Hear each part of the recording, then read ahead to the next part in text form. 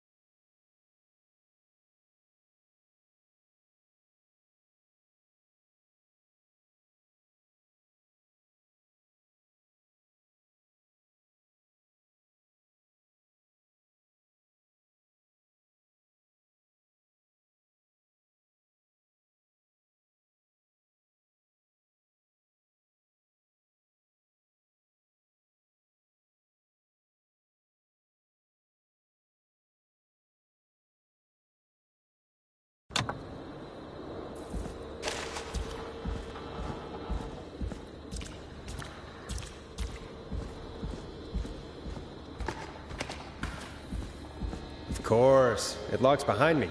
And of course the key doesn't work on this side. Fantastic. I could probably survive that fall. Maybe there's another way back in through the basement. A door, or elevator, or something.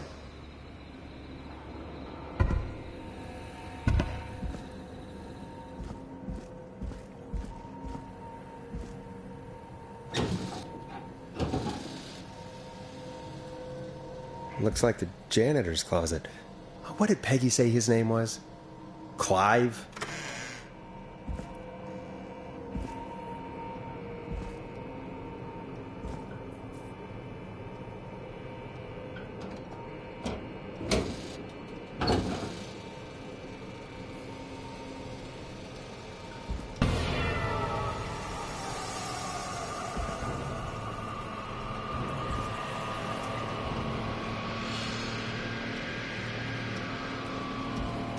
What the hell? Peggy is not going to believe this.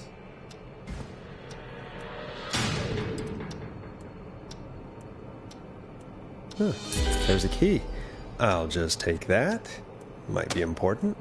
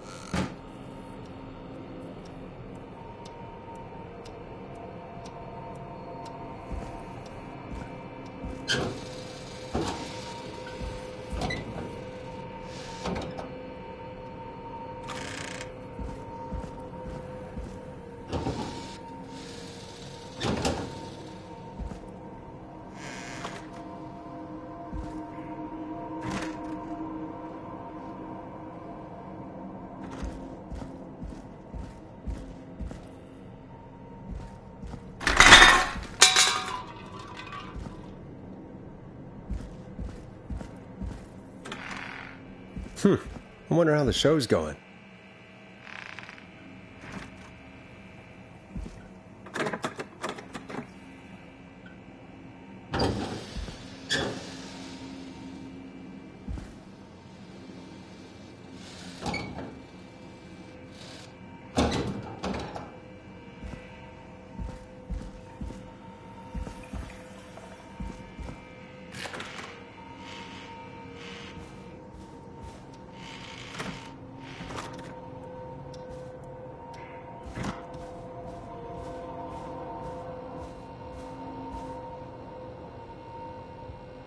Locked tight.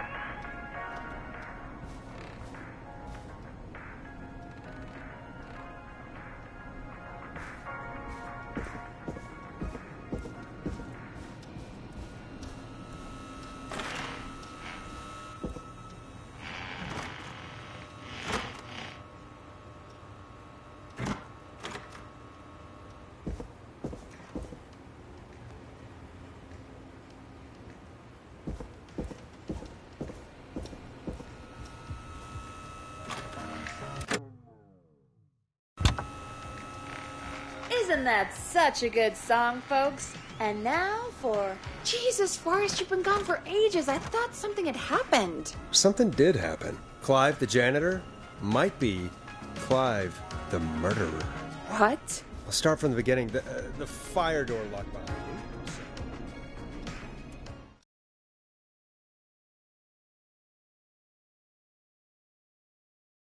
Why did you heave that thing all the way up here?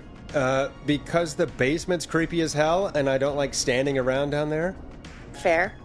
Alright, let's run through this again. We have a creepy board you found in a creepy basement, made by our creepy janitor, who you think is the creepy whistling man.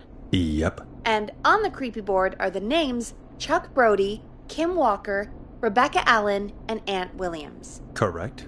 And you think one of these people will be the whistling man's, Clive's, next target. That's right. And we've got to find him. You said there are 4 locations listed there too? The hospital, the power station, the gas station, and the trailer park. Clive must think the target is at one of those locations. Forrest, you're gonna have to figure out if any of the potential targets are at one of these locations tonight. Hit the button if you need any help.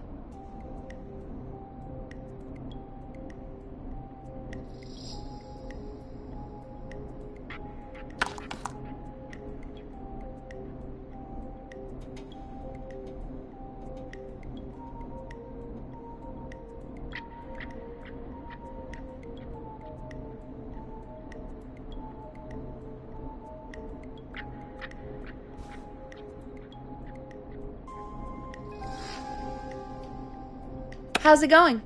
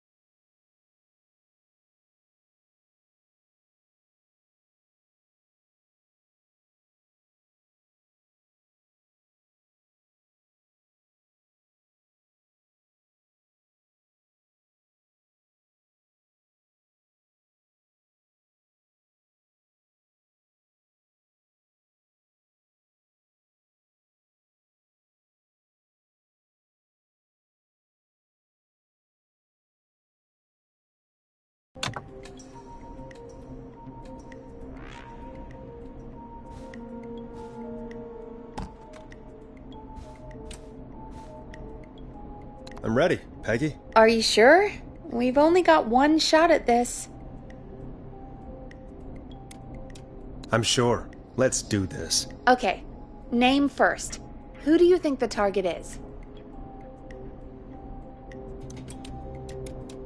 Chuck Brody. And where will I find them?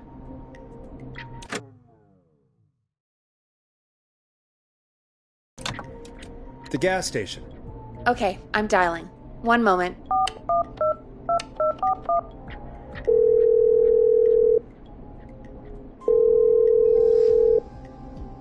Hello? Chuck Brody! Listen, I know this sounds crazy, but we have reason to believe the Whistling Man is coming for you. You need to get yourself and everyone else out right now. The Whistling Man? Who the hell are you? Who is this? This is Forrest Nash. Listen, the Whistling Man's back. We found a list with your name on it, and... Oh, God. It's today. The year I finally let myself forget.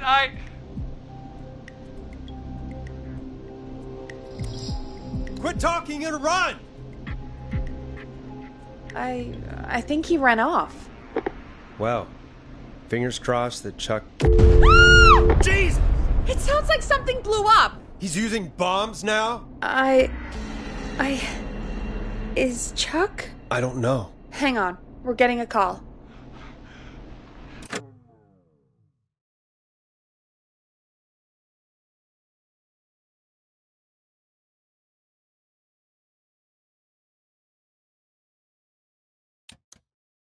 Hello? Chuck? Chuck! Forrest, the whole goddamn gas station's gone up. Is anyone hurt? I don't think so. I got everyone to follow me out. The town's only ambulance was blown to hell, though. Yeah, damn it, that fireball threw me. I've got to get to the hospital. I'm not feeling great. Forrest, man, I can't thank you enough, but... Damn, I gotta go. Wait, Damn it. We lost him. What was that about today? Oh, Forrest, the call board is lighting up. Get us into some music while I deal with this.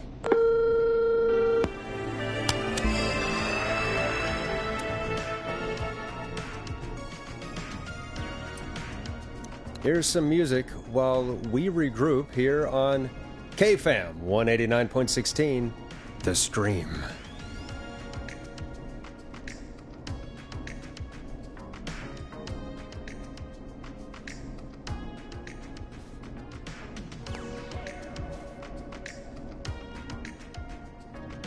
There's gotta be more in the basement to show us who Clive is targeting. And if that's the case, we can get ahead of him.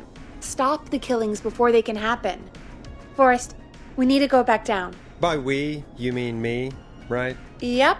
Like I said, I need to handle all these calls. Maybe start with that creepy mannequin room you mentioned before. I still have a lot of questions about those, by the way. Me too.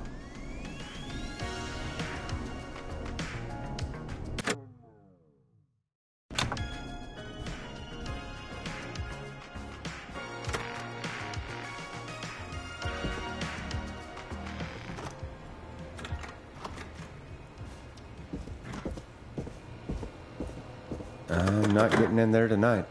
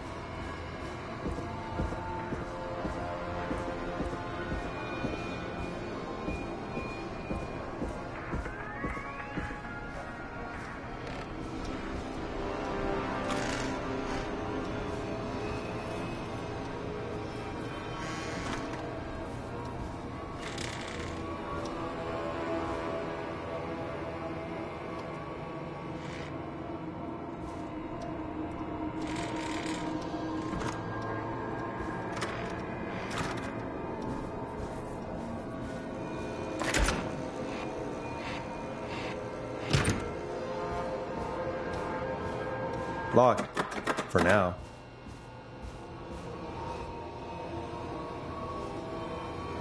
That's not opening.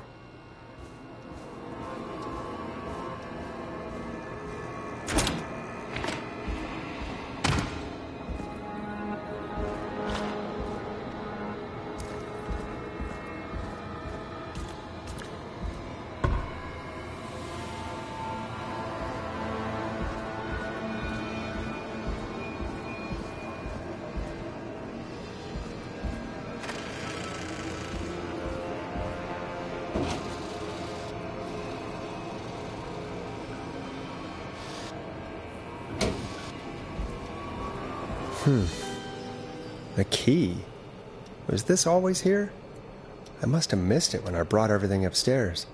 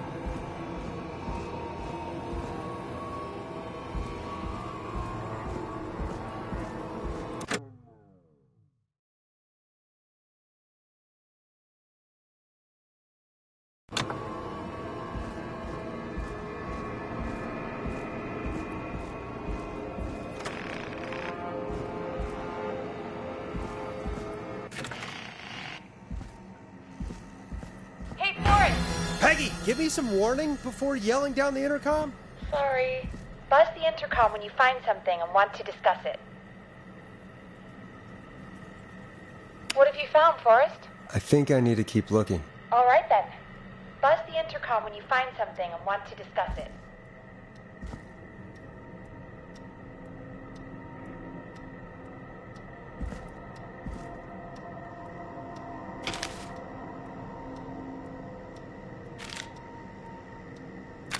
Peggy, I've found a tape and a map down here. A map of what? Looks like it might be to somewhere in this storage area. Weird. Well, maybe the tape will give us more information. Give it a play.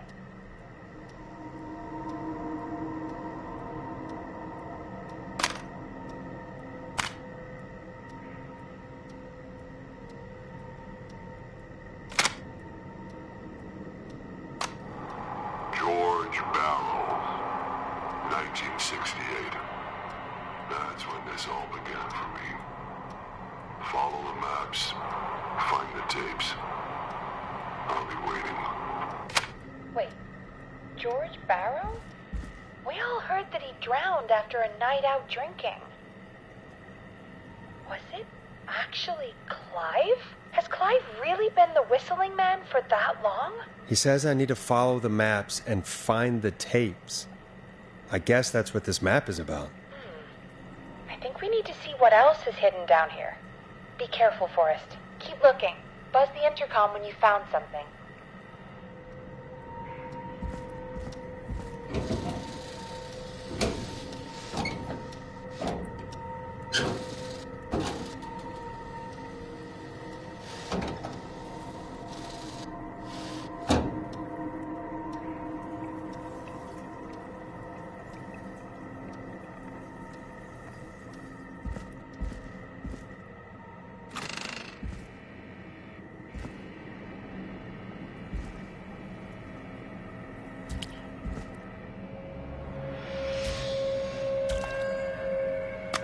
Time of autopsy is 7 a.m. Cause of death is asphyxiation from drowning. The degree of mental illness indicates that the subject has been deceased for 5 hours. That was the time of death.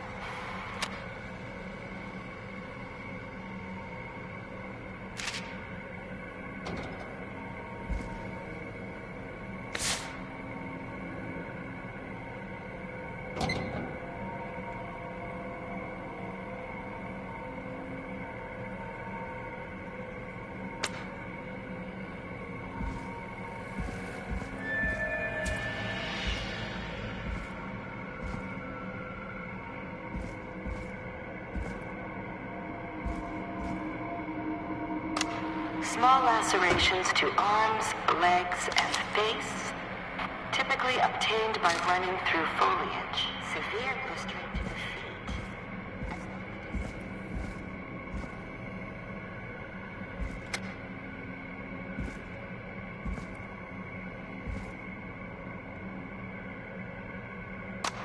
Preliminary toxicology results shows no signs of inebriation. A high amount of cortisol was found, indicating elevated levels of stress in the immediate moments before death.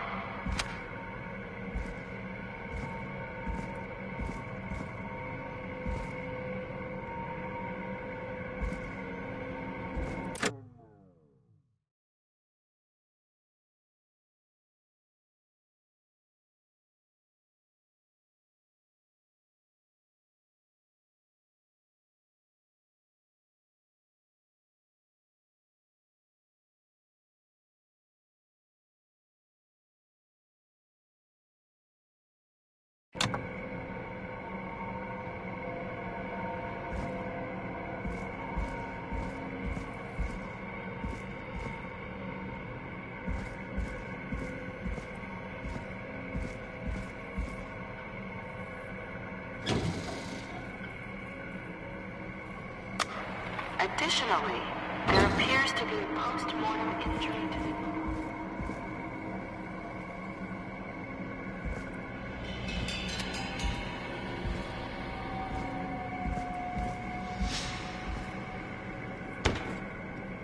Ooh, a new vinyl for my collection.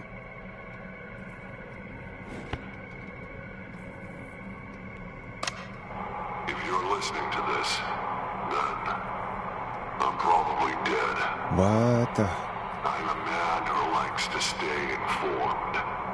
I've got subscriptions to newspapers all over the country. A few weeks ago, I noticed headlines cropping up in those papers, one after the other. Each headline about a murder. Each murder, the death of someone I knew almost 20 years ago.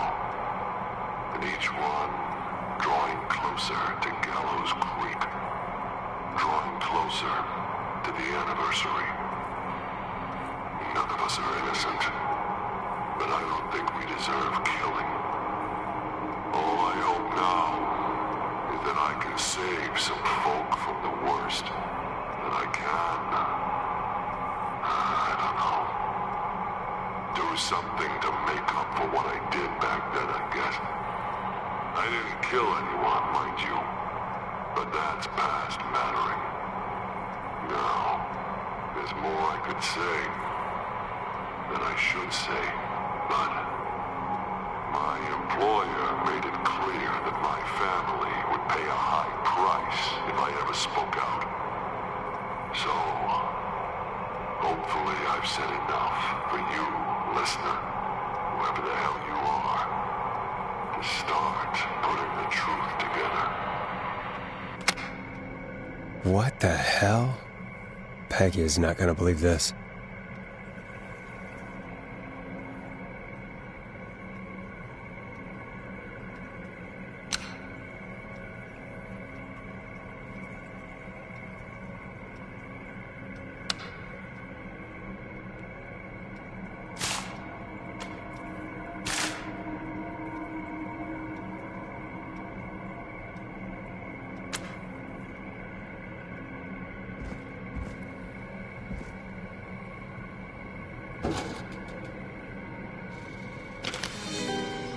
This has to be important.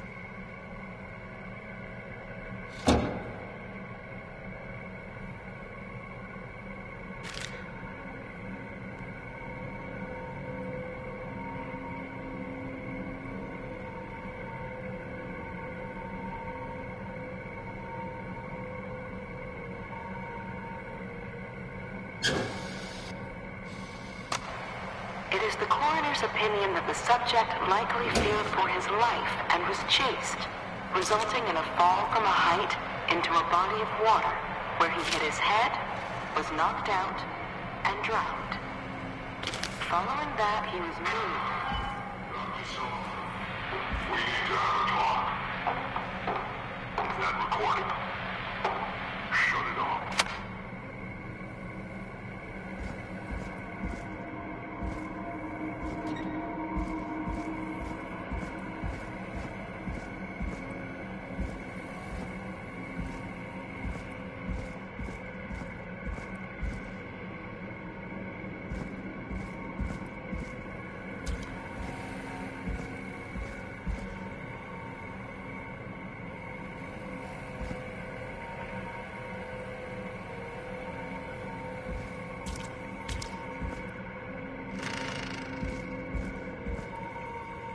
What have you found, Forrest? It's an autopsy tape.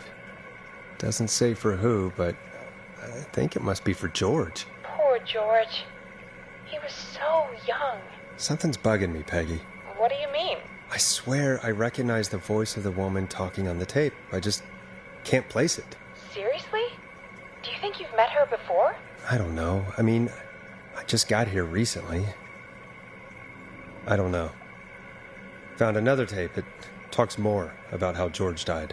What did it say? It sounds like he was running for his life. Sprinting through trees and bushes, getting cut up all over. What would drive someone to do that? I'm not sure yet. There's also a tape about a toxicology report. There were no signs of drinking or that he was on anything. What? But everyone said he went swimming drunk and drowned. It was in the newspaper and everything. I found a written autopsy report. What does it it say? According to that, it's just like you said at the start. George drowned after getting drunk. Said he liked to fight, too. But that contradicts the tape. I know. And I think I know why. There's a note with the report that says, "I'm sorry I made you do this, Virginia." If it was on the autopsy report, then Virginia must be our coroner. Wait, the caller from earlier, when we had to call the takeout restaurants, wasn't her name Virginia? We need to call her back once we finish down here. It looks like she might know something about what's going on. I found a tape that introduces a new detail to the story. Post-mortem injury. Apparently, his arm got caught in a car door. A car door? Yeah, after he died. How do you suppose they can tell? How can they tell? I'm a radio producer, not a coroner. In another tape, the coroner comes to the same conclusion as I did. George was running from something. Maybe an animal? Maybe, but then there's this next bit, where the coroner thinks he was moved post-death. Moved the body? How weird. At the end of the tape, someone burst in and demanded Virginia stop recording. I think it was Clive. This is starting to make sense now. This is a conspiracy to cover up what happened to George. I think I found Clive's last recording. I think Clive might be gone. Gone? I found a confession. Not for any killings, but for playing a part in covering up George's death. He left this behind in case he died. He hoped someone would find it. Do you think the Whistling Man already got him? Possibly. We've had a lot of callers tonight, but maybe not every victim made it to the phone, you know? We don't know how many there really are. Christ, Forrest, that's dark. I know, but Clive said he had read about other murders in other towns, and that the murders were all folks who knew about the incident. And the killings were getting closer to Gallows Creek. He said he wanted to do something good for once. The board in his office. He wasn't tracking people down to kill them. He was tracking them down to save them. Ugh, why didn't he just come out with all of this? He said his employer threatened his family if he spoke out about any of it. His employer? The one who orchestrated the cover-up? Oh, Clive. I'm sorry for thinking you'd killed all those people. Do you think you found everything? I think so. Forrest, what's going on here? Someone wanted that boy's death to seem like an accident, and they hired Clive to make it look that way. Come back upstairs when you're ready. We need to figure out our next step.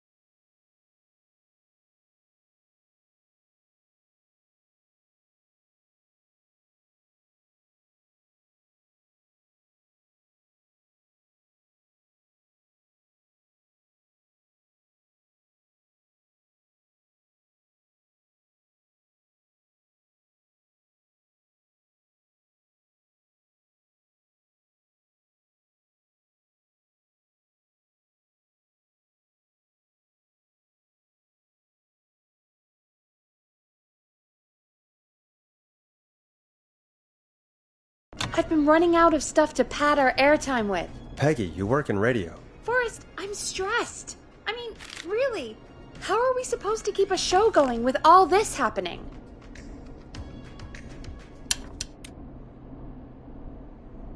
This is our job, Peggy. We gotta do it. You're right. So, what's the plan now? I think we should call Virginia back. All right, I'll get her on the line. Hello again, Gallows Creek. This is Forrest Nash. We're circling closer to the truth behind tonight's events. To this end, we're calling back one of our earlier callers, Virginia Sullivan.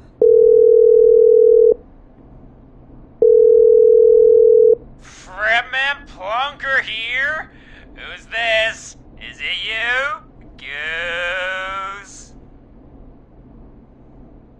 Plunker, hey, it's the Radio Man, Forrest Nash. Radio Man?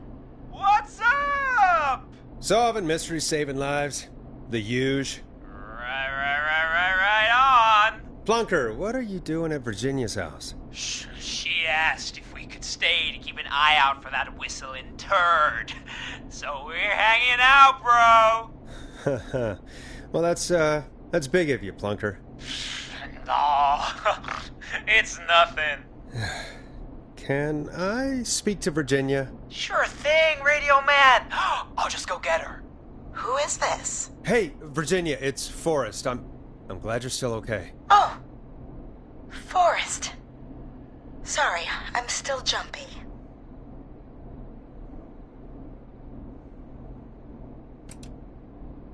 Sorry to hear that, but listen, hey, we need to talk. What about? We're calling because we think you can help us understand why this is happening tonight. Me? What would I know? Does the name Clive mean anything to you? Clive? No, I don't know that name. What are you asking about this for? You mentioned that name earlier when you called us the first time. I don't know what I said then. I was petrified, Forrest. Clive's the janitor at our station, and we know you spoke to him in the past. Forrest, please. You don't know what you're doing. He'll come for me. Virginia, it's okay. Clive won't be coming after you. We think Clive's dead. Dead? But isn't he? He's the whistling man, Forrest. Why are you so certain Clive's the whistling man? Because all those years ago, It's okay, Virginia. He's gone. We found evidence to suggest well... And we found your autopsy reports for George Barrow. How? I saw him destroy them. Well, he didn't. I don't know if he kept them or made copies or what, but we found them. And we know it's related to what's happening tonight, which is why we called you. Why did you write a false report? All right. One day, I came into work to find a boy on my slab. And as I finished the autopsy, this man, Clive, he just burst in. And he started making demands to give over the reports, to falsify what I found. Of course I said no. But, well, when someone wants to make you do something, they can use the carrot or the stick. For me, he used both. You see, my sister is sick. She has a chronic condition that's never going away. It's expensive to treat, and it was getting to where I couldn't afford it. And Clive promised me that his employer would pay for my sister's treatment if I did what he said, and that if I ever spoke about this, he'd beat me to within an inch of my life. I don't know why he had me do it, but my sister needed me. You have to understand, she needed me. We understand. Thank you, Virginia. That was brave. God, I just want this nightmare to end. This will help end it, Virginia. Thank you. Stay safe, Virginia.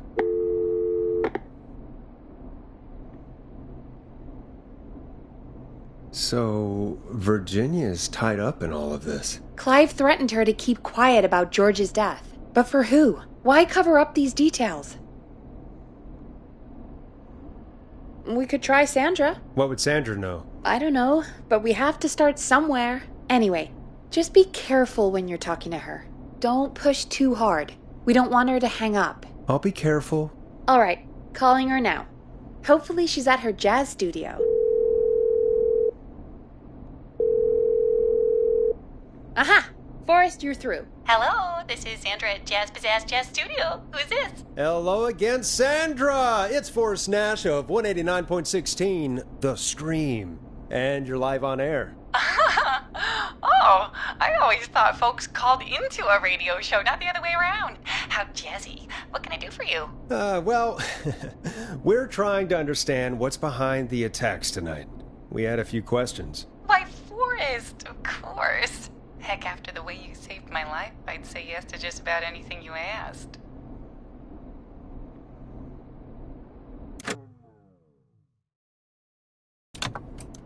Really? Well, that sounds nice.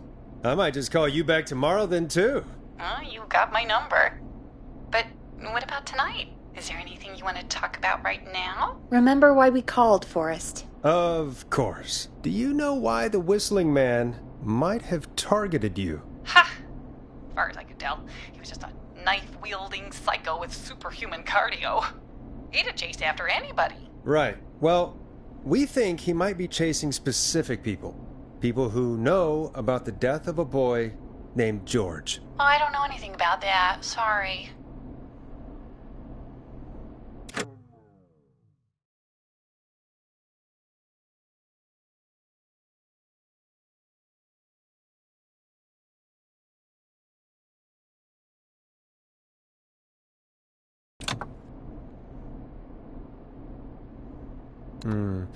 Have you had to keep quiet about anything? Any secrets you've had to keep?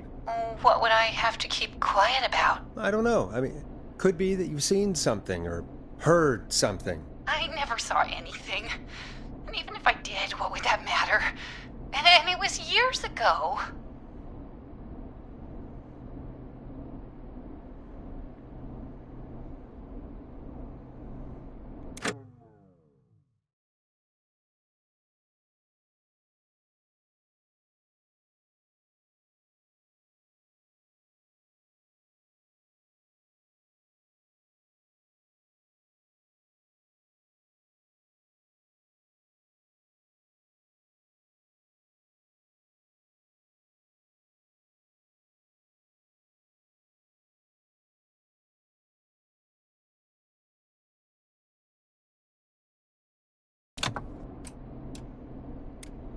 Drop the act, Sandra. You know something.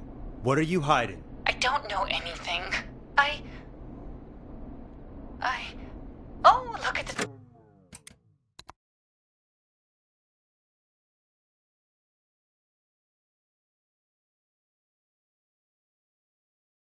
time. It sure is...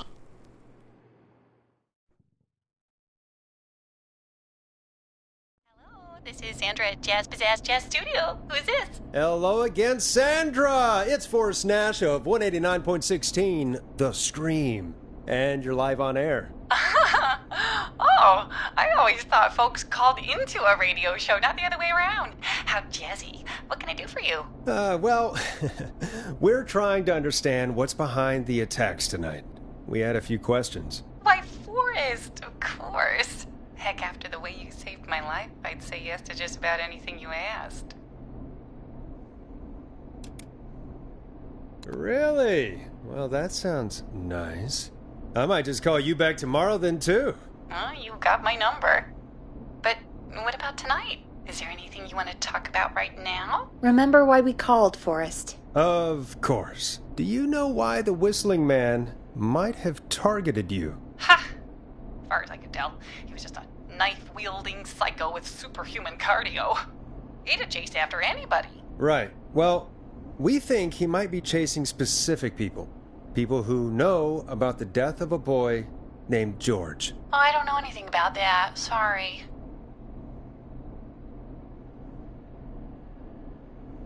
Have you had to keep quiet about anything? Any secrets you've had to keep? What would I have to keep quiet about? I don't know. I mean, could be that you've seen something or heard something. I never saw anything. And even if I did, what would that matter? And it was years ago. Sandra, are you okay? It was years ago. We know, Sandra. You do? You know about? Yes. Of course. This studio is my life. After I found the body in the river, I couldn't lose my studio. Do you understand? Sure. I understand. When the rent just kept going up, he said he'd stop if I just needed to keep quiet. And everything would be okay. Of course. We understand. I mean, it's not like I killed him. What was the harm in saying I found him in the reservoir instead of the river? Right? Right? I'm sorry. I can't do this. And she's gone. I don't think that could have gone any better. You truly did great, Forrest. Well, folks, if anyone out there has any thoughts on what's going on tonight, please call in. That's good timing. We've got a call waiting just this second.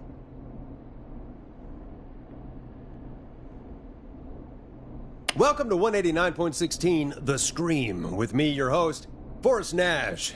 Hi, Forrest. I know this is really out of the blue with everything happening tonight, but I wondered if you could send this special birthday message to my uncle. No, I don't wanna. Oh, come on! It's his birthday. I won't have a chance to do it again until next year. May as well, Forrest. Fine. What's his name? Thank you, Forrest. He's my Uncle Ronnie. His first name's Peter, but he never liked his name. But since he always had salt and pepper hair, even as a kid, can you believe it? Folks always called him Pepper. Thanks for the history lesson. Is there anything besides happy birthday you would like to say to Mr. Pepper? Oh my god damn it! Yes! Tell him he can get the best birthday deals and party packages here at Putney's Pizza. Starting at You son of a bitch! Stop calling us! God damn it, Peggy, this is your fault. My fault? I said I didn't want to do it. Don't blame me because Brian Ponte can't control himself. Don't worry. We've already got another caller on the line. Just pick it up, okay? This is 189.16 The Scream. I'm Forrest Nash. You're on the air, caller.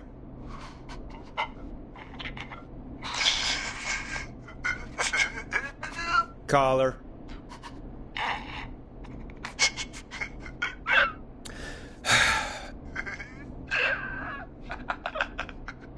Ponte. Ponte's Pizza always delivers. Come rain or sleet or whistling man, we'll be there.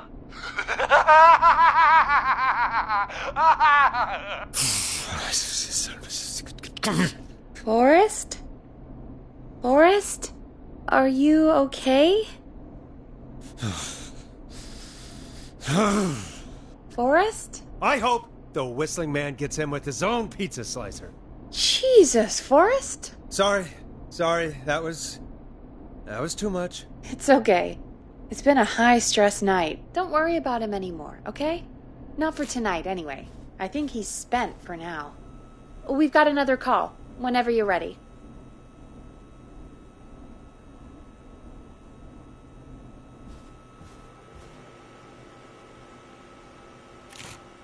We have a call waiting. Folks, don't spend your money at Ponte's Pizza. That's all I'm going to say about that. Moving along, I'd like to welcome another caller to 189.16 The Scream. With me, Forrest Nash. Who, may I say, is calling? Well, hello again, Forrest. Dawn. I bet I know why you're calling. I'm sorry I didn't play your song. There's a lot going on. But please, Never mind that now. First, I'm calling because I need your help.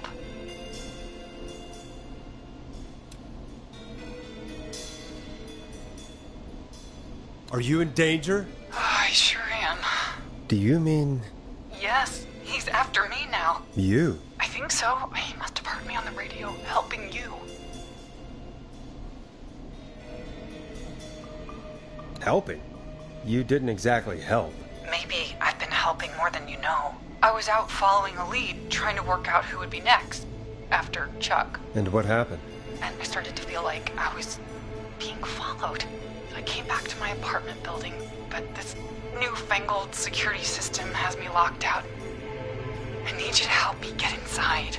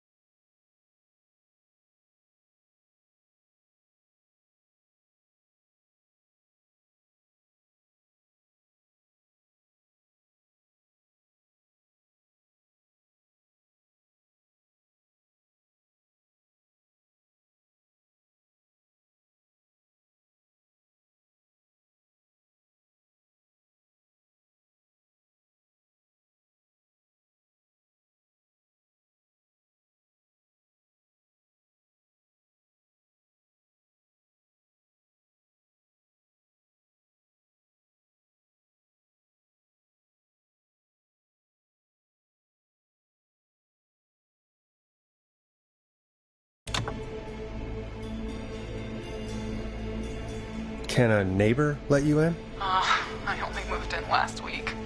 I don't know anybody yet. There's not even a buzzer here, only the keypad for the entry code. I need that code to get inside. Which apartment block do you live in? Maybe one of our listeners lives there too. It's the new Woodside apartment building between the town hall and the trailer park, but I doubt any of your listeners live there. I don't have many neighbors. Sounds like a prime piece of real estate. The sound really carries at night. Shit.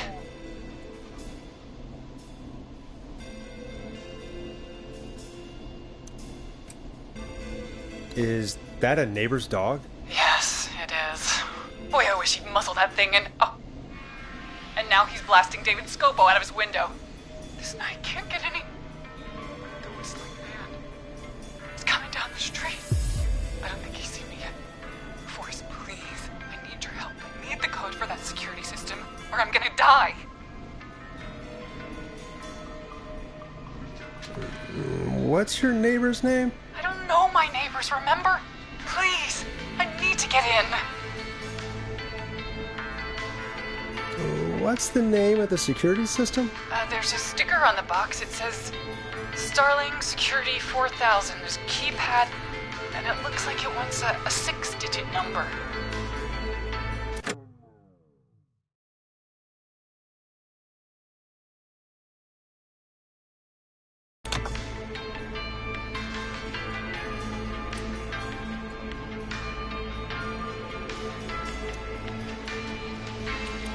Six digits. Sounds like that would be hard to remember. Yes, very hard, especially on a night like this. Yeah, of course. Don't worry, Don. Thank you, Forrest. I knew I could count on you. I'll sit out of sight. Call me back soon. All right, folks. Here's a little tune for you all to enjoy while I try to break Dawn into her apartment.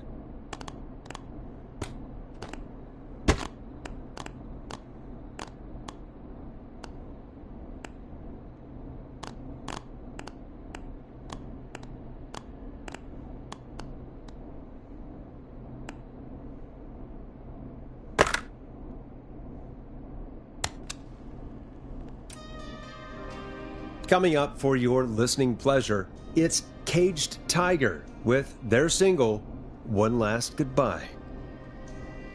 You were pretty quiet there, Peggy.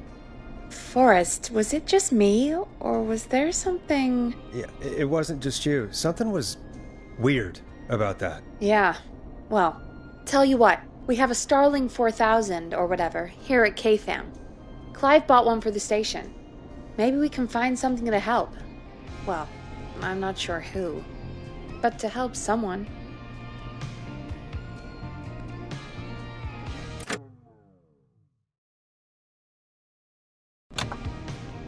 Okay, so she's locked out of the Woodside Apartments, and somewhere, Clive probably has the papers for the Starling 4000.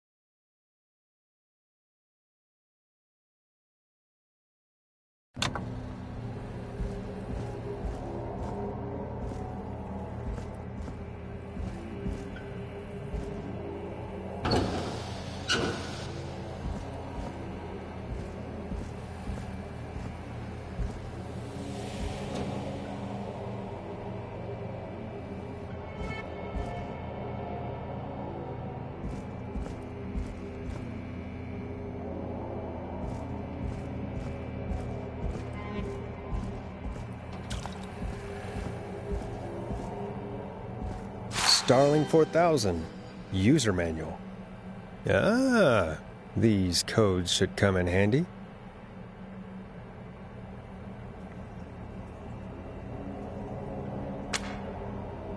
Order delivery form. Starling must have left this by accident. The system's not even installed at Woodside.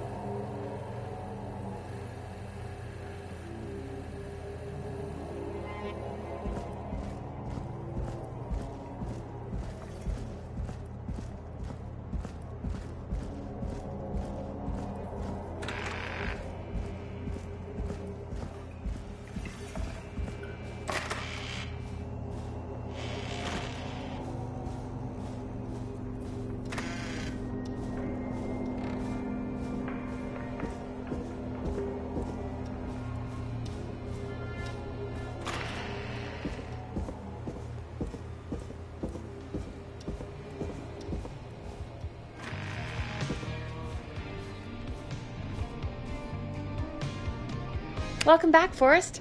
Find anything? The Starling 4000 security manual. It's got a bunch of codes. Good. And did you find anything else? I saw a list of everyone else who bought the Starling 4000. Know who was on there? Oh my god. Roller Ricky!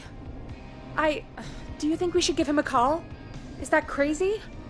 I don't know what you'd say, but...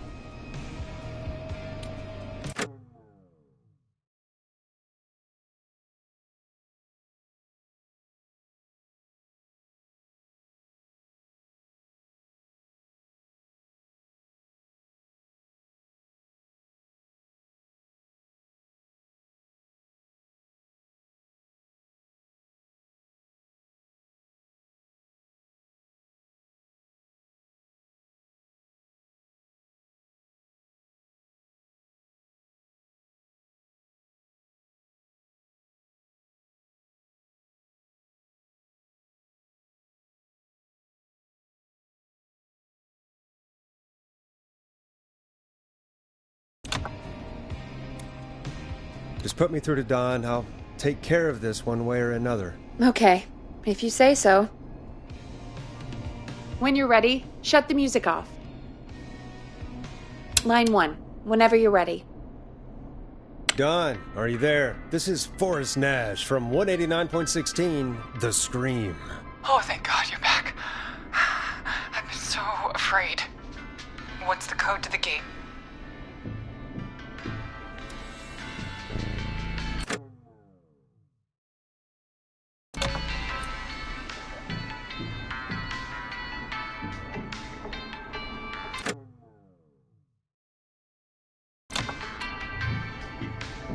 The code is 191519. Thank you, Forrest.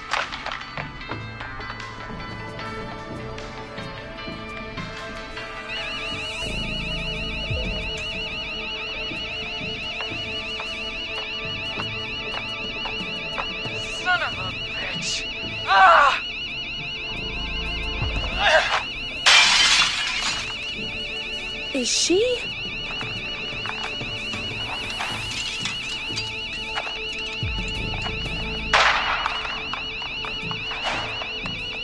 Yeah, stay out! Nobody disrespects the sanctity of the ring. Don't ever come back here again. I'm calling the cops! Thank God. Hello? Is someone there? Ricky, get back inside and turn on the radio. Whoever that was, she was trying to break into the ring. She? Forrest, man, you got no idea. That was him. That was the whistling man. The alarm gave me just enough time to get my rifle. I don't like hurting folk, but I can't let anything happen to Maxie. He's my best friend, you know?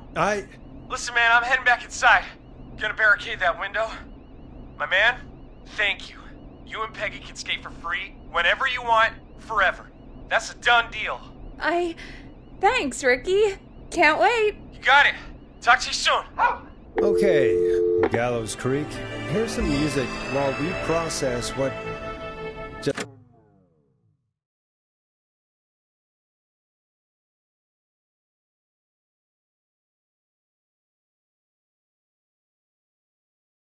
just happened.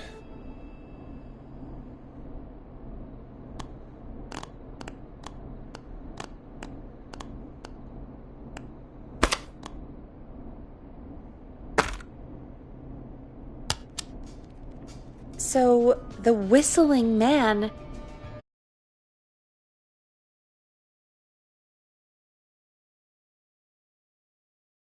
is a woman?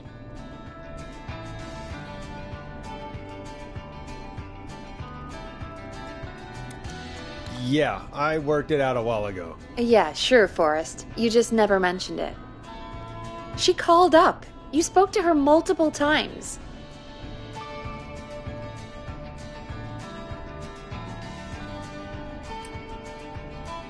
I knew she wasn't right. Is that right, Sherlock?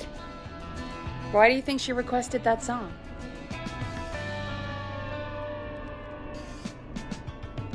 To get me outside? Maybe, but how? She didn't know the song was outside to start with. That's right. She never actually attacked me out there. So? What now? I guess I should make an announcement. We do have new info. Okay, kill the music and you can make the announcement.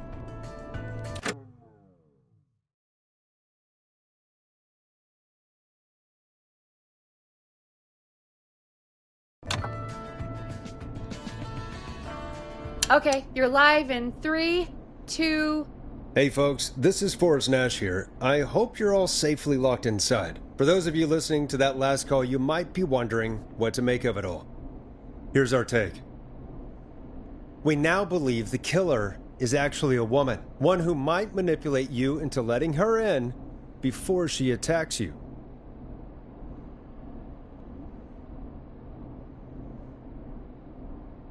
We're neighbors.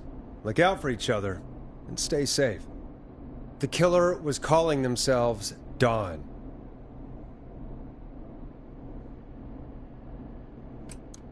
This could be a fake name. If anyone needs help or you have info on the killer, please call in.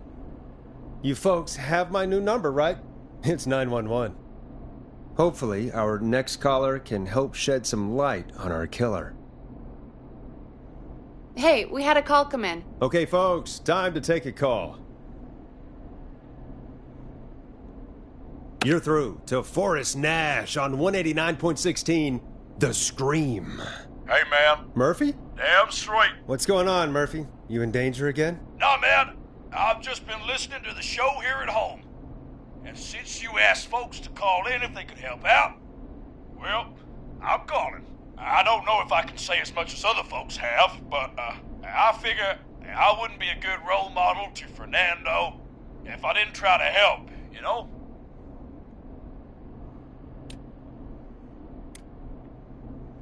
You're a good father, Murphy. Absolutely. Fernando's a lucky kid. Oh, thanks. So, what do you want to know? Well, what can you tell us?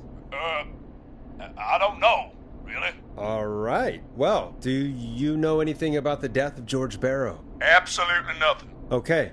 What about the killer herself? Herself? Man, I didn't get my ass kicked by a lady. The man I went toe-to-toe with was a man. You heard the last call, right, Murphy? Yep, So you know it's a woman, and you were trained by a VHS, Murphy. I know, but... Man, how could it have been a woman under that mask? Let's just move on. Do you know anything about the history of the Whistling Man? No, sir. Tonight's the first time I ever heard of him. What? I moved here 3 years ago, man. What do you want from me? Hey, man, no worries. Just thank you for trying. Right. Sorry I couldn't help y'all more, man. Now, if you'd have asked me about gators... Forrest, we have a call coming in. Sorry, Murphy. I think that's all we've got time for right now. All right. I'll catch y'all with the gator talk later. Night. Well, folks, that was a bust. But perhaps our next caller has more they can tell us. Let's find out. This is Forrest Nash, and you're listening. Please help me. My name is Casey Moore. I'm at 25 Nancy Drive. My best friend's been stabbed. He's bleeding everywhere. I don't know what to do. Please help me.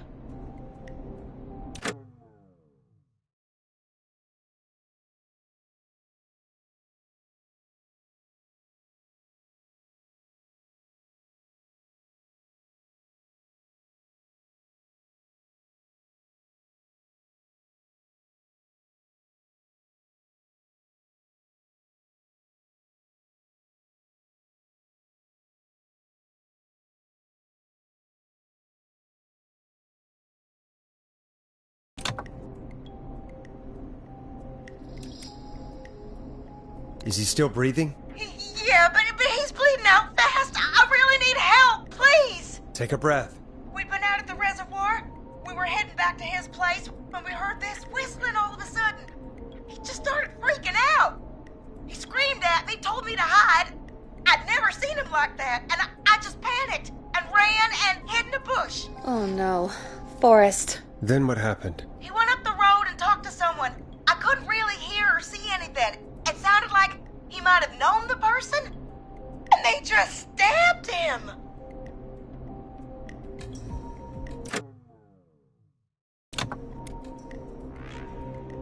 Casey, was he talking to a woman? I don't know. They had a mask and wore all black. That's all I know. Please, we need help here. I'll get you help, but I need to know. Where did the masked person go? They left. They left him to bleed out. I waited until they were gone, then dragged him into the garage and called 911. Wait, why didn't she make sure he was dead? I don't know.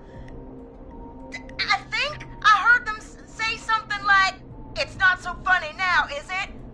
before they left, but please, he needs to get to the hospital. I can't drive, so we need an ambulance. Forrest, the ambulance was destroyed in the explosion at the gas station. You should get all the info you can.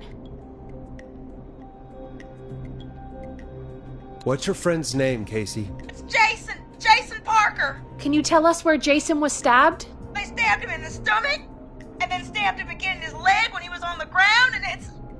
Oh, the knife is still there in his leg. We'll be right back. Peggy, patch us through to the hospital. On it. Phoning St. Gabriel's now. Switch to line 2.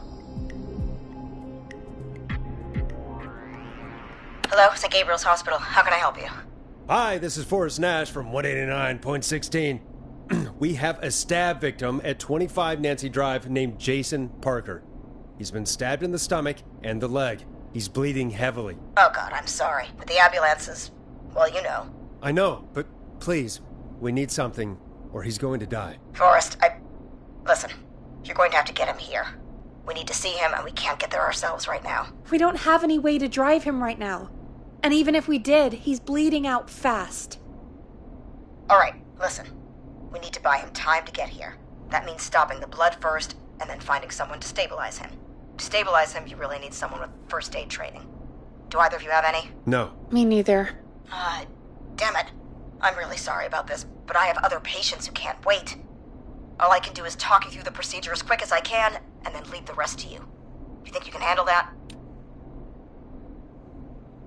Hit me. I'm sure we can handle it. Okay, from the top. If he's bleeding out, then you need to get him comfortable and try to stem the bleeding. Lay him down. Apply continuous pressure directly to the affected areas. When the bleeding slows, get a clean cloth of some kind and hold it over the wounds. Get them comfortable. Apply pressure. Clean cloths when slowed. Got it, I think. You said he was stabbed, right? If the object he was stabbed with is still in him, don't take it out. It's stopping the worst of the bleeding right now. If anything, you should secure it so it stays where it is. I wouldn't have thought of that. It makes sense, though. God, that was a lot of info. But I think we can handle this. Glad you got it so far, because there's more to go.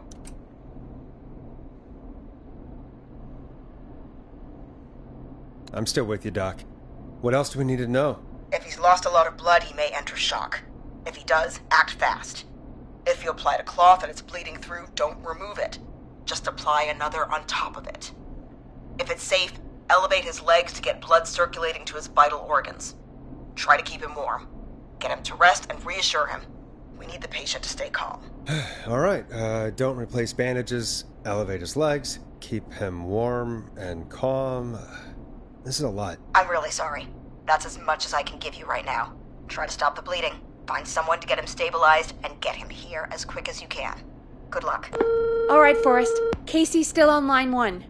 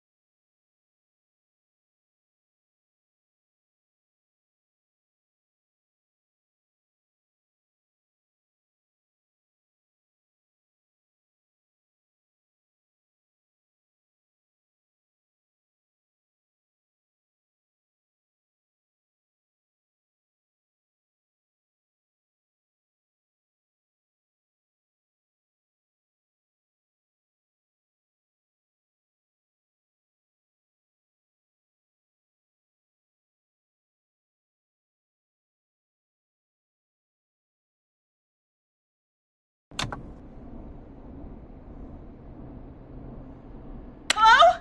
Hello? Forrest, are you there?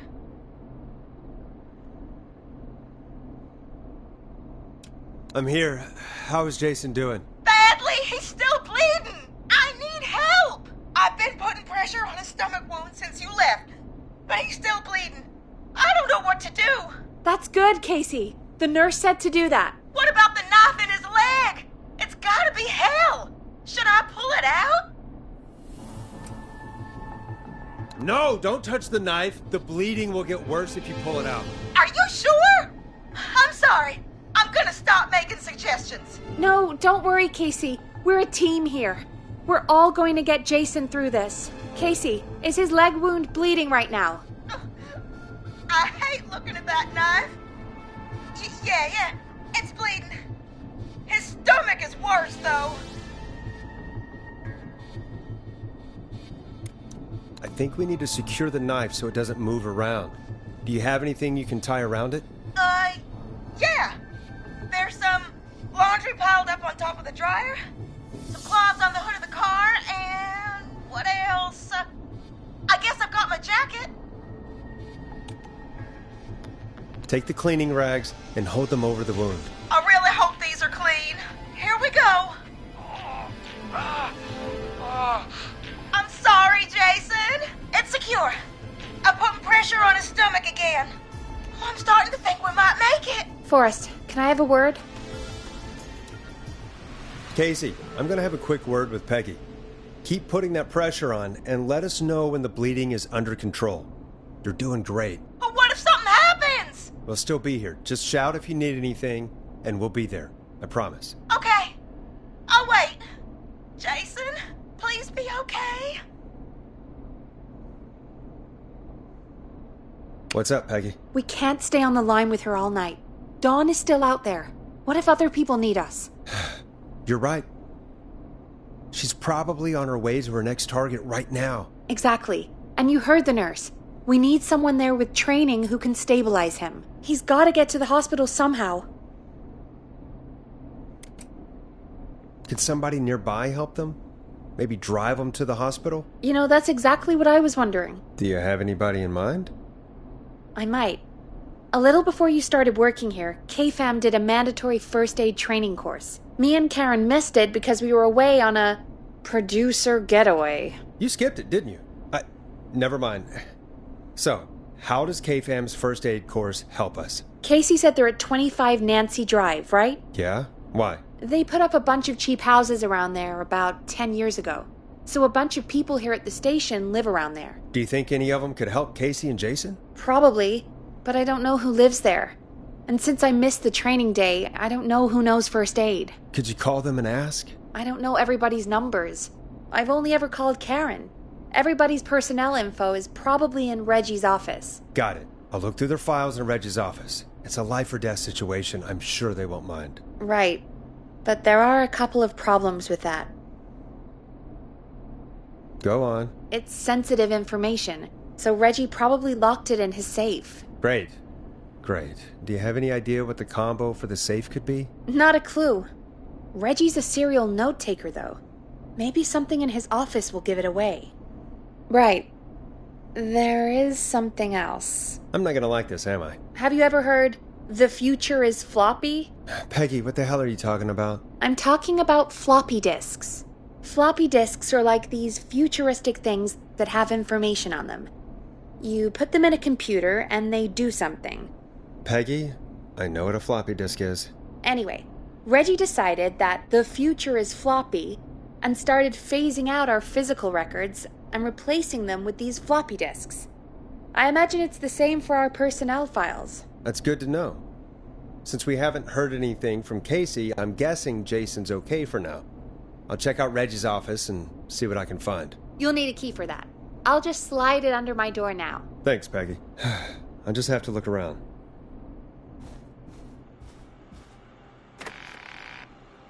Good. I'll patch my mic down to the office so you'll hear me over the intercom.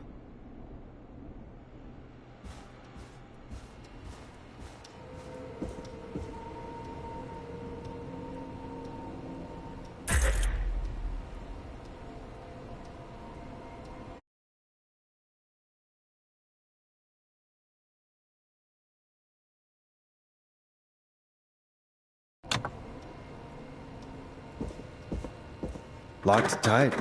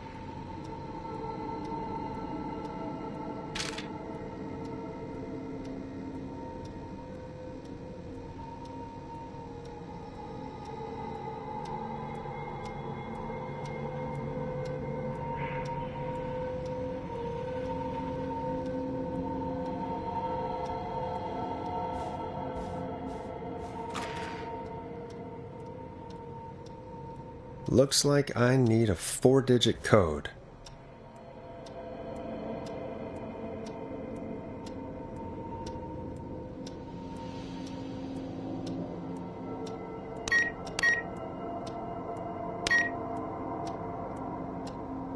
Nice.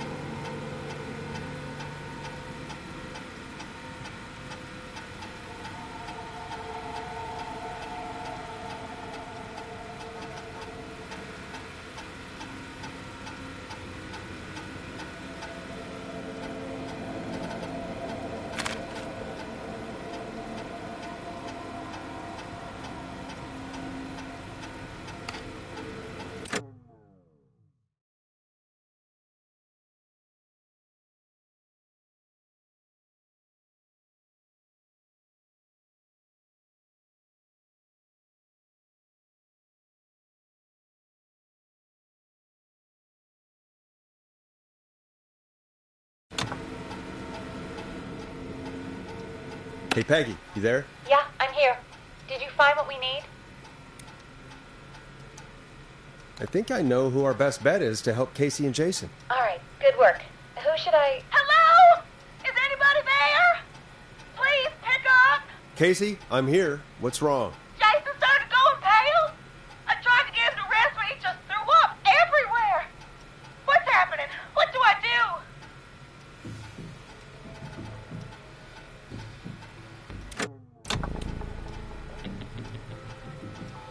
God, it sounds like he's going into shock. Casey, just stay calm. It's going to be okay. But the bleeding seemed to slow down. Did I mess up? Jason, I'm sorry. Casey, calm down. You've done everything right. I need you to listen to me, okay? For Jason.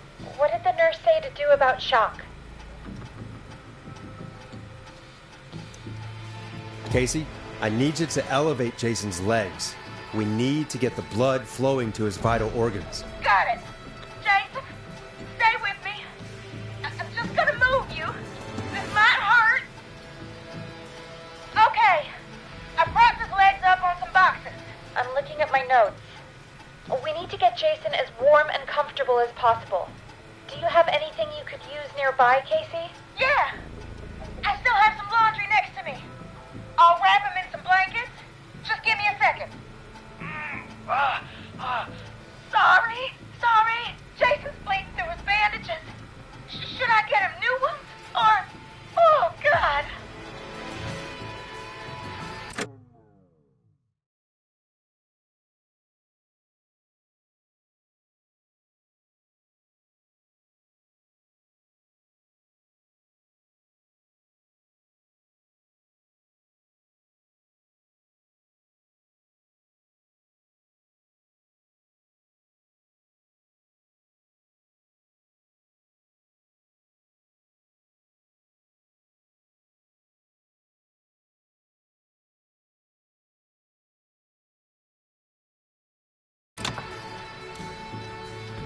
Don't remove the bandage. Apply another one on top of it. Do you still have something you can use? I've used the rest of the laundry to keep him warm, so I'll use my jacket. I can always get a new one. I'll fix his bandage and get him warm. Hold on, please.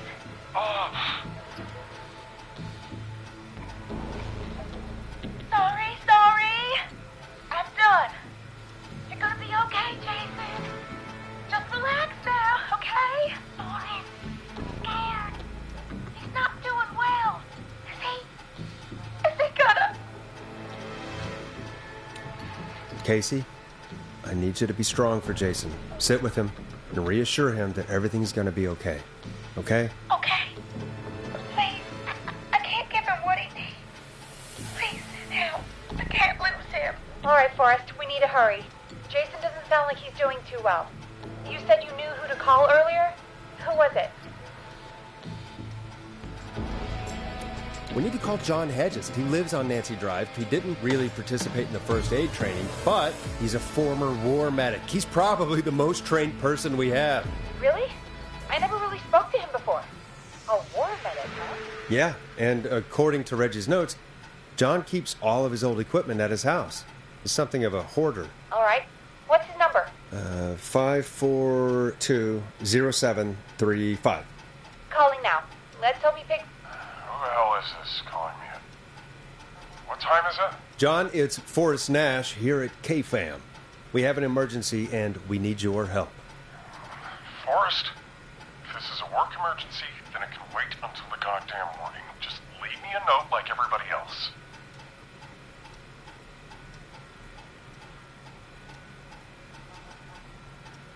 John, no, this is a medical emergency.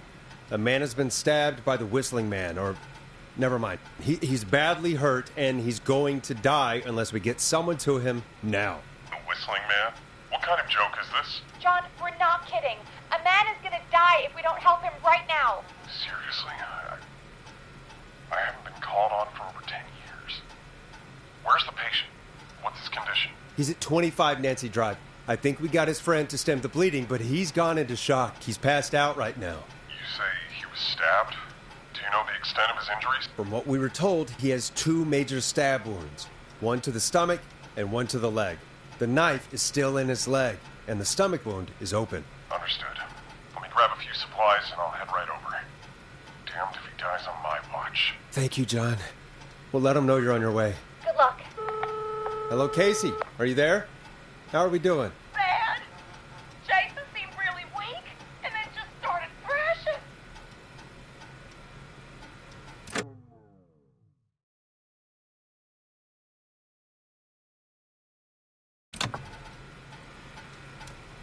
When he was thrashing around, did he hurt you in any way? Or are you okay? I'm fine, but Jason passed out. Please tell me you found someone to help. Casey, help is on the way. My colleague will be there soon. You hear that, Jason? Someone is coming. You're gonna be just fine. Just hold on for me, okay? Just hold on. Come on. Hello, Casey. John Hedges. I'm here about Jason. Please let me in. I'm guessing that's Jason there. Casey, I'm gonna need your help. Forrest, Peggy, don't you two worry. We've got this from here. Okay. Forrest, we'll call you back later. I have to go now. Good luck, everyone. God, I hope he's gonna be all right. And with that, the show moves on. We're sending our best wishes to Jason. Well, after all that excitement, I think we could use some music. Come back upstairs when you're ready.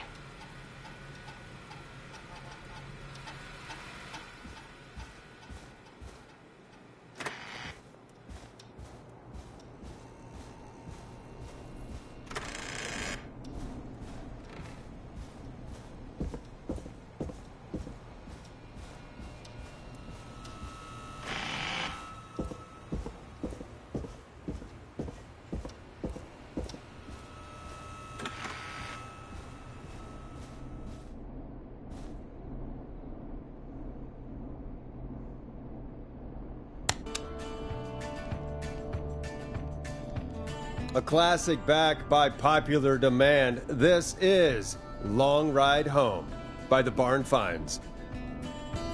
It's getting pretty late. This might be your last break for the night, so try to enjoy it. Give me a buzz when you want to go back on air.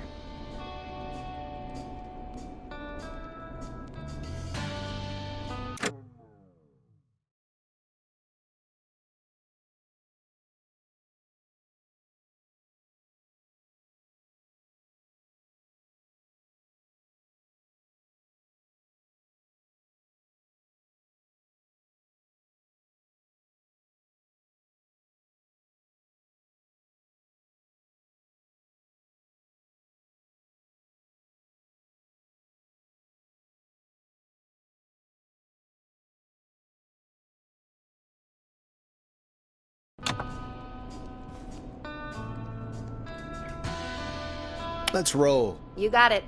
We've got another call coming through, too. When you're ready, shut the music off.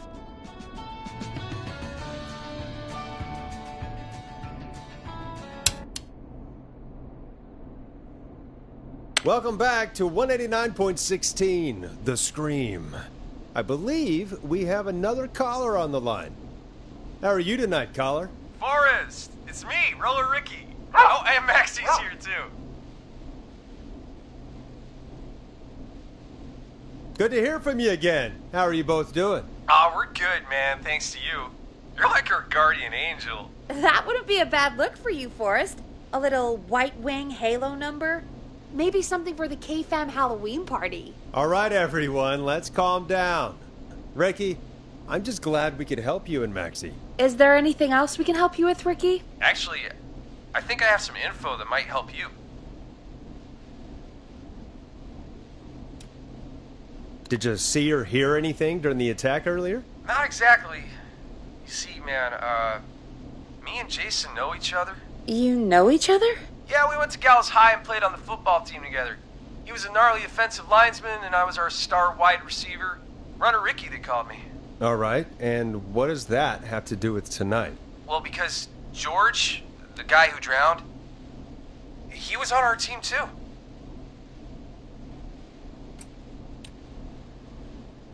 Tell me about him. What was George like? I didn't know him for long, man. Sad to say. We had our first team party on the night he drowned. He seemed like such a good dude. Ricky, were you there when George drowned? No, man. Once the party turned, I beat feet out of there. Man, I remember George and his girl there. There was a whole lot of love, man. I could see it, you know?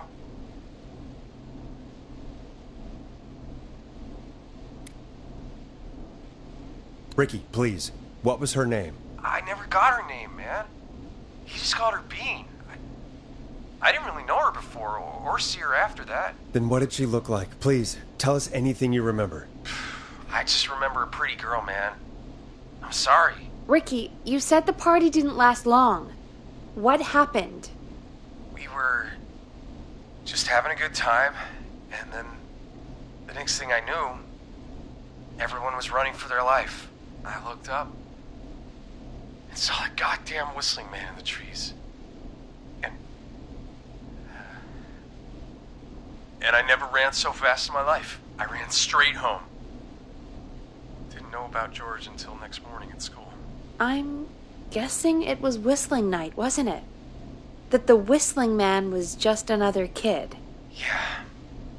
I don't know how George died, but I always felt like if anyone deserved to die that night, it should have been me. And Ricky, it wasn't your fault. You're not a bad person. I know that now, man.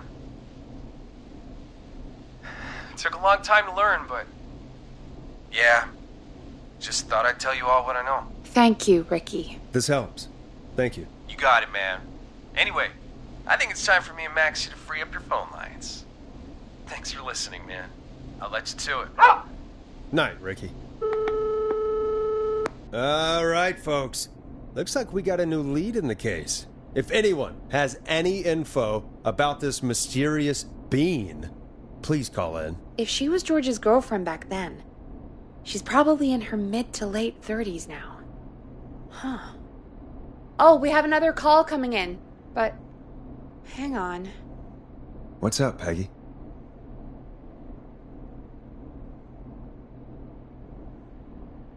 Peggy? You're gonna want to take this call off the air. Who is it? Just do it. All right, folks, it's time for another track. Here's one to help you sit back and relax. We'll be right back after this.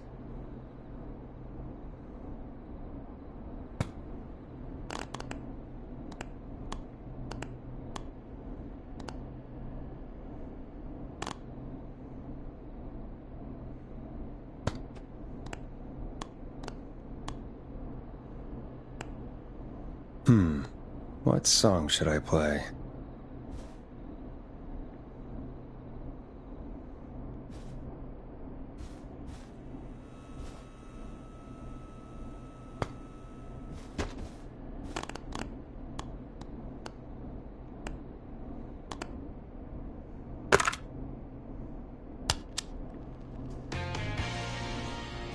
You're gonna love this next track.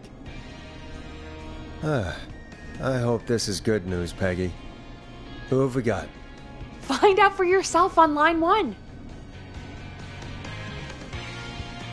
Hello? Forrest, I'm glad I got back through to you. Sounds like it's been a busy night, huh? Surprise! It's Leslie, our 911 operator, leading the charge from Henderson to come save us. It's so good to hear from you. Are you okay? We're doing okay. Sarah and I are both happy to be headed back home. We're happy to have you too. Wait, Sarah? Oh, yeah, I mean Deputy Martinez. Anyway, we got back into radio range a little while ago. We've been listening in, but haven't been able to get through until now. Ever since you found Sheriff Matthews, it's only gotten worse. It's been a long night. Well, it shouldn't be too much longer now. I'm glad I got through to you. I wanted to let you all know what's going on. I made it to Henderson. Turns out somebody had cut the phone lines, and they had no idea what was happening. After I told them, well, their sheriff sent a goddamn squad back with me to stop this. That's great news! That's crazy about the phone lines, though. Do you think the Whistling Man cut them? I'm guessing so. I don't know how the Whistling Man did it. But that doesn't matter right now. Listen, we're coming in hot, but we need your help. I know Gallows Creek isn't a big town, but if we don't know where the Whistling Man is, we can't get him. Her. That's where you come in.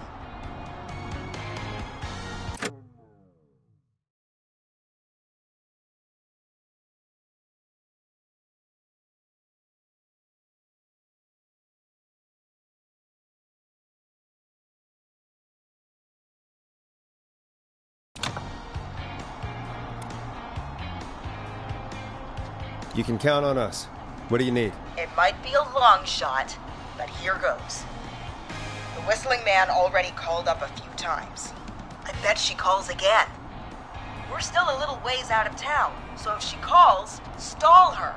Buy as much time as you can for us to get in. And while you're talking to her, try to figure out where she is. We'll be listening in, so once her location is known, we'll head straight there and end this nightmare. I'll do my best. I know you will. Heck, I can see the headlines now. Forrest Nash's interview of a lifetime. Anyway, I'll radio the other cars and tell them the plan is a go. Hopefully the next time I see you, it'll be with our killer behind bars. Take care now. We'll see you soon, Leslie. Oh, thank God. It sounds like this is almost over. We're nearly through this.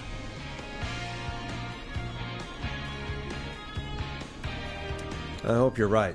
The sooner this is over, the better. I am right. Trust me. Anyway, we should get you back on air. Taking callers is the only way to see this through. Bringing you back live now. Welcome back to The Scream with me, Forrest Nash. The line is lit up, but before I get to our next caller, I just want to say, things are looking up. It's almost over. But for now, let's bring in our next caller. Evening, caller. This is Forrest Nash. Hello, Forrest. This is John Hedges. I'm here with Casey. I wanted to give you an update on Jason. John! Is he gonna be okay? He's a fighter. He'll be fine. We've got him stabilized and resting in a bed. We're preparing to move him to the hospital. Thank you so much. If you hadn't been there, then... God, I don't even want to think about what would have happened. Of course, Casey. We're just happy he's okay. John, Casey, you two did all the work. Tell Jason to get well soon from us, whenever he's up for it. Well, why don't you tell him yourself? Is this Forrest?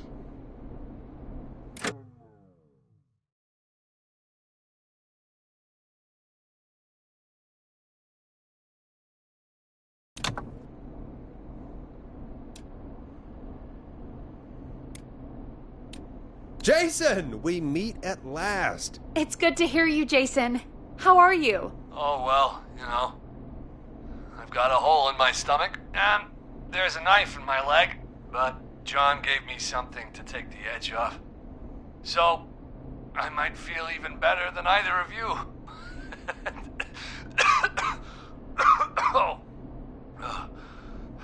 Take it easy until you get to St. Gabriel's. I will. But, before that, I needed to call you. I'm guessing the Whistling Man is still out there?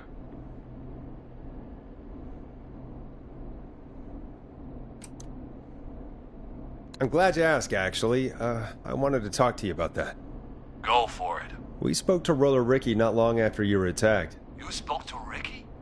Is he alright? He is now. I mean, he was attacked earlier, but this call came after. Hey, guys, I'm really sorry, but there's a call on the other line. I just need to make sure we don't have another situation brewing. You fill Jason in on what happened. I'll be right back. Sure, Peggy. Sorry, Jason, where was I? Yep. Ricky's fine.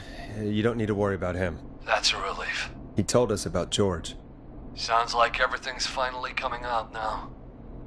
It's been tough to hold it all in. Sounds like you've been holding back about something awful, Jason. I'm part of the reason my best friend is dead, Forrest. And the few who knew about it said if I ever said anything, I'd find myself in jail. For a long time, it was hell. And then the town just moved on. Like he'd never existed.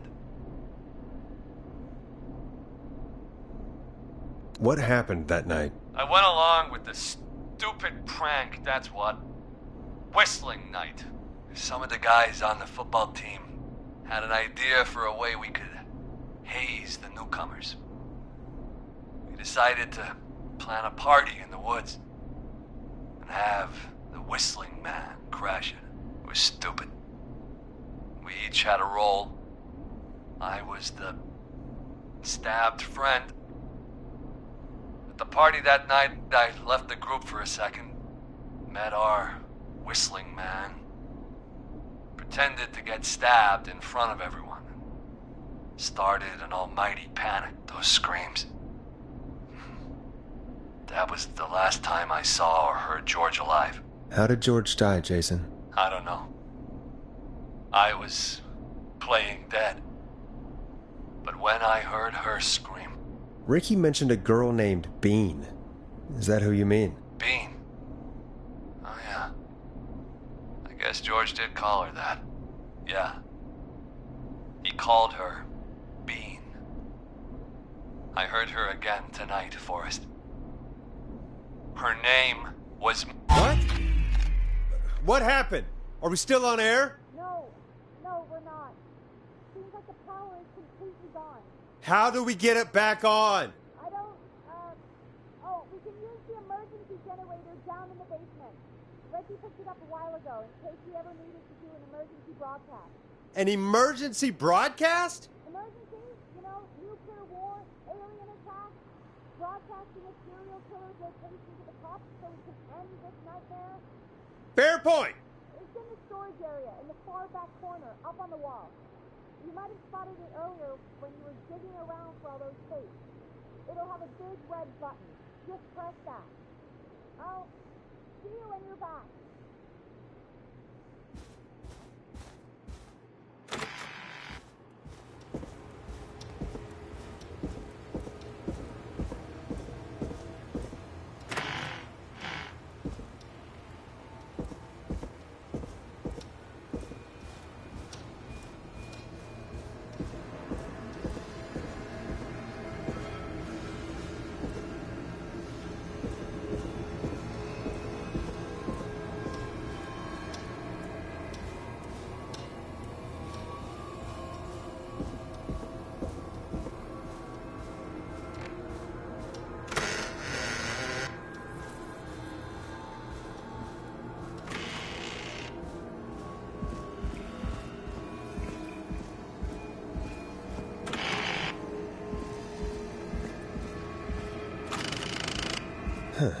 far back corner. Why is this station so big?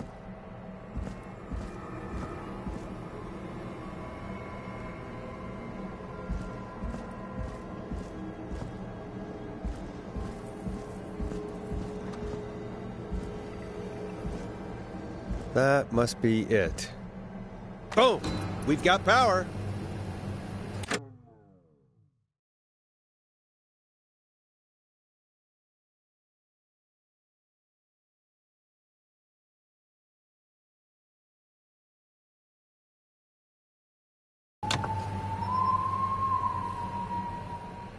The Whistling Man. I need to warn Peggy.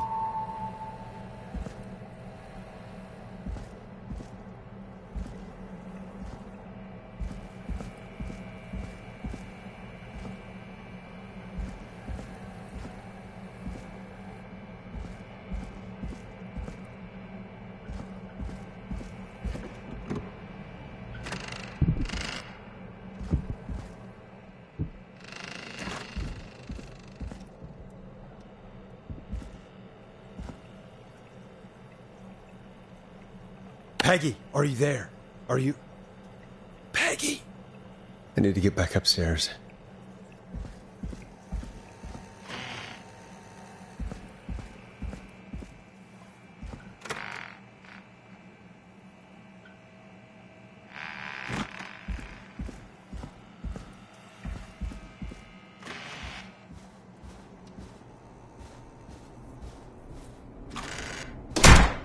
What the hell?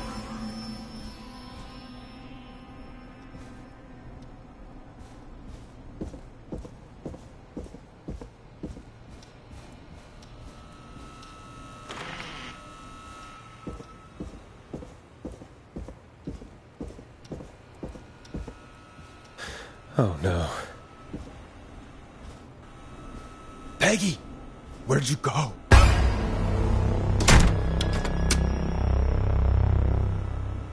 No way. This can't be happening.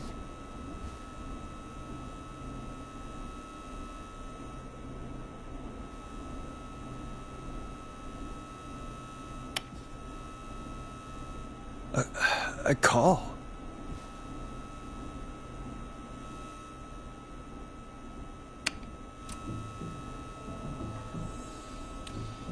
What do you want? Good to talk to you again, Forrest. You know, I've really enjoyed our chats tonight. I guess we've had some moments. My favorite was when Ricky ran you out of the rink. Ha! You sure did get me then, Forrest. Where's Peggy? Have some patience, Forrest. It's almost the end of the night. Almost the end of the show. But it's not over just yet. Got a little time still. So let's make the most of it. All right, let's. I'm happy to hear that. Huh? I thought we'd end tonight's Whistling Man special with a special guest. The one who started it all. Let me take that out of your mouth and... You crazy bitch! Let me go! Welcome to the air, Mr. Teddy Gallows Jr. Wait. It's all gonna come out tonight, Teddy. Your daddy and his money saved you 20 years ago. But even if he crawled out of his coffin with all the money in the world... Wait, where the hell is Teddy? How are you talking to him if you're here with me? Because I'm not there with you, Forrest. I'm here with Teddy. And if he says where that is, well, he knows he'll get it.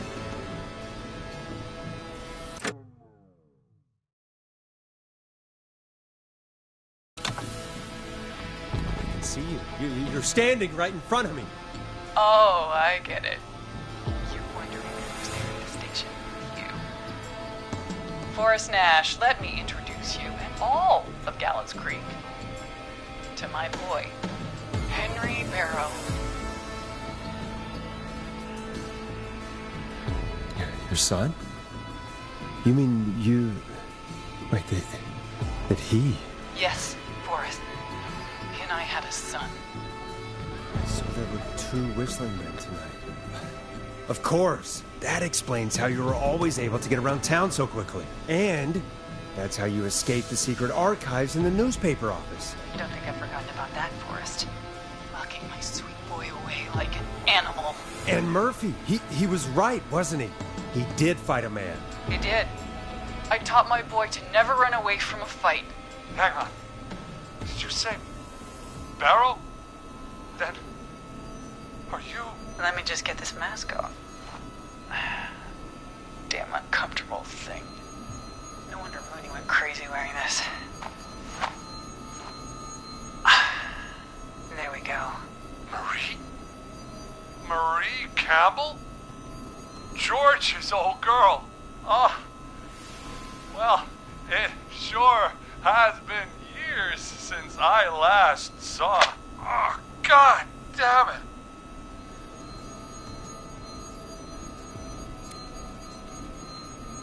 I'd be quiet if I were you, Teddy. But I'd listen to Forrest. Everyone's gonna know now what Teddy did. He killed George that night. This night. 20 years ago. Listen to me. You're gonna talk when I talk to you. And not a moment before. Meanwhile, Forrest, I'm gonna give you the chance to talk. You're gonna help me reveal what really happened to George all those years ago. Okay, Marie. I'll do it. Good. Then let's talk about the night George was murdered. Murdered? Listen,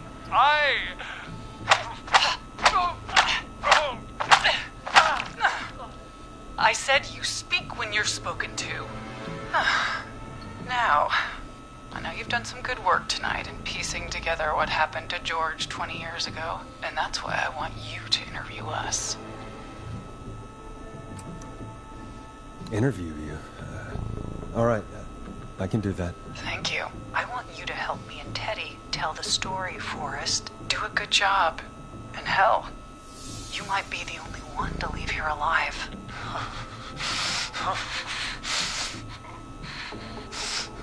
I need to drag this out. If I can buy Leslie time to get back to Gallows Creek, and if I can find out where Marie is, then this can end. Teddy, we'll start with you. Just, talk me through what happened that night. How did it start? How would I know? It was 20 years ago. Do you want to die, Teddy? Because if you don't start talking... Oh. What the hell? God damn it. Okay. Our first team party was coming up. And when I saw the date it was scheduled for, I had an idea for a way we could prank the new guys.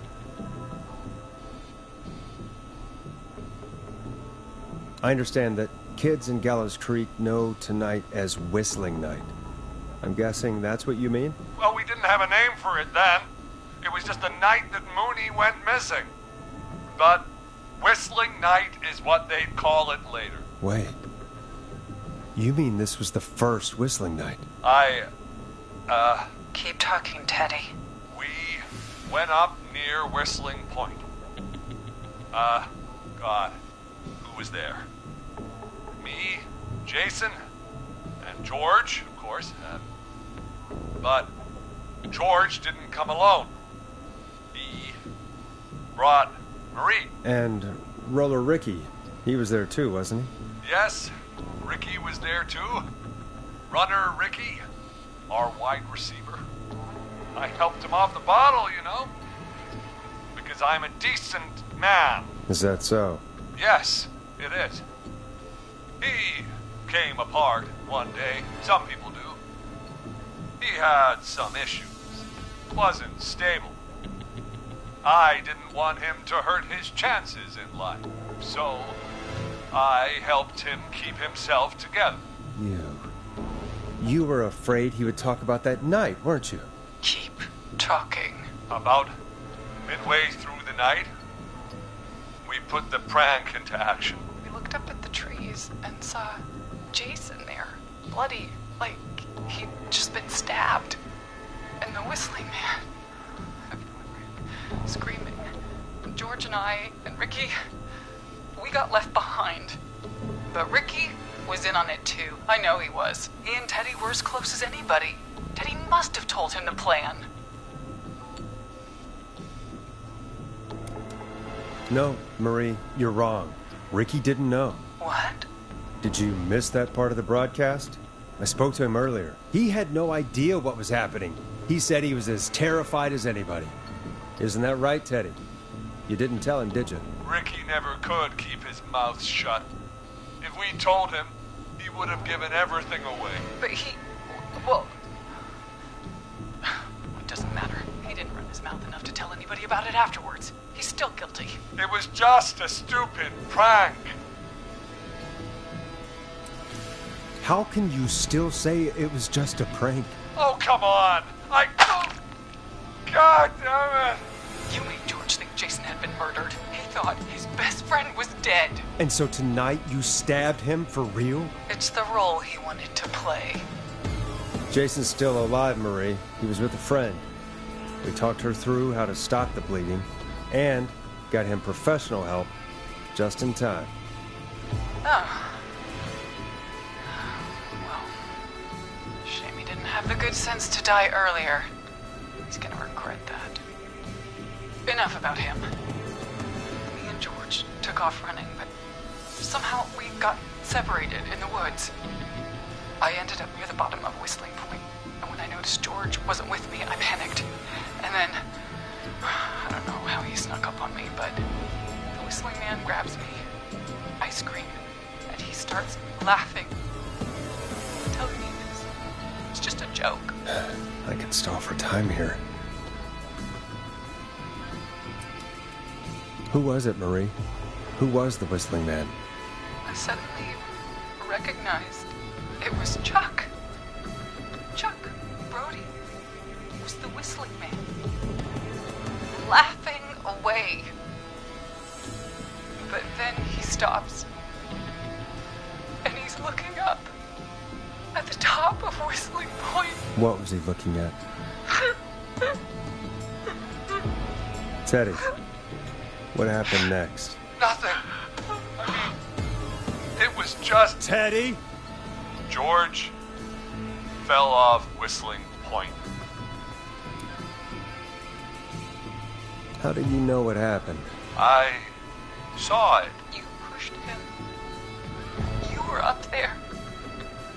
You were dressed as the Whistling Man too, and... I didn't push him, God damn it! I just chased him up there, and he kept backing up. When I saw he was about to go over, I reached out. That's what you saw. You liar! It's not my fault. He didn't know it was a joke. If he'd had any brains, he would have realized. Ugh, you bitch.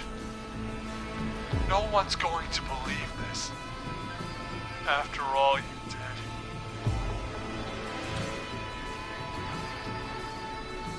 If she's lying, why the cover-up? My future was at stake, Nash. You know what it's like. People like us are bred for bigger things. I'm going to be the mayor of this town, Forrest. And then governor. And then, who knows? What happened that night was tragic. It should never have happened. But it was a mistake. It was just a stupid joke gone wrong.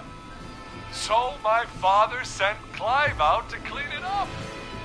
Why should a blip ruin my future? George was a blip? He wasn't a blip, Marie. His father covered it up from there. I searched for George's body all night, but... Sandra found him the next morning while out jazz running. She found him in the river, but she lied about that to protect Teddy. She said something about her rent going up, unless she... Teddy, did your father own Sandra Sharp's dance studio? It's Gallows Creek, not Sharp Creek. I'd answer the question if I were you, Teddy. Yes, okay. We own most of the town. That's it then. Your father was going to run her out of business unless she lied and said she found him in the reservoir instead of the river. What my father did in his business dealings is nothing to do with me. The false reports. That's why you killed Sheriff Matthews, too, isn't it, Maria? Not just to get him out of the way, but... Everyone was in on it, Forrest. Even the coroner wrote a fake report. Said George was drinking, that he just got himself into trouble. And... Fake report? I only heard the tapes. You'd be disgusted by it. For all it's worth, Virginia didn't have much of a choice. She had a sick sister whose treatments she couldn't afford. She played along with the gallows to save her sister's life. And her own. Even still, she should have told the truth. I did my part. I tried everything I could think of. I even went to the newspaper, but no. That coward killed the story. We'll take care of Maurice Russell later. You've been through hell, Marie. I'm sorry. You've got no idea. It never should have started. You shouldn't have pushed my George off the cliff. He should have been punished. It's coming to a stop. At least for now. Here, where George and I first met, before he joined the football team. It was right after he shot the winning throw. Wait a sec. We're at Gallows Creek High, in the gymnasium. That's right, Forrest. Not that it matters. Yes, we're here. Anyway, I think that about wraps up the interview with Teddy. So... Marie? Where? Oh my god. Peggy! Teddy? You've got to help me. Quiet. You'll talk more later. Now I have to talk to someone who mattered more than you ever did. Peggy. It's been so long since I've seen your face. I worried you wouldn't come. Marie! Oh my god. I thought you... And here I was, thinking you'd forgot me. I'd never forget my own sister. Sister? Peggy, what's happening? Why are you even there? Wanna explain, Peggy? Earlier, while you were speaking to Jason, I got a call. Do you remember? Well, it was from Dawn. She said that my sister Marie was there that night George died, and that I should come to the gym for a reunion. And when you walked in, you found out. That my sister is the Whistling Man. Good to see you too, Peggy. Why didn't you tell me any of this? She said that it was my last chance to see my sister. I knew if I told you, you'd try to stop me or come with me when we need you on the radio. And I just... I'm sorry. This has to be a lot for you. What happened to you, Marie? You just disappeared one day. Disappeared?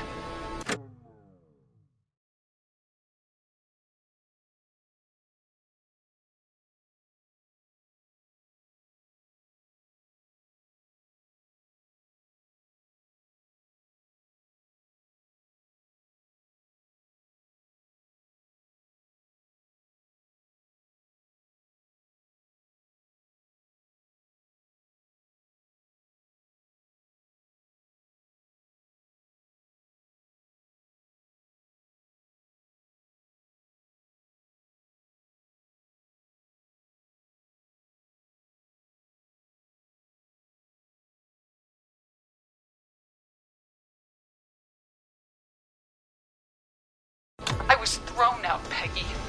I begged Mom and Dad to do something about what happened that night, but did they care? No. They told me to stay quiet. They only cared when they learned I'd been with George. And Marie, I'm so sorry.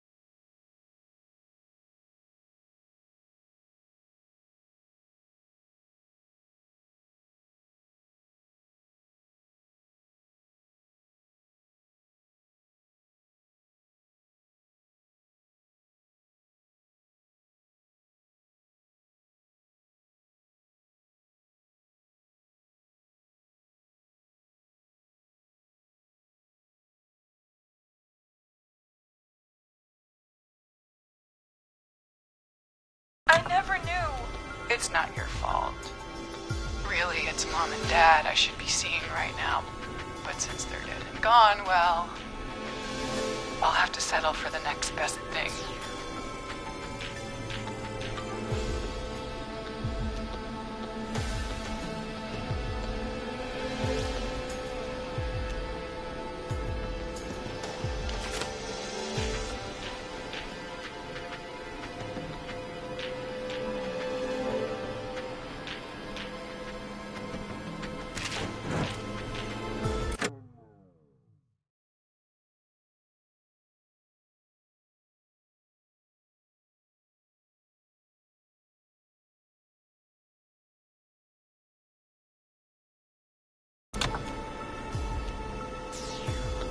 You mean Peggy, don't you, Marie?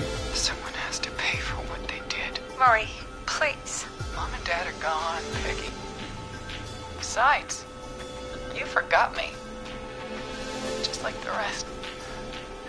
You forgot. Marie, Peggy never forgot about you. Keep your mouth shut. She kept a card from you. She kept it here on her desk. What card? The card you made me for my 8th birthday. What does it say then? Happy birthday, Peg. Now you're great and 8. Love, M.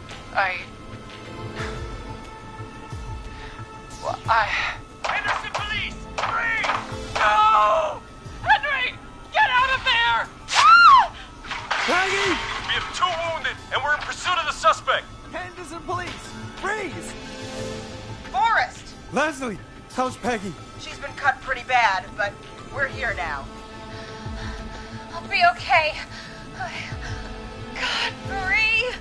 Hey, Zara! I need you to look after Peggy. She needs help. Now, we got here just in the nick of time. Where's Marie? She bolted right as we got here. The police are right on her heels. It won't be long now. It's over, Forrest.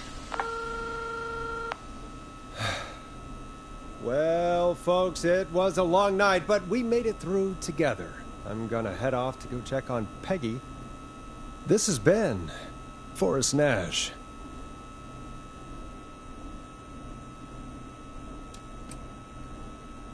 And it's been a scream.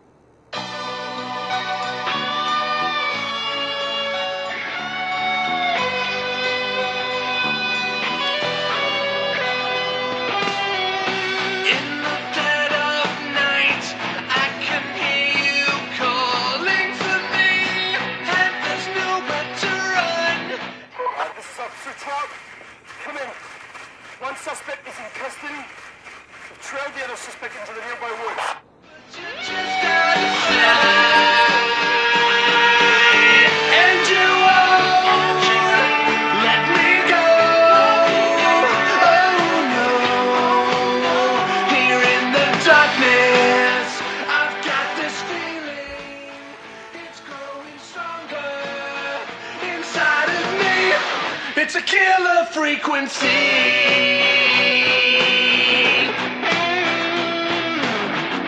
I can feel my heartbeat, and it's bursting out of my chest. But the radio's on, and it's playing the song we love best. I can put up a fight, but you're just out of sight. And you won't let me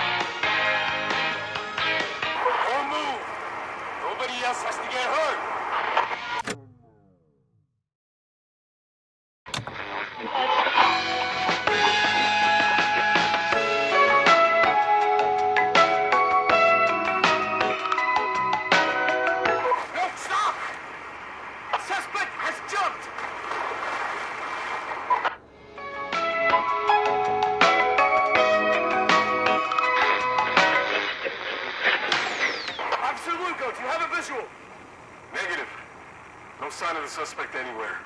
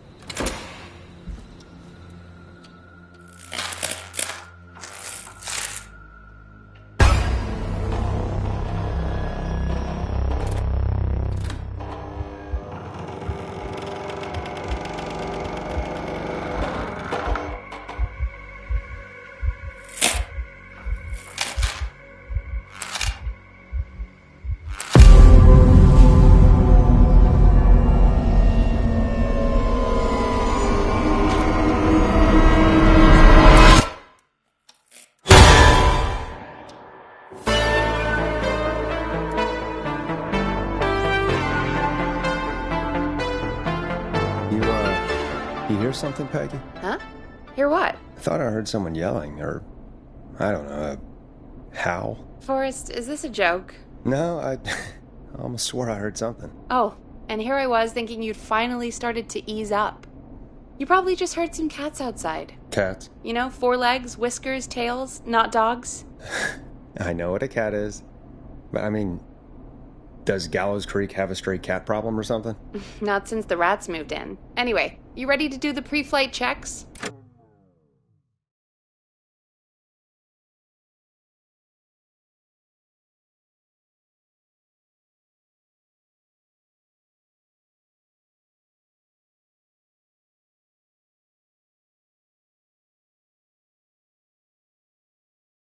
Seriously? Do we have to do these checks every time? And do you have to call them that? Reggie pays us to check the equipment before each show, and he pays us to call it a pre-flight check. But if you're sure you don't want to... Let's just get started. I know how this goes. Okay, Big Shot. Any technical failures tonight are on your head. Now, let's get the show started. After your introduction, our first segment is Guess That Scream. I thought that was a joke. Nope, and don't blame me for this one. It's Reggie all the way, and he demands we do it tonight. Okay, you're live in 3, 2... 189.16. Good evening, Gallows Creek. This is your host, Forrest Nash, and you're listening to 189.16, The Scream. Before we start taking your calls tonight on Gallows Creek's only late-night phone-in talk show, I need to let you know about a special competition we have for you this evening. Guess That Scream. This is actually one of the station manager's better ideas. Here's how it works. I'm gonna play you a scream, then you call and guess that scream. We need you to guess why they're screaming. Did they stub their toe, saw off a finger, or discover the corpse of a loved one? That's good. Now, Forrest, hit them with the tape. We'll play that scream in just a second. Listen close, and then call in to guess that scream. Peggy, what do you mean, play the tape? I used to have a tape guy do that for me. You're not in Chicago anymore, Forrest. Here in Gallows Creek, you get to be your own tape guy. Come on, I gave it to you yesterday. Forrest, you do have the tape right. You knew we were doing this tonight. Peggy, let's be real. Guess That Scream is a terrible idea. No, I don't have the tape. It may be a stupid idea, but that doesn't mean it can't be fun. We're going to need a scream tonight, Forrest, and you're the one at the mic, so... 189.16.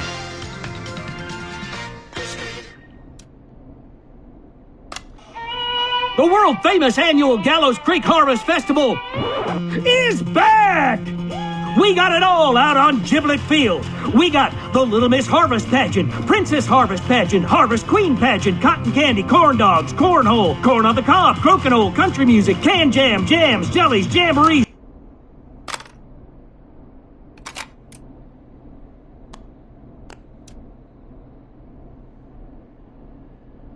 Really, Peggy? You want me to scream?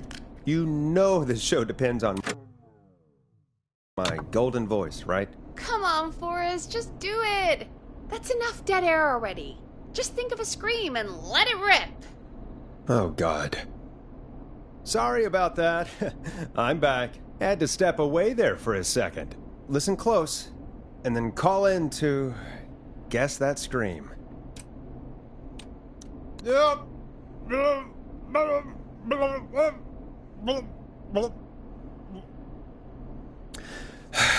Well, folks, there you have it. Call in with your guesses, and if you get it right, you could win 2 tickets to the amazing Maze Maze and 1 free fried dough. Fried dough? Just call in at 555-239-KFAM with your guess. Now, here's some music while you get dialing.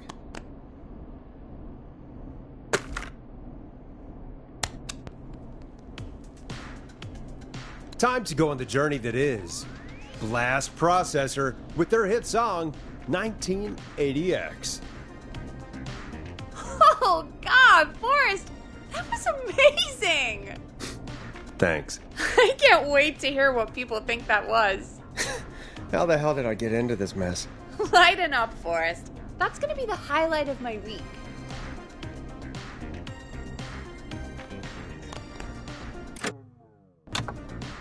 Oh, Forrest, there's a call coming in. Okay, Forrest, shut the music off.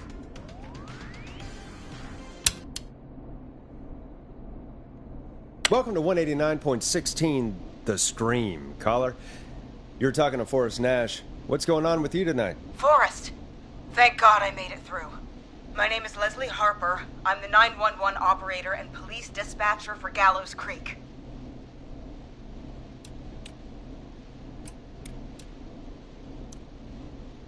Well, Leslie, I guess it must be a slow night for crime if you've got time to call in. What can we do for you? Slow night? Forrest, I found a body. I need help. Forrest, I recognize her voice. I'm pretty sure that actually is our 911 operator. I think this is real. Peggy, I'm not going to be happy if this is a prank. I don't do prank segments on my shows. It's in my contract. Forrest, I really don't think this is a prank.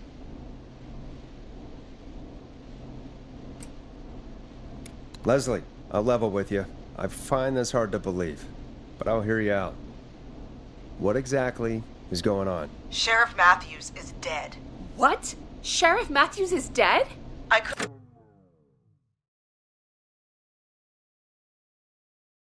get any response from the department. That's never happened before, so I came to the station and I found him. Oh, God, poor Sheriff Matthews. Do you know what happened to him? Someone got him. Someone got up very close and I really don't want to say what they did to him. Did he fight back? I don't know. I think he tried. He's surrounded by bullet casings. I think he tried to shoot at whoever it was, but... I don't understand. Where are the other officers? Do they know? Have they secured the scene or whatever cops are supposed to do? No. I checked everywhere. Deputy Martinez is here, but she's knocked out, tied up, and locked in a holding cell. I called you right after I found her. God. Wait. Please don't tell me that this hick town only has 2 cops. Don't be ridiculous. We have 3. But Officer Gunderson is on leave in Cancun. Leslie, do you have any idea who could have done this? Not a clue. I didn't see anything on my way over. Leslie, you need to call over to Henderson or Quiet Ridge. They need to send someone over from their department. I tried, but I can't call anything but local numbers. Something's wrong. I'll have to go there myself. Let them know what's going on and bring help back with me. But if you leave while there's a murderer on the loose, who's gonna man the emergency line? That's why I called.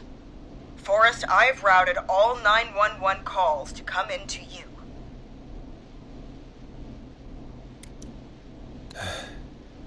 You can count on me. I'll do what I can. Thank you, Forrest. You're the only person with experience manning a phone line around here. You're the only person equipped for the job. Besides, there are lots of transferable skills between the two. It's like an interview. You ask questions to get information you can use. Keep people talking, you know? Guide the conversation and know when to jump in. You do know that I'm so good at interviews, they sent me from Chicago to Gallows Creek, right? So I've heard. But that doesn't matter. And besides, there are 2 of you. You can talk to each other, discuss ideas, work together. Hell, let's have some on-the-job training right now. I have an emergency. I need to get an unconscious Deputy Martinez out of that holding cell. It looks like whoever attacked her threw the keys into the cell after they locked the door. Is there any way you can reach the keys? No. There aren't any bars to the cell, and the door itself only has a food tray slot. And that's too narrow for me to reach through. There's gotta be another way in. There's gotta be another set of keys somewhere in that office. Those can't be the only ones. Of course. Yes, there must be another set. Where might another set be? Maybe Sheriff Matthews had a set of keys on him when he... you know. I couldn't see any at a glance, but I didn't really look up close.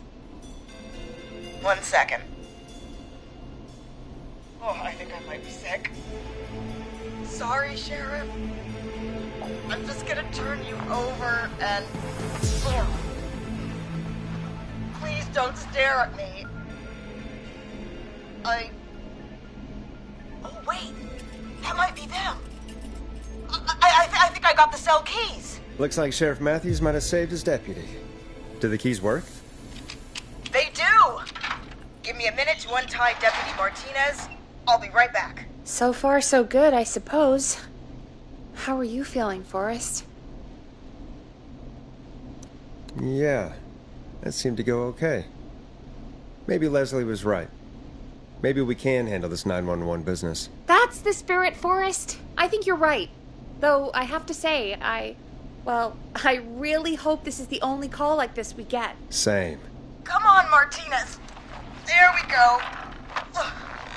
I'm just gonna sit you in your office chair. We'll head to my car in a minute. I'm back. Deputy Martinez is still out cold. I'm taking her in the car with me to get help in Henderson. If the killer came back now, Martinez would be a sitting duck. That's a good idea. We don't want to take any risk right now. Thank you, Forrest. You and Peggy just worked together like you did earlier. You can do this. Now I'll be back as soon as What? My car! My car is on fire! What do you mean it's on fire? How the hell? Did it just go up in smoke? What happened? Wait. What? No way. This can't... Oh, Forrest, we have big trouble. What's happening? What's that noise? It sounds like whistling? Whistling? It can't be. Oh my god. I can see him, but he's dead, right? Right? But that mask, how the hell is he? Who, Leslie? Who? The Whistling Man! The Whistling Man? Who's the Whistling Man? He was a serial killer back in the 50s, wore that mask. But he's dead! He's... What the hell? Oh, God. Do you think he attacked Sheriff Matthews and Deputy Martinez? He's coming this way.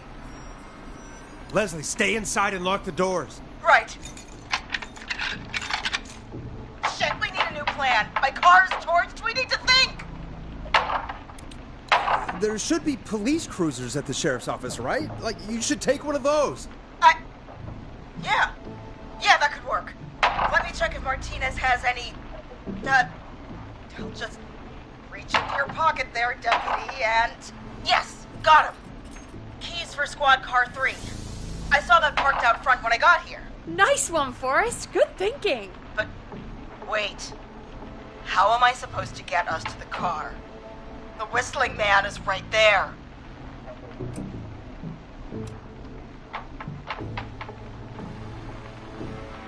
The sheriff must have a gun, right? Can you see it? There was a gun next to him. Let me grab it. Oh, shit. It's empty. He must have emptied it trying to defend himself. Are there any other weapons lying around that you could use? I didn't see anything earlier. Let me check Deputy Martinez's belt.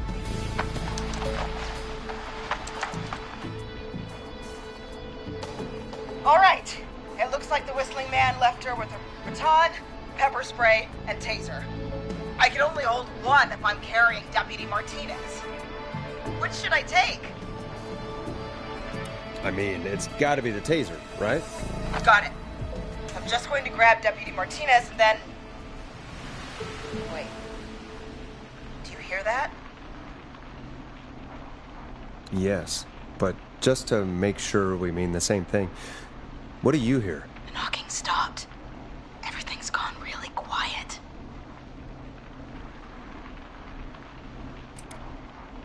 Be careful. I don't like it. Me neither. But it's an opening, and I've got to take it. Okay, Deputy Martinez, if you can hear me, it's time to move. Just lean on me. Yep. There you go. Are you sure about this, Leslie? No time like the present, right? So, here we go. Again, you're hooked into dispatch now, so I should be able to radio you when I reach the car. If I reach it. Speak to you soon. Good luck, Leslie. That's one brave woman. God, I hope she makes it through this. You know, I've got to say, this really wasn't what I expected when I came into work today. Well, they always say you have to be ready for everything in live radio. Oh, I think we've got Leslie back on the line. I'm putting the call through. Hello? Forrest? Peggy? This is Leslie. Are you there? Over. That's a big 10-4 there, good buddy. I'm guessing you made it to the car then? Sorry about the CB chat. Old habit. But yes, we made it to the car. Deputy Martinez is in the passenger seat, still out cold. I don't see the whistling man anywhere, and I don't plan to wait for him. So I'm going to get us moving. Jesus! God damn it! Get back! Get away from her! Leslie, what's happening? The whistling! No! Get off her, you son of a bitch! Yeah! Take that! Leslie, drive! Don't worry, Deputy Martinez. We're out of here.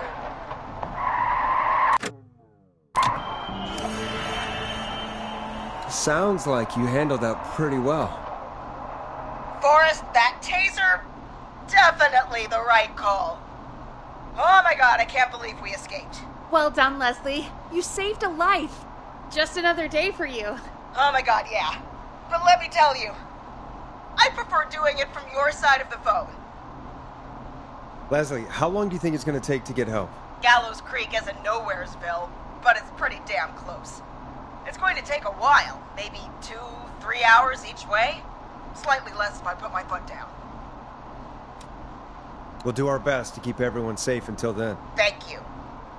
Just do what you did just now, and Gallows Creek is going to be okay. Anyway, once I'm in... Oh, I think Deputy Martinez is starting to stir. Forrest, Peggy, I've got to go. I'll be out of range soon, but I'll radio back as soon as I can once I got the cavalry. Take care, Leslie. Be safe out there. Good luck, Leslie. Feel better soon, Deputy Martinez.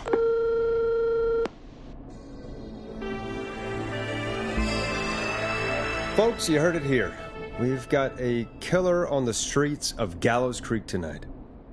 Please make sure to stay safe. And Leslie, we're counting on you. We're going to get back to the show meanwhile. If you have anything on your mind or have any information about this Whistling Man character, then give us a call. We'll talk here on 189.16, The Scream. For now, here's another hit record for you all to enjoy.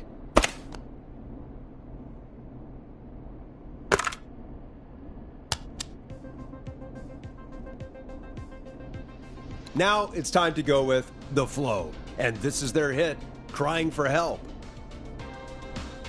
This is not what I signed up for, Peggy. This is actually insane. Did she really say it's going to take her 4 hours? This guy's going to kill half the town in 4 hours. Forrest, that's not helpful. I know, I just... Who is this Whistling Man character anyway? He was a serial killer back in the 50s. Edward Marshall Mooney.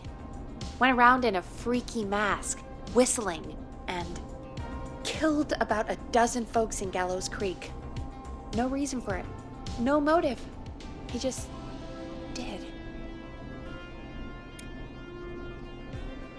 Okay. What happened to him? Well, police chased him up to Ellis Point one night. We call it Whistling Point now. And it was on this night actually. The police cornered him and he jumped into the river. His body was never found. So is he alive? Dead? I mean, what's the story? Story is he's biding his time, waiting to take revenge on the town. All right, that's the story. What's the truth? Other than we have a whistling killer on our hands tonight, I don't know. All right. Copycat or ghost killer, I guess we'll do our best. That's the spirit. At least we got the word out, I guess. What kind of listening figures do we get at this time? On a Thursday after midnight? Could be around 35? 35? Isn't 3,500? Huh. I didn't realize Gallows Creek was that large. No, 35 people. At best. Are you serious? We only have 35 listeners? 35, yeah. It's a school night. And what's the population of Gallows Creek? I don't know exactly. A little over 1,000? Oh. How many did you get before? You know. Before my career exploded and I ended up on a midnight hour talk show in the town of 1,000 people? Yeah, before that. Around 5 for most shows on the low end. Big gas could pump that up to 10, 15, easy. 5,000 on the low end? We could only dream of that. 5 million. Million? Yeah, sometimes that's just the way it goes. At least the Whistling Man hasn't killed me yet. I guess. Yeah, I guess we're gonna learn a lot about perspective tonight, huh? Oh, we have a call coming in. Take it when you're ready. Time to turn the music off. Hello, caller. You're live on 189.16, The Scream. Is everything, all right?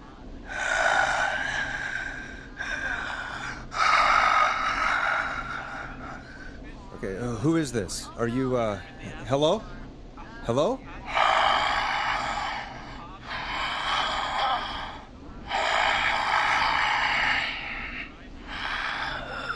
Okay, what's your name and why are you calling in?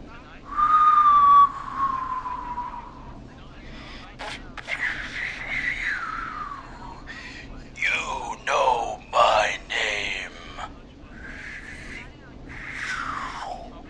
I've come back from the dead to kill again. No one's safe. You don't have to do this, Mr. Whistling Man. You don't have to kill again. Oh, but I do. You must make a sacrifice to us. A sacrifice? To us?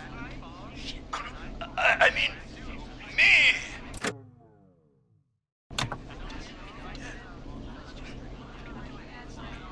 We want cheese-dusted pretzels. I mean, I want cheese-dusted pretzels. Or I'll cut your face off. Goddamn kids. I'm cutting them off. Yeah, cut him off. We also want a mega gulp. For anyone just tuning in, we do, in fact, have an actual killer out on the streets tonight. Anyway, this next one's dedicated to all of you staying inside with your doors and windows locked.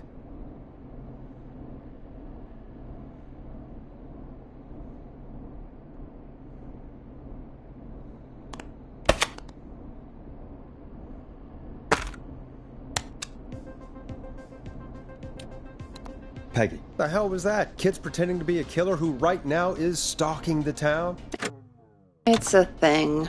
A thing? Oh, kids around here. They pull pranks pretending to be him. By pretending to be this Whistling Man character? They think it's funny, but it's not. It's not funny at all. And there's no chance that our Whistling Man was just a prank. That Leslie... No, that's real. Christ. Let's stay positive. We still have a show to do. We already have another caller on the line. All right. Let's do this. Hello, caller. You're live on The Scream with me, Forrest Nash. What? I dialed 911. I need the sheriff right away. Okay, right. Well, I'm filling in for 911 tonight. What's your name and what's your trouble? My name is Sandra Sharp, and I need the cops now. I'm sorry, Sandra, but the sheriff is dead. We're trying to get help in from Henderson now. What? God. Listen, you've got to help me then. I drove to the edge of town for a jazz run, and now some psycho dressed like the Whistling Man is after me, knife in hand. Oh, God. It's actually happening. Where are you now? Did you escape to somewhere safe? Oh, I did, baby. I jazz ran all the way to my car and nothing flat. But I dropped my keys somewhere along the way. I never locked the door, at least, so I got a place to hide, but I can't get moving.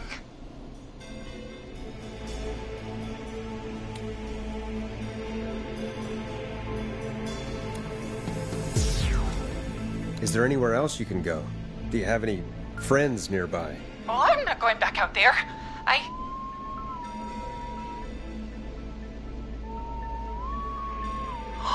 Oh, shoot. Oh, he's back. Look, I don't know anything about cars, but I gotta start this engine without the keys, and you're gonna have to help me. Wait, I don't... If it helps, I got a toolkit buried beneath my spare sweatbands. I'll call you back when I find it. You're listening to 189.16, The Scream. Hosted by me, Forrest Nash, your friendly neighborhood radio host, mechanic and savior. Sit tight while the record spins, folks. This one goes out to you, Sandra.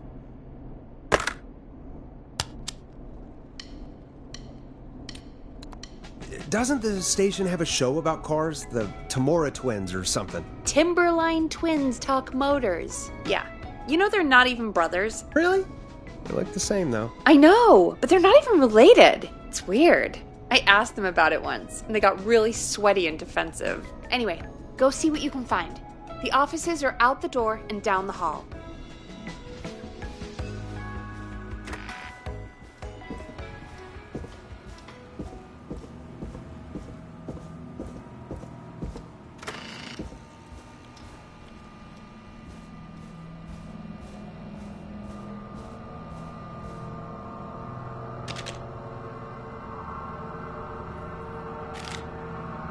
Now this has to be important.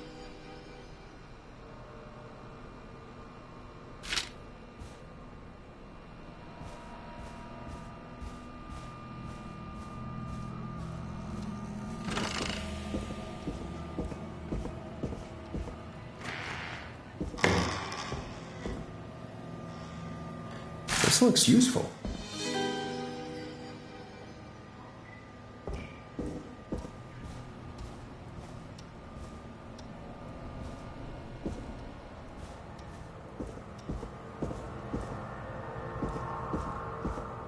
So many locked doors, so few keys.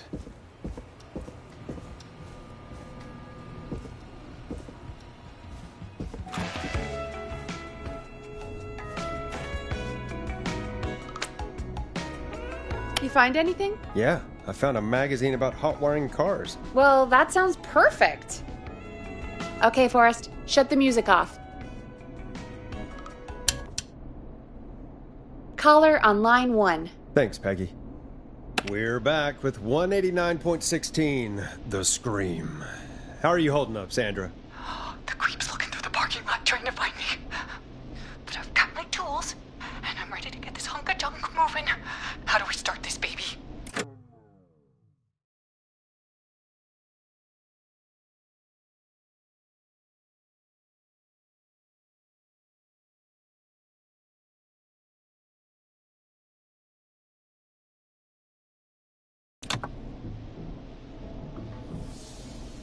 Put the screwdriver in the ignition and twist clockwise. Here goes, baby.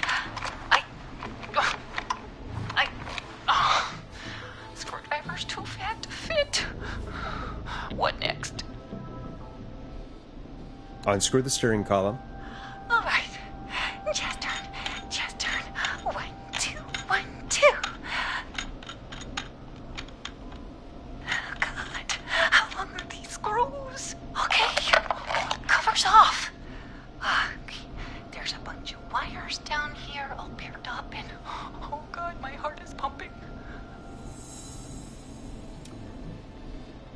Tell me exactly what you see. Okay, I can do this.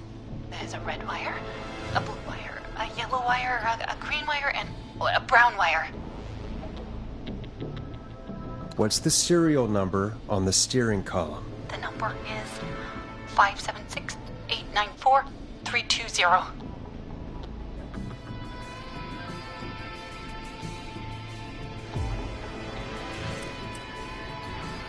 strip and twist together the red and yellow wires. All right. We take the red and the yellow and we twist and we turn. Oh, perfect. I also see pink and purple wire. What next? Strip the purple wire and brush against the twisted wires. Okay. We strip and we brush and... Energize your body. Fantastic work, baby. Anytime you want to come down to the jazz studio, you get in for free. I almost can't believe it, but we did it. Nice work, Forrest. I bet Sandra is positively jazzed that you answered her call. You bet I am, baby.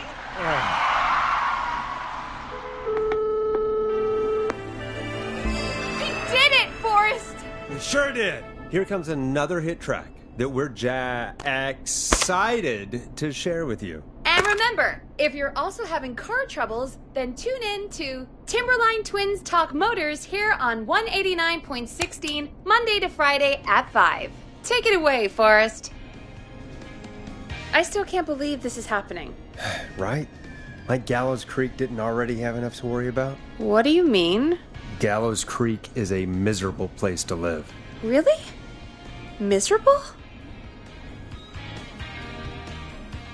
It's nothing personal, Peggy, but it's not Chicago. Or, hell, it's not really anywhere. Well, I like it here. People are polite and, Stab happy? Don't be awful, Forrest. Come on, there must be something you like about this place. I guess some folks have been okay. You're not terrible. After a while. Not terrible after a while? High praise coming from Forrest Nash. You know what I mean, Peggy. I do. It's Forrest Nash for I think you're swell. Anyway, I hope the killer is done for the night and that Leslie gets back soon. Me too. Can we at least call off that stupid Guess the Scream contest now? Yeah, that'd probably be a good idea.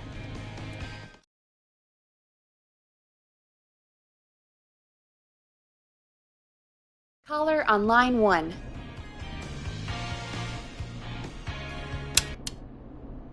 Evening, caller. This is Forrest Nash, host of 189.16, The Scream. And tonight's 911 stand-in. Hey, Forrest. My name is Brian. Brian Ponte. Brian Ponte of Ponte's Pizza.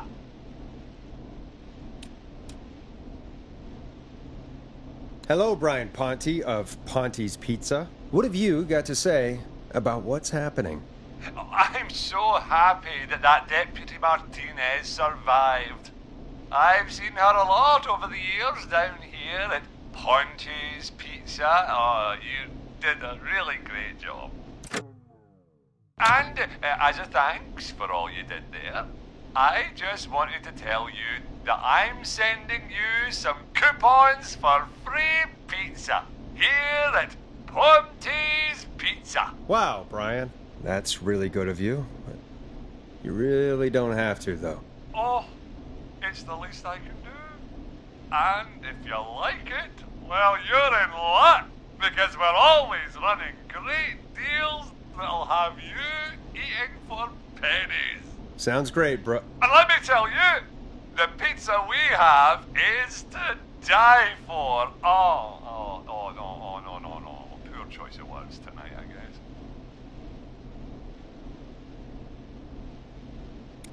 Yeah, that didn't come out great. I'm sorry, Forrest. Well, I just hope I didn't put you or anyone else off coming on down to Ponte's Pizza. We've got a great special this weekend.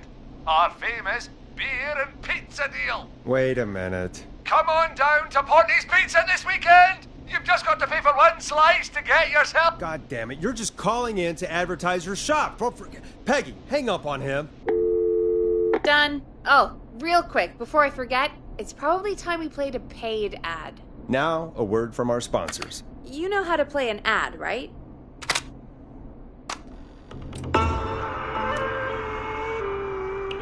Sure. Done. Do you seek ancient wisdom? Do you want to double your power? Are you ready to unlock your inner warrior for only $24.99? Then step into Master Robbie's deadly dojo of Kung Ra-Te and receive direct by video warrior instruction from me, Master Robbie. You will learn the 4 qualities of an ultimate conqueror. The power of the alligator, the discipline of the tarantula, the speed of the tuna, the poise of the scorpion, and the wisdom of the bullfrog. Using classified techniques, I'll unlock your inner chi after only 5 30-minute video sessions. Ultimate power and wisdom can be yours now for the low price of only $24.99. Just call 555-7861 USA to take your first step to becoming a champion.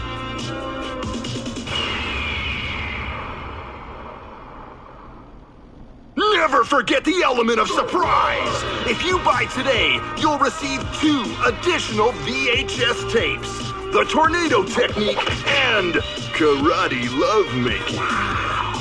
Call today! Do people really buy this kind of thing? Don't pretend like you're not interested. I mean, I wouldn't buy them, but I might watch them, I guess. Yeah, I bet karate lovemaking sure is something. Is Forrest Nash at a loss for words? Let's just get to the show.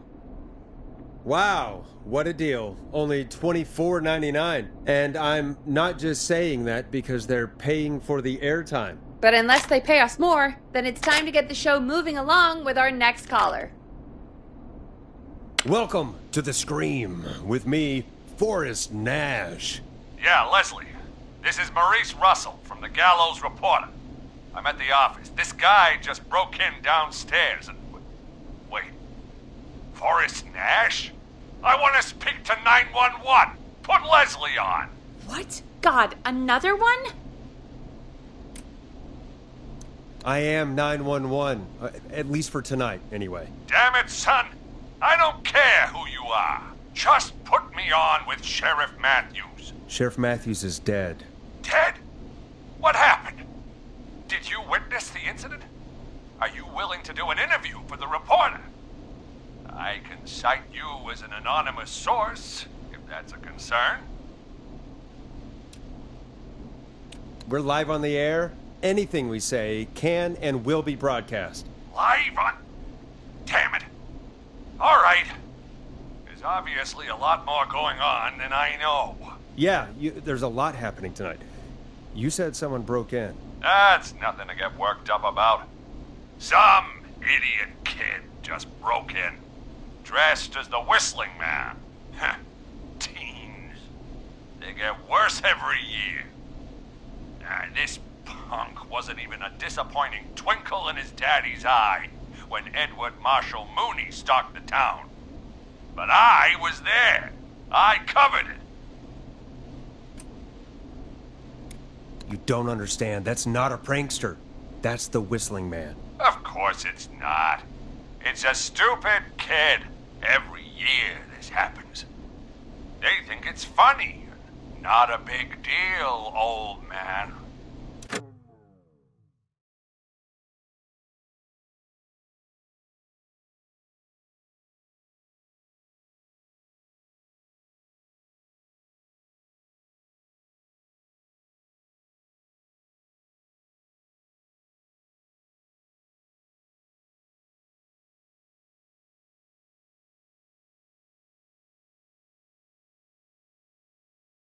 But they didn't live through the terror 30 years ago. Anyway, I know for a fact, Edward Marshall Mooney is dead. I don't know who I'm looking at on the security monitor. But if he killed Sheriff Matthews... Where are you now? I'm in the boardroom, upstairs. We got security cameras all around the building. You can watch them on any TV set here. And there's a set in the boardroom. Maurice, is there any way you can get out of there? I sure as shit hope so, kid. but I'm not sure how I'm going to do it. That crash you heard was him tipping over my filing cabinets. He's blocking the stairs. I'm guessing the stairs are the only way out? That's right. And it would take me a good few minutes to move those cabinets. We need to do something. But what? All we can do from here is... Forrest, I think I've got it. Why don't we call the killer? They'd have a bunch of phones set up across the office, right? In different rooms, with different extensions? So we call one of them. Draw the killer away. Why waste this time? That could work. Exactly! It's worth a shot. I can hear you, you know. The son of a bitch hasn't killed me yet. Sorry, Maurice. Peggy and I were just trying to figure out... You realize how stupid that plan sounds, right? For that to be successful, you're gonna need every phone extension, plus a plan of the entire office floor, all delivered while the killer is en route. I've got it. And thank God I've always been cool under pressure. Don't go anywhere.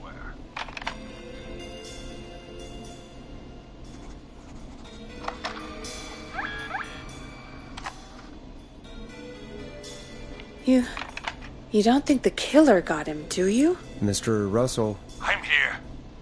The freak's going to be here any second, too. Go check your fax machine.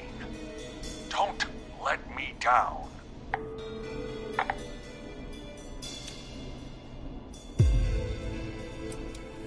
I'll go pick up that map then. Go, Forrest! The fax machine's in the office on the other side of the hall. Thanks, Peggy. Be right back. Okay, go to the office on the other end of the hall, grab the fax from the machine. Easy.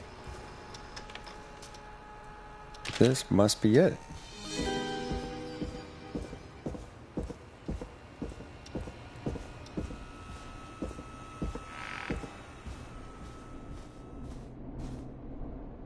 Hey, did you get the fax?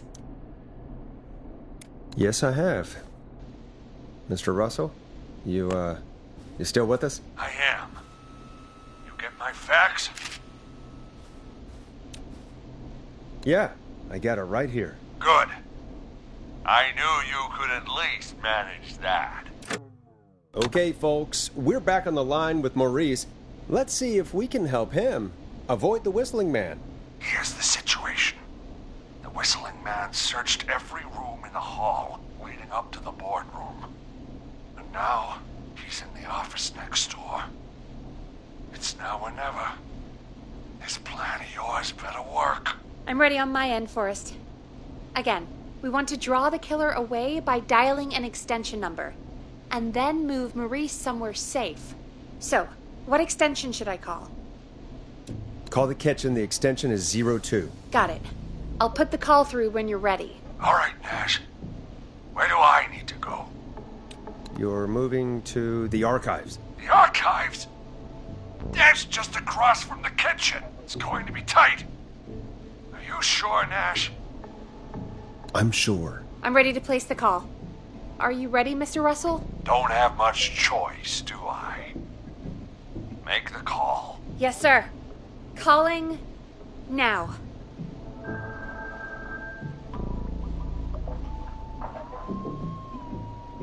I can't believe it. He's actually heading to the kitchen. It was all Peggy's idea. Credit goes to her. Don't mention it. The coast is clear. I'm shutting off the TV so he won't see me on the security cameras. Then, making my move. I'll call when I get there. Do you think he'll make it okay? I'm sure he'll be fine. But now what do we do? We gotta find some way for him to get past that barricade. What do you mean? I don't think calling the Whistling Man is gonna buy Maurice enough time to move those cabinets. We gotta think of something else. Yeah. Maybe we could... Oh! Call incoming. You ready? Ready as I'll ever be. I put him through. Alrighty. Mr. Russell, are you there? By the skin of my teeth I am. You get came out of the kitchen almost as soon as he entered. Thank God I made it in here just a second before. The killer already searched the kitchen. He probably didn't have to look around much. Did he see you? Are you safe for now? He didn't see me, no. Let me just check the security cameras to see where he went. Looks like he's heading towards the cubicles. We have enough intern desks to keep him busy for a little while. I'm not out of the woods yet, though. Right. Let's review where we are. So, the only way out is by the stairs, which the Whistling Man has blocked with furniture. Exactly. I can move the furniture out of the way, but not quickly or quietly. Could you lock him in a room? That'd probably buy you time enough, right? Maybe. But the damn fire regulations say every door in the office has to unlock from the inside. He'd be able to get out just as soon as... Wait, no, I got it. The secret archive through my office, where we keep our most sensitive records. Ooh, a secret archive? Reggie would love that. What have you got back there? Juicy secrets about outer space? Peggy, I don't think now's the time to be playing around like that. You're right. Sorry, Forrest. Kids, we're in the big time now. I've got it all figured out. The secret archive. There's no lock on the inside of that room, only the outside. You can't break out. If we can get him in there, and I lock him in... We can catch the son of a gun. Exactly. Oh my God. Forrest, we might be able to end the nightmare right here. So should I call the secret archive then? You can't. The archive is a room for secrets, not gossip, so we don't have a phone in there. Oh, we're gonna need to change it up then. Any ideas, Forrest? Maybe we could use a radio. There's no radio in the secret archives. Are there no radios at your offices? I don't have one in my office, but... What is it? Our sports reporter, Hopkins. He has a little portable radio he never turns off when he's here. That might be what we need then. Is his portable radio still there? It should be. It's what he calls his work radio. It should be here in the archives, actually. Let me just take a peek around. Great job, Forrest. Looks like you picked the perfect place. He hadn't found it yet. Let's congratulate ourselves later. I found the radio. It's right where I thought it would be. It's all coming together. I'm just gonna turn it on quickly, make sure it's still got some juice. Maurice, turn the volume down. We don't want that thing blasting just yet. Yeah, I knew that, Nash. I was just doing that when you yelled at me. The radio works! If I make it out alive, Hopkins might just get that day off he wanted. He's earned it. Let's do it for Hopkins, Forrest. Wait. Ah, God damn it. If I can't have this stupid thing turned up, how am I supposed to draw the killer? I can't be in the room when it's on, or I'm dead. You just... Oh, that's a good point. But wait, we're the radio. We can just be quiet until you're ready. If you can do that, then... Yeah, sure. 189.16. I know that's your station number. But a good editor always double checks. Can you confirm that? You got it. 189.16. Good. I've got the radio on silent, but I'm tuned in. Now, I just need to get to my office. Sounds like we need to make another call, Forrest. Where should we send the killer? Call the boardroom. The extension is 04. That might work. The boardroom is fairly close to the editor's office, but we haven't seen the killer go there yet. Are you sure? I'm sure. Make the call. Okay, calling the boardroom now.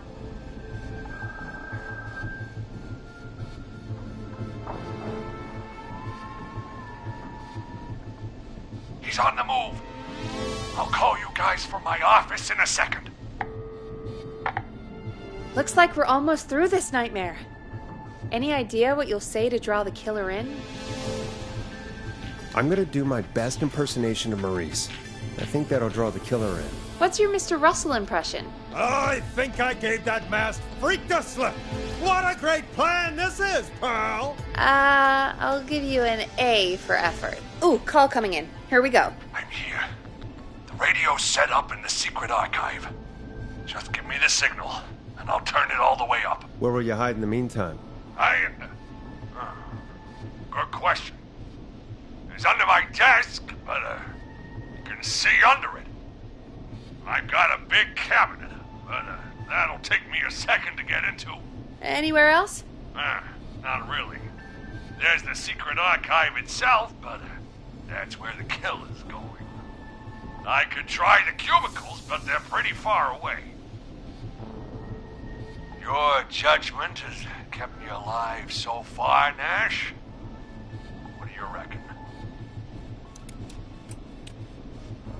Hide in your cabinet. All right. Well, this is it. I'm going to go turn the radio up to full blast now. Don't say anything until I've had time to hide. You got it? We know the plan. You can trust us. Here we go.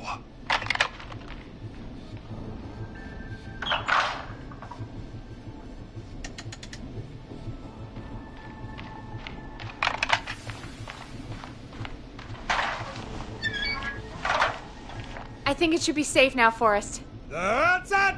No more hiding! I'm a tough old man. I've been on the beat longer than you've been alive! Come on down, Whistling Man. Come and get a knuckle sandwich.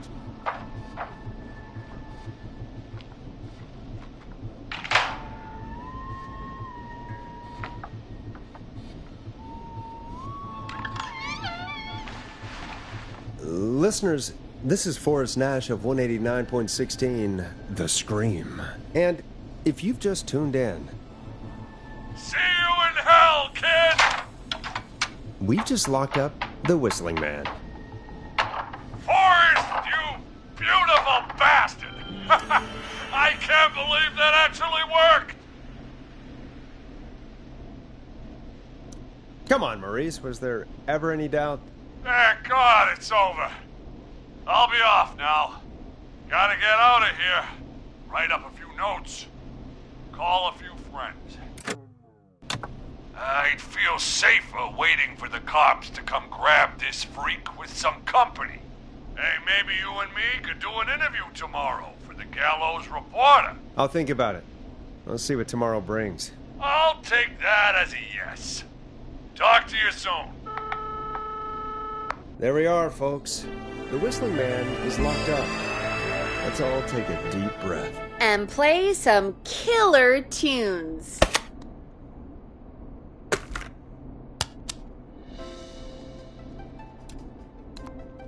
Looks like the night should be pretty easy from here on out. Right? Thank God that's over. I guess we got some downtime now. I could ask you some questions to kill the time? You're gonna interview me. You sure about that?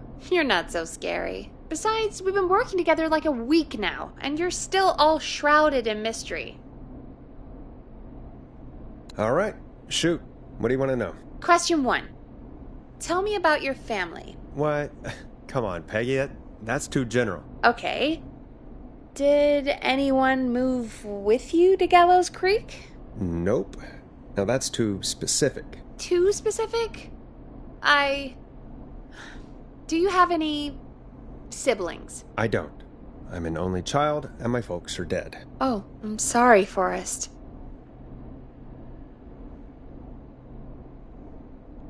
It's okay, Peggy. That's how it goes. Anyway, what about you? Any siblings? Your mom and pop still around? I thought I was asking the questions. You were. I'm just making conversation now. Oh. Well, my folks went the same way as yours. Oh. What happened there? My dad walked out when I was about 13. He'd been a wreck for a while. Then he got himself into a wreck, and, well, that was Dad. Mom didn't take it well. She remarried pretty quick after that. She wanted to forget Dad so bad, she even made me take my stepdad's last name. So I'm Peggy Weaver now. Anyway, Mr. Weaver got sick one day, and my mom didn't last long after he went. I'm sorry to hear that, Peg. Don't call me Peg. Yeah, sorry. I was just trying to be... It's okay, I know. I'm sorry. I'm defensive about that name. Any siblings? Funny you mention that now. No. Not anymore. I had a sister, but I haven't seen her since before my dad. Hold on. Someone just rang the door buzzer. What on earth could someone want at this hour? I don't know. Do you want to go check it out? Me? You sure you don't want to go? I can't leave the booth while we're on air. One of Reggie's KFAM regulations. I'll pass you the key to the stairs. Understood. I'm on it now. The buzzer's on the front door. See you in a bit.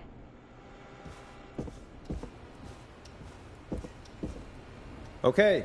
Down to the first floor, then shut the door.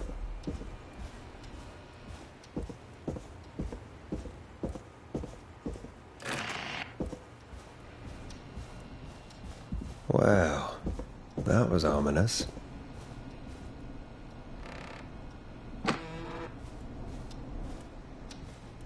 Nice. New music to play.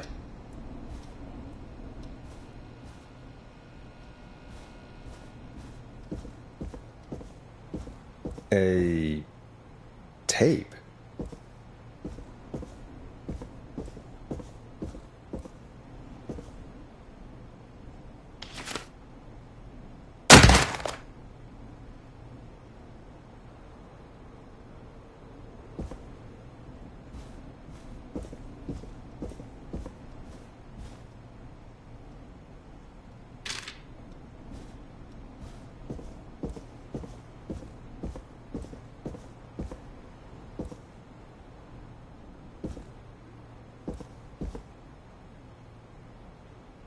Play on air.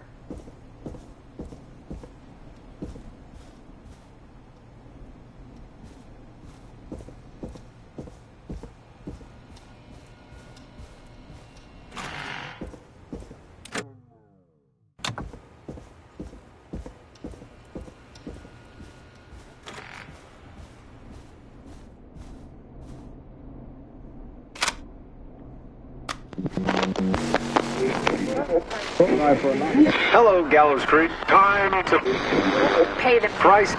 Time to pay for lives. Time to sit there. I will punish you. I'm going to enjoy this. I did not enjoy that. What the hell was that? Oh, Forrest, we're still on air. Say something.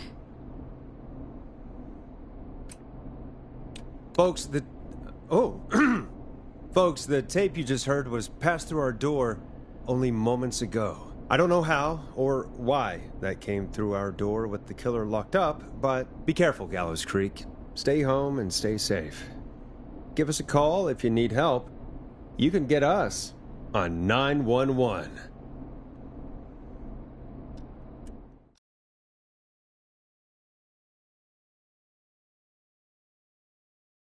Hey, we had a call come in. Caller, you're on 189.16, The Scream, with... Ash! Shut up and listen to me! Mr. Russell? What's wrong? Are you okay? I said listen! He's gone! The Whistling Man is gone! He's gone? What happened? Well, after our call, I cleared the stairs and went home. I phoned some buddies, and we came back here to keep watch. Then what happened? I'm getting to that. We came back here.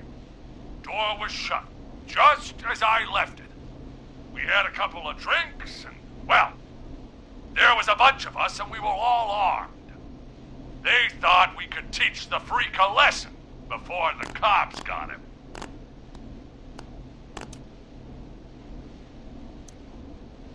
I don't blame you. I would have been tempted to do the same.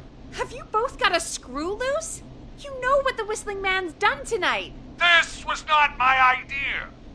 The guys just grabbed their weapons and unlocked the door. I braced myself and... Then nothing. The room was empty. The door was still locked. How the hell did he get out? Are you sure it was still locked? I'm telling you, it was locked. No way out of there. None. Maybe. I mean, I know it's crazy, but if he's back from the dead, then... Don't be ridiculous, Peggy. It would explain things. I mean, how do we know he's not? There's no way. Whoa, did you say something, Maurice? Baloney. I said baloney. Look, I don't want anything more to do with this. I'm clearing out of Dodge. And I recommend you and everyone listening do the same. He seems really spooked. Wouldn't you be if you got attacked by a serial killer who turned out to be a demonic spirit? He's not a demon, Peggy. Yeah, you're probably right. But what do we do now?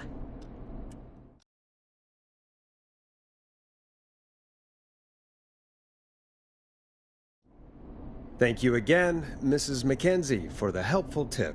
The bagger at the grocery store cannot whistle. We'll remove her from the suspect list. Let's go to a break. I need you for a second. All right, folks. We need to take a quick break. This one's for all those folks out there keeping the hatches battened.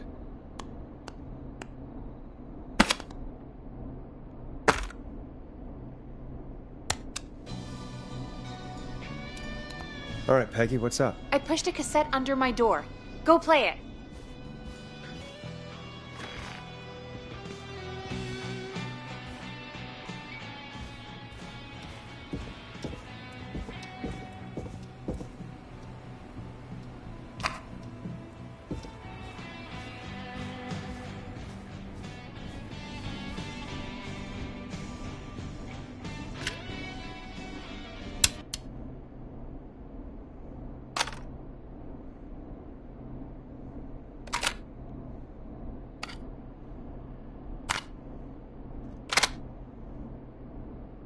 Try your call again. Straight to voicemail? My God. Are there any professionals at KFAM? This is Gina Franklin. I'm calling because your backwater station has not honored our agreement. We gave you Mr. Snatcher's newest single, the kind of honor you've never had and probably never will again. And we've still not received any information about when you're fitting it into your busy programming. I'll be frank, I didn't want you as part of this debut, but Mr. Snatcher, due to his prior friendship with Mr. Nash... Prior and current friendship, Gina. Forrest, mate, you alright? Don't worry about Gina, you know how she is. But yeah, can't wait for you to hear the new single, man. I think Final Breath is my best work yet. I really hope you and your listeners like it. And man, if you ever find your way this side of the pond, let me know. We'll have to catch up. Damn it, Roddy. If Final Breath isn't played on your airwaves by the end of Mr. Nash's show tonight, the next call will be much less friendly. That was Roddy Snatcher, Forrest. You know, Roddy Snatcher? Yeah, Roddy and I are old friends. I love Roddy. I Will Always Find You was my song. I wish we still had it in rotation. Oh my God, I can't believe you know Roddy Snatcher. And I can't believe you didn't tell me he sent you his new single. We have to play Final Breath. Where is it? It's playing right now, actually. Oh my God, I was so freaked out by the tape, I didn't even notice. Yeah, I found it down at reception earlier. Barbara had it hidden away. Why was she hiding it? I mean, well, if that fiasco last Friday about the missing Knife and Easy track is any indication, folks at KFAM aren't against hoarding station music for personal use. I think we're still missing a few tracks, actually. Barbara! Oh, never mind. Just listen to that music. God, Roddy's the best. He is. And more importantly, we should be safe from the worst of Gina Franklin.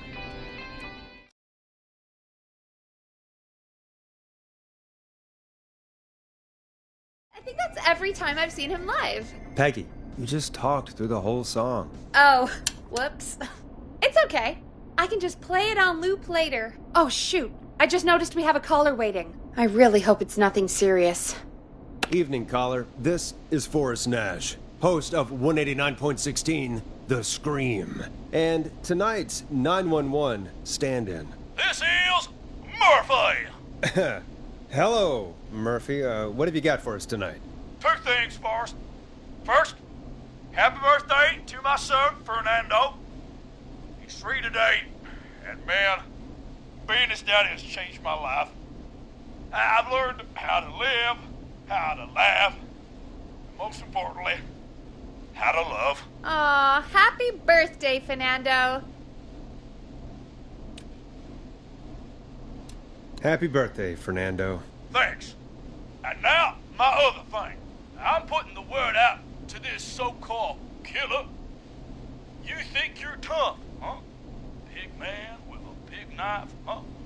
Reuben, come face me, a true warrior, at the Gallows Waste Disposal Plant. Guess what? This is a bad idea, Murphy. I got all the tapes in Master Robbie's Dojo series. So get ready, Whistling Man. You just let loose the junkyard dog. Oh, no. And there he goes. Ladies and gentlemen, keep your fingers crossed for Murphy as he tries to become our hometown hero. Although, having heard that Master Robbie ad earlier, well, don't get your hopes up too much. Anyway, we'll be right back after this commercial.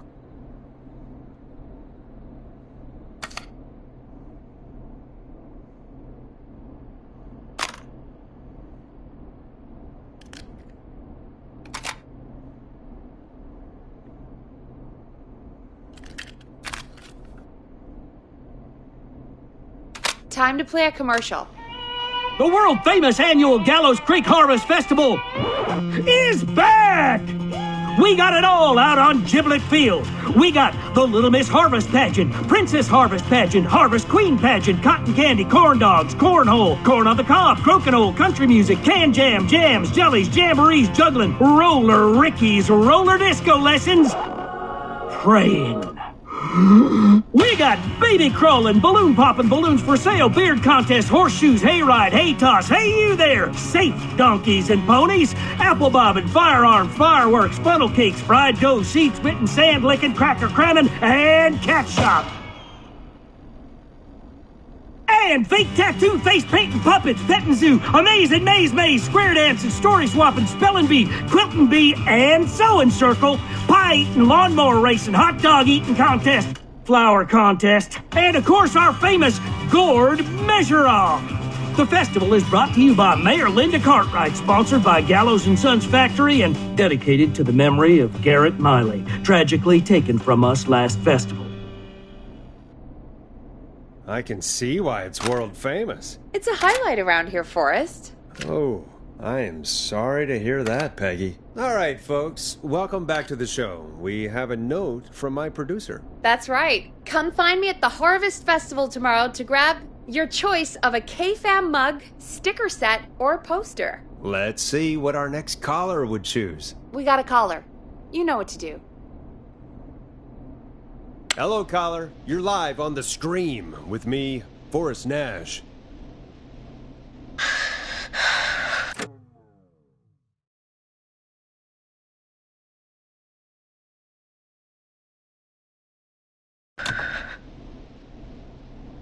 Who's there? Who is this? Are you okay? Do you need help? Forrest? He called me? That horrible whistling down the phone. He's coming for me? Jesus. Okay, listen, caller. Don't panic. We've done this a few times now. We can help you. A few times already? So, you saved them, or? We sure did. You're in safe hands. Okay. Okay. We're gonna help you.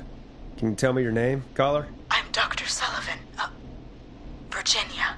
Sorry. Take some deep breaths, Virginia. You're gonna be okay. Please don't let me die. I won't. Just calm down. Tell me where you are right now. What's your address? I'm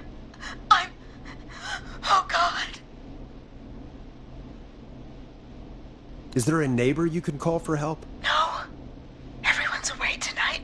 There's just a fraternity down the street. You live by a frat house. Yes, they're having a party. Had takeout coming in all night. Lawn covered in beer cans. They're getting wasted. And I'm about to get... Oh, God. Virginia, what's the name of the frat? Oh, God. I can't think. I can't. Any idea what the frat might be, Peggy? If I knew where she was, I might know, but... Wait, the takeout! If we can get takeout to the frat, we can get a message to them to go and help. Virginia, who did they order takeout from? I don't know. Don't worry. We'll figure it out. I can't do this. Well, folks, seems like our Virginia hung up. While we try to figure out what takeout to order, here's some music for your own midnight snacks.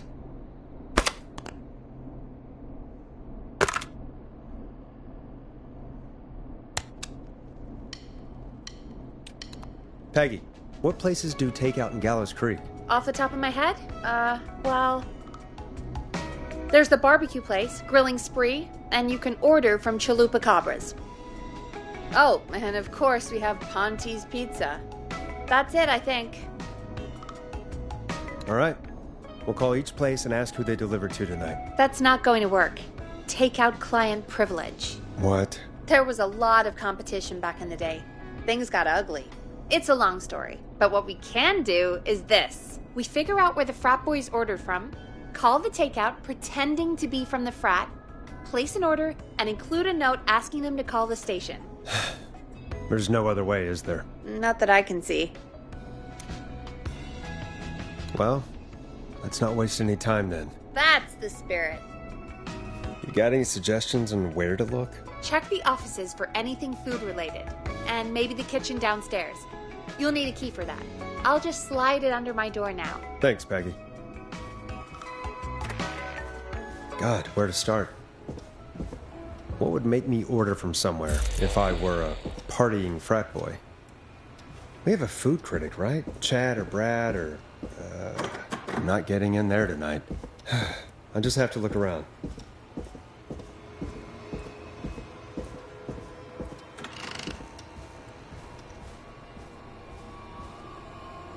Grilling Spree. I better see what's on this tape.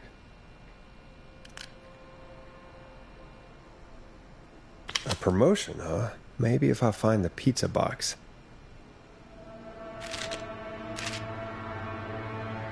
Chalupa Cabra.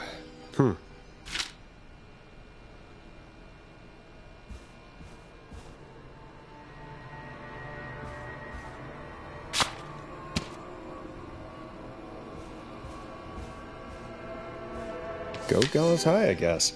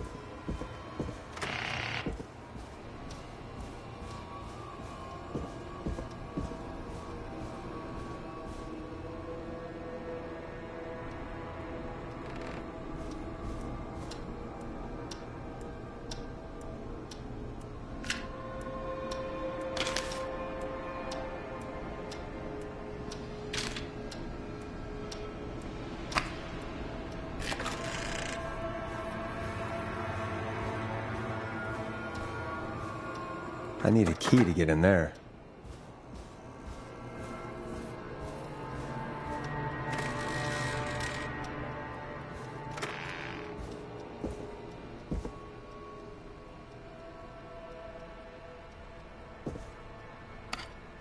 Rooting through trash. This is a new low. Ooh. Interesting offer.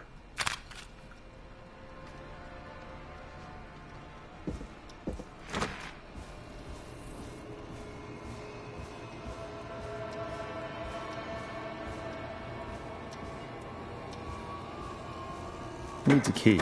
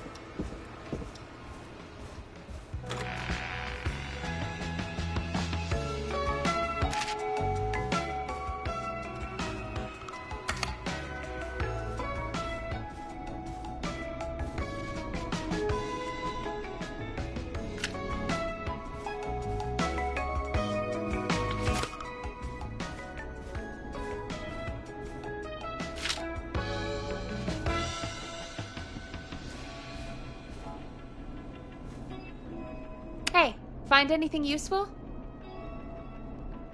Yes, I have. That's great! Are you ready to get back on the line? Let's make the call. When you're ready, shut the music off.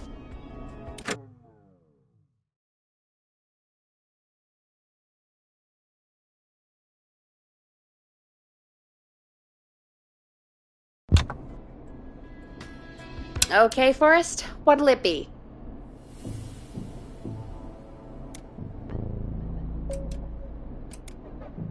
Call Ponte's Pizza.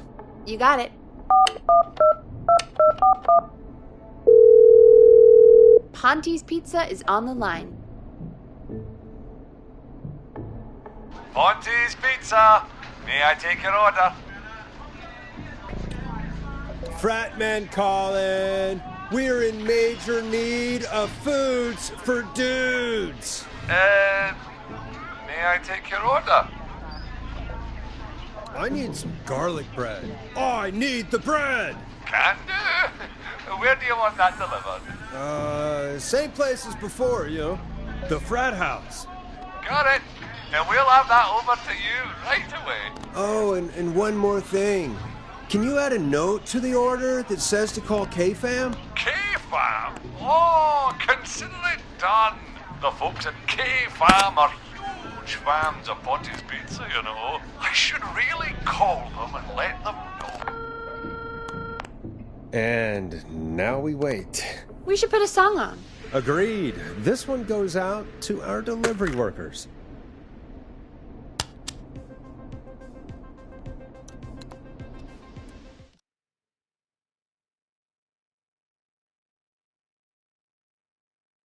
Which of the takeout places would you order from? To save Virginia?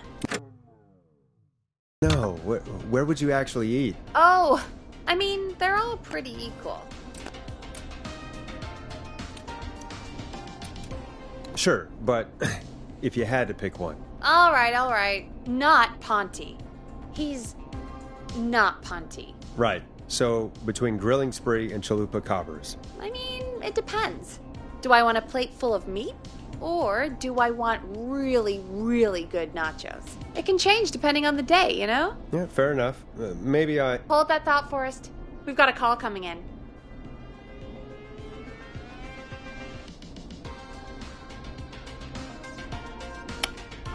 Okay, Forrest, shut the music off. Hello, caller. You're live on the stream with me, Forrest Nash.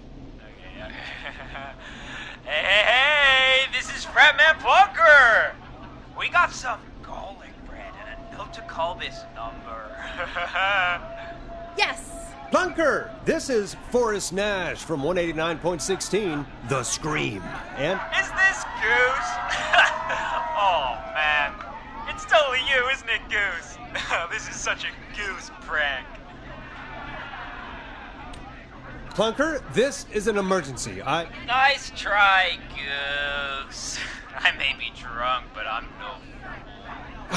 Listen, I need you to... Goose, come get beer. Your brothers are waiting for you. I'm not Goose. How can I prove this to you? Oh, let me get a second opinion on this. Norman the Barbarian! What do you think? Great idea.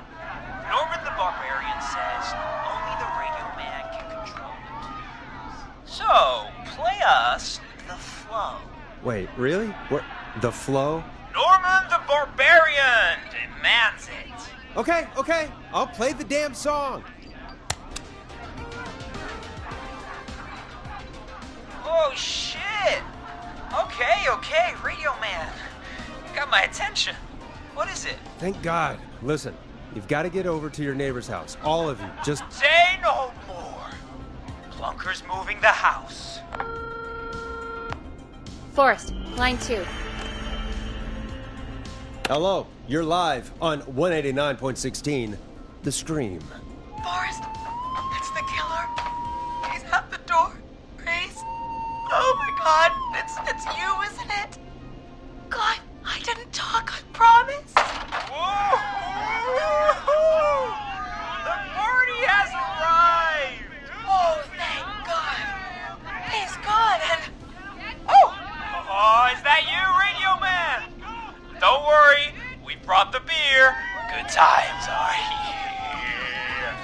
I could use a drink.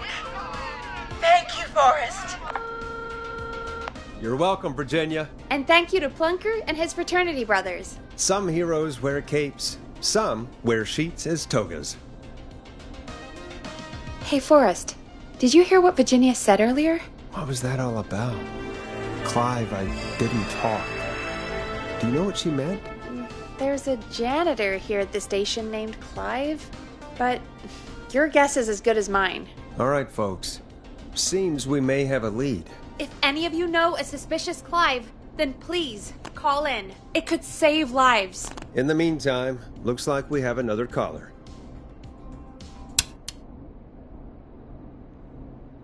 Hello, caller. You're live on The Scream with me, Forrest Nash.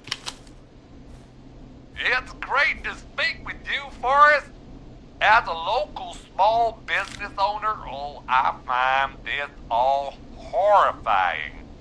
A killer roaming the streets of our fair town? Ooh, terrible. I hear you there. It's a scary time for everyone in Gallows Creek. How are you holding up? You somewhere safe tonight? Yes, Forrest, I am. I'm here at work in my small business. It's a safe, family-friendly place.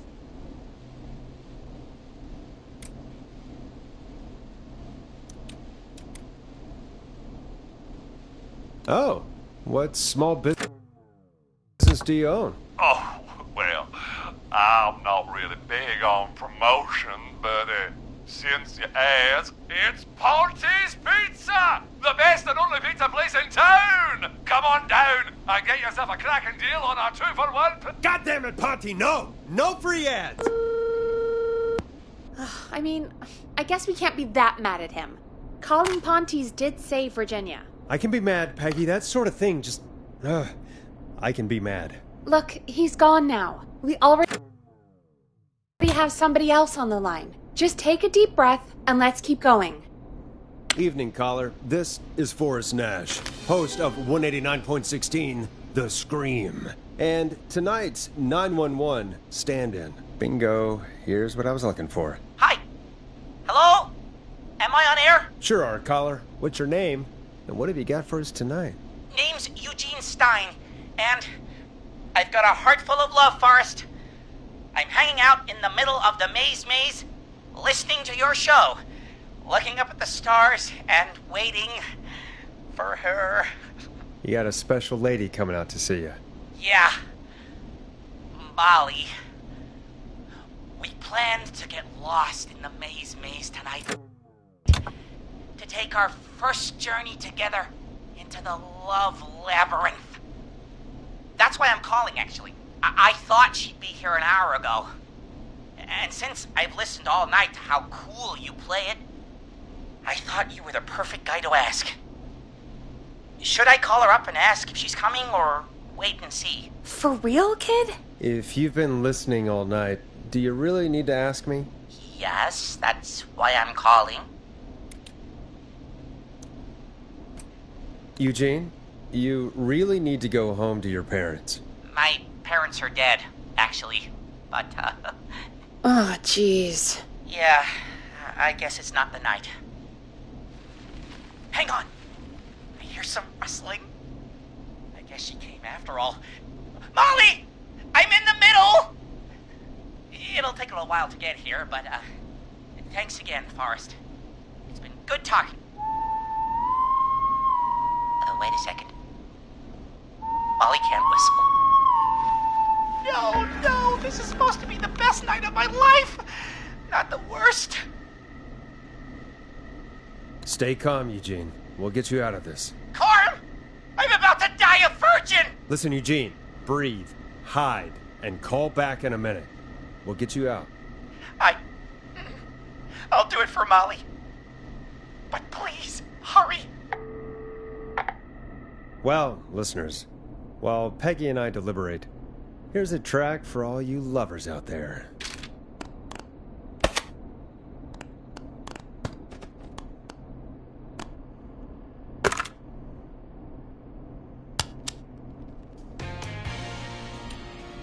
How the hell am I supposed to get him through the maze?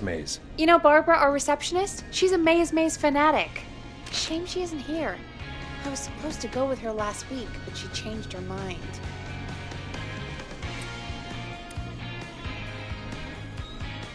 Why'd she change her mind? She went with that jerk Brad instead. I'm so sorry to hear that, Peggy. It's fine. I'm not the one who had to go out with that jerk Brad after all. Maybe we should call Barbara then, if she's so big on the maze. We could, but I don't actually know her number. But she probably has maze stuff somewhere. Go and see what you can find. That'll hopefully be enough. Which one is Barbara again? Barbara! You know, Barbara! Forrest, I've seen you speak to her. Help me out, Peggy. She's the receptionist. Sits at reception, never does any work because she's talking to Brad all day. Ring any bells? Right, yeah. Sorry, I guess it's just the stress of... No excuses. Just go and find something to help us. Any luck? Yeah, I found a map for the maze in the trash. Why was it in the trash? Never mind. It doesn't matter right now. That's a question for Barbara later. Eugene called while you were away. He's on line 1.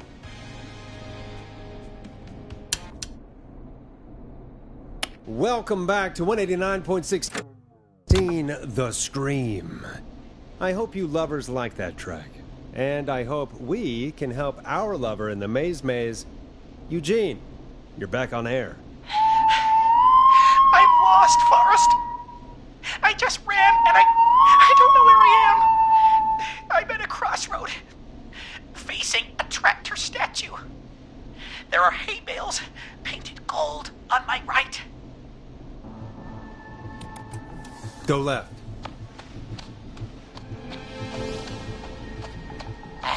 Okay. I went left, then tried a right. I have a pig statue in front of me and a creepy rocking horse on my left. Go backwards. Oh, God. Why didn't I just invite her over? I'm at a crossroads. There's a pitchfork statue up ahead. Which way? Go left. Oh, this wasn't how tonight was meant to go. I just wanted some love. There's a tiny barn in front of me and a scarecrow behind me. Nothing to my sides. Go right.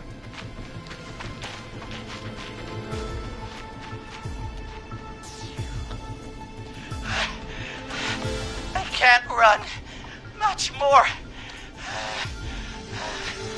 I just passed a corn silo.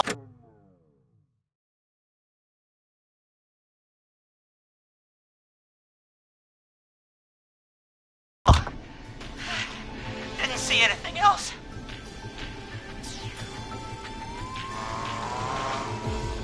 Please. Where do I go? Go right.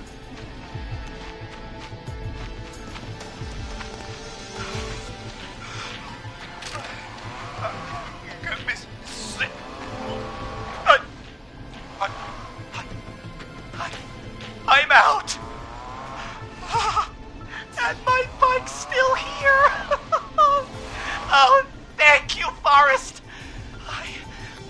I love you, Molly! That was tense. I think I held my breath the whole time. I think it went pretty well, all told. I think you're right. By the way, why do you think Molly missed their date? Do you think she's okay? Unfortunately for Eugene, I think she probably never left home.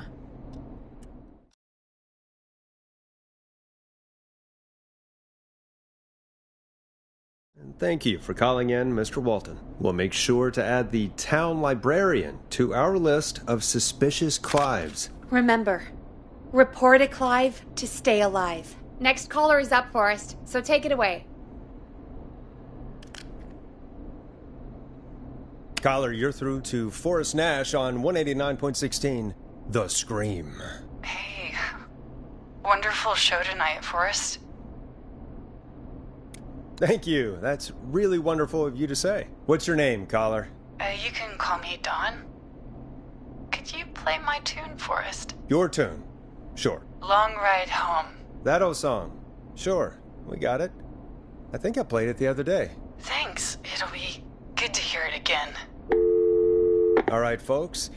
Coming up is that old classic. Forrest, I don't think you're gonna find that song. What do you mean? I played it a few nights ago. I know, but, we don't have it anymore. What are you talking about? I threw it away. You threw it in the trash? No, I threw it out the window earlier today.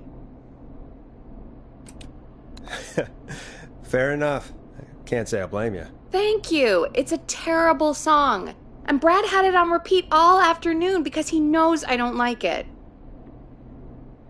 So I grabbed it and threw it right out of one of the office windows.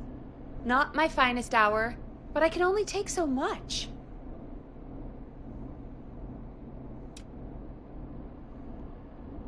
I'm sorry Brad was being a dick. Thanks, Forrest.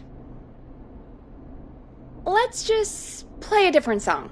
We've got more important things to think about anyway. Gotcha. Okay, folks. Here comes some unrequested music. Sorry about that, Dawn. Maybe try again tomorrow night.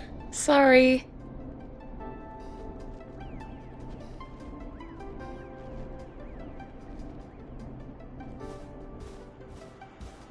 Of all the songs to request, why'd it have to be that one? Gee, Peggy, what did the barn finds ever do to you? Wrote that song, for one. It gets real old when you're forced to listen to it on repeat for years. Why couldn't they just request Roddy? Oh, Forrest, scrap the song. We have another caller. Sorry to cut the music short, folks. Callers take priority tonight. Welcome to 189.16 The Scream. This is Forrest Nat. Forrest? Oh, thank God. It's me again. Murphy! Talk to me, Murphy. What's wrong? Oh, the killer got me, man. Why did I ever trust a guy named Master Robbie? I warned you not to. Hindsight is 20/20, okay? Forrest, we need to do something. Goddamn piece of... He came to the Gallows Waste Disposal Plant. Beat on me, man. Carry me inside and lock me in a dumpster. I got a flashlight, but... Oh, goddamn. I smell smoke. I think he started a fire. Hold on, Murphy. We'll call for help right now. You gotta hurry, man. I need someone here now or I'm gonna die. Peggy, get the fire department on the line. On it. All right. Now just... Come on, pick up. Hi. Yes, I'd like to report a fire over at the Gallows Waste Disposal Plant. It's an emergency. What do you mean it's not operational? Why is there no backup vehicle? Oh, God damn it! Forrest, that evil son of a bitch slashed the tires on the town's only fire engine. They can't do anything. But I have a few friends who live nearby. Maybe one of them can save Murphy. Where do they live? My friend Alex lives on the corner of Haddonfield and Romero Street, and Catherine lives on the west end of Myers Lane. And there's Jericho on the east end of Myers Lane. But he's... old. Really old. Okay, I'll check the map, see who would be best to do this.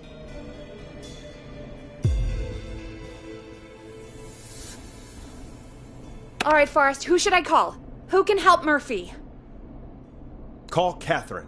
All right, give me a second.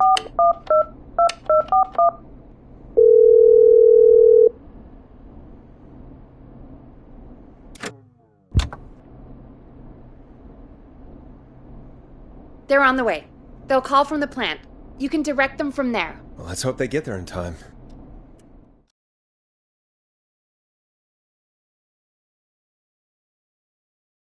Call coming in. It's Catherine. She and Murphy are now both on the line. Hello, Catherine, are you there? What's happening at the plant? The whole damn thing is up in smoke. God damn it, I'm going in. Oh, my reception is terrible in here. God, my eyes sting. Murphy, can you see anything at all? Yeah, I got a little flashlight. Looks like old cans, bottles, and newspaper. What does it say on the newspaper? It's the Henderson headline. What was that? My reception is terrible in here. Please, Forrest, tell me where to go. Go to recycling. Recycling. Got it. Come on, Catherine. The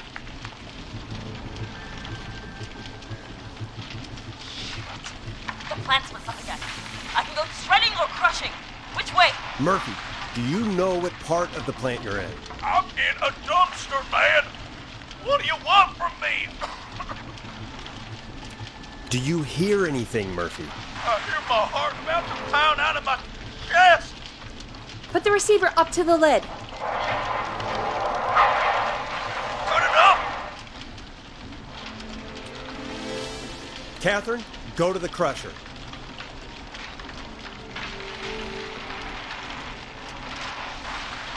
Okay, it's super loud. We're almost out of time. There are 3 dumpsters here, one for Gallows Creek Council, Henderson Disposal, and Wyatt Ridge Municipal. Open the Henderson container.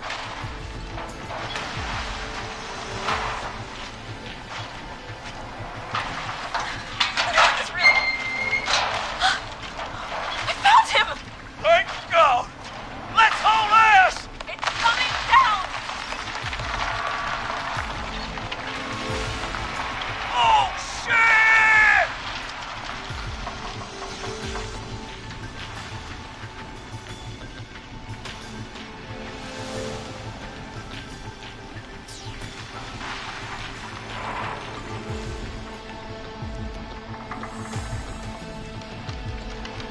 We made it! Oh, man. You saved my life. Thank you. Thank you. And I swear to you, now, I'm gonna raise Fernando to be like you. And I'm getting my money back from Mr. Robbie. Hey, you just get home to your son, okay? Will do, Forrest.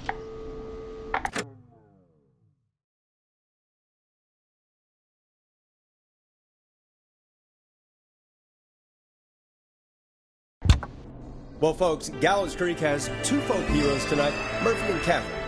I'm sure their deeds won't soon be forgotten. Great job, Forrest. No time to celebrate, though. We got a caller. You know what to do. All right, folks. Another of our good citizens is on the line. Let's see what they have to say.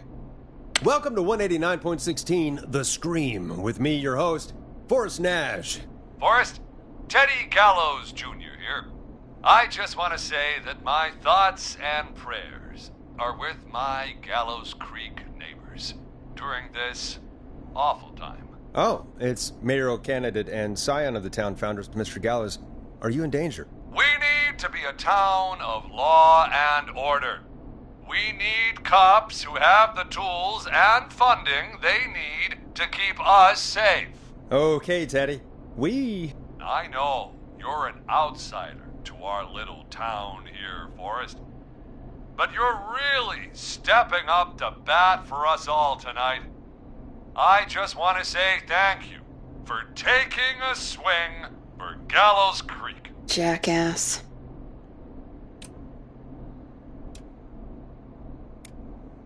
I want to make sure I get this out on air to all of Gallows Creek. You're a real prick, Teddy. I just want to make sure our town is safe and prosperous. That's why the Gallows Family Factory, founded by my father, Theodore C.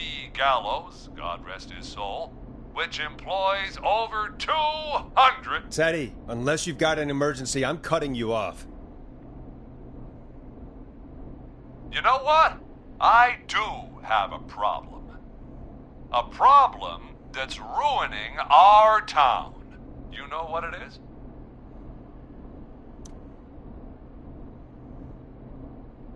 Yeah, how about the goddamn serial killer? The problem is that woman, our current mayor, Linda Cartwright. Oh, here we go. She just isn't one of us. Linda Cartwright is un-American, unstable, and... You're not better than anyone, Teddy. Just because you inherited half the town.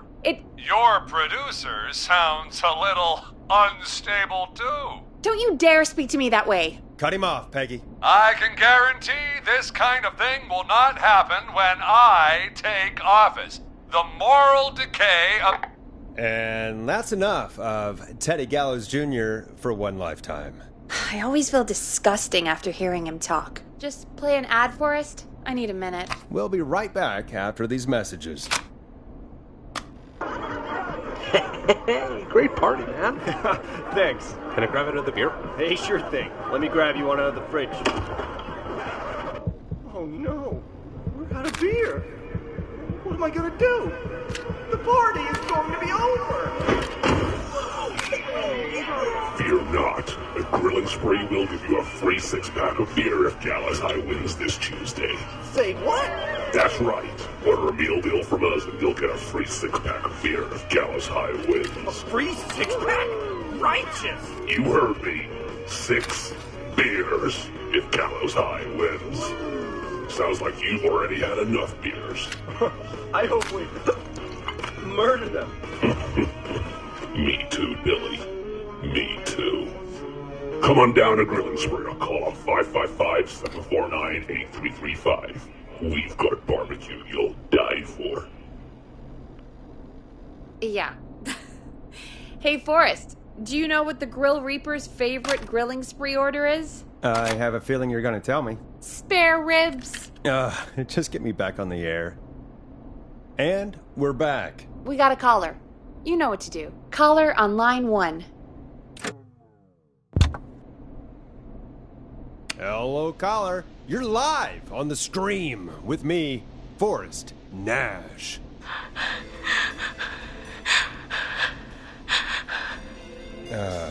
Hello, caller. Who is this? I need the police. I'm Forrest Nash. I'm standing in for 911 tonight. What's wrong? There's a guy hunting me and my friends. I think he's killed some of them already. That's him. He's just outside. I can see him from up here.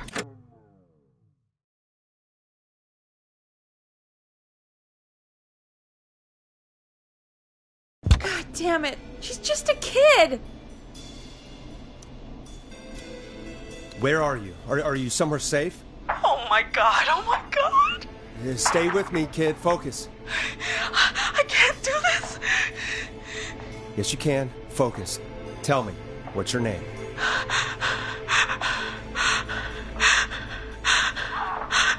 Sweetie, you can do it. What's your name?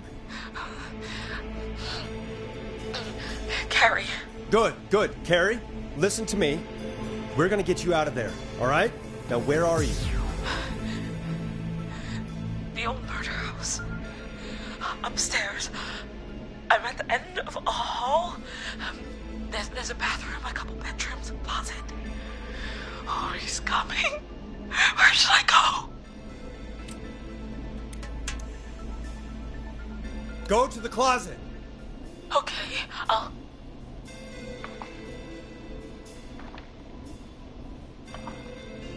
He's here. He's here. He's gonna kill me. Forrest, I don't think we can... Run!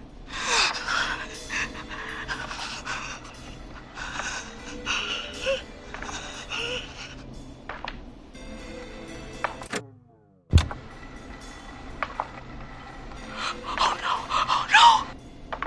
Ah! Oh no!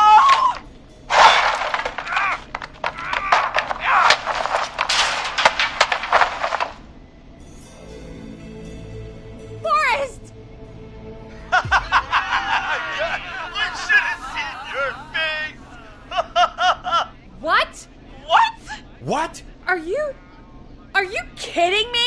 Okay, what the hell is going on here? Oh, who's on the phone, Carrie? The cops? It's just a joke, jeez. Wait, isn't that... Jimmy, that wasn't funny, you sicko! Of course I called the cops, but some guy just answered instead. What guy? Forrest Nash. What the hell are you all doing? It's prank night, old man. We're just having fun. That's the kid! The kid who called in earlier pretending to be the whistling man. That's it. I'm out of here. Jimmy, everyone, it's really not safe to be out. Please, go home. And waste whistling night? No way. That little idiot. Whistling night? It's a stupid tradition. Especially stupid since that one kid died back in... Would you take off that stupid mask if it's hard to breathe? Who's under there anyway? Is that you, Seth? Idiot! Seth is right next to you. That's, wait. Oh no. Who are you? Oh no, man!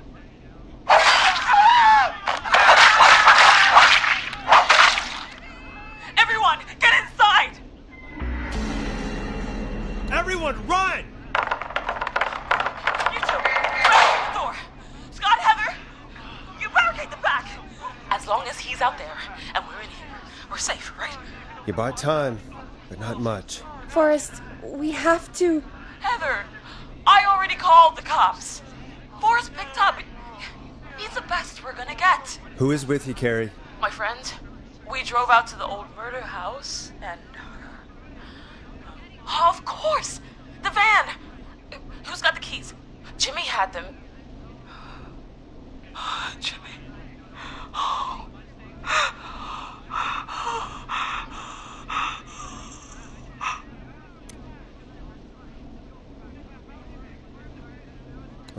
Okay. It's gonna be okay, Carrie. Right. We'll figure something out. Between all of you, there's gotta be a way to beat this. Just sit tight, okay?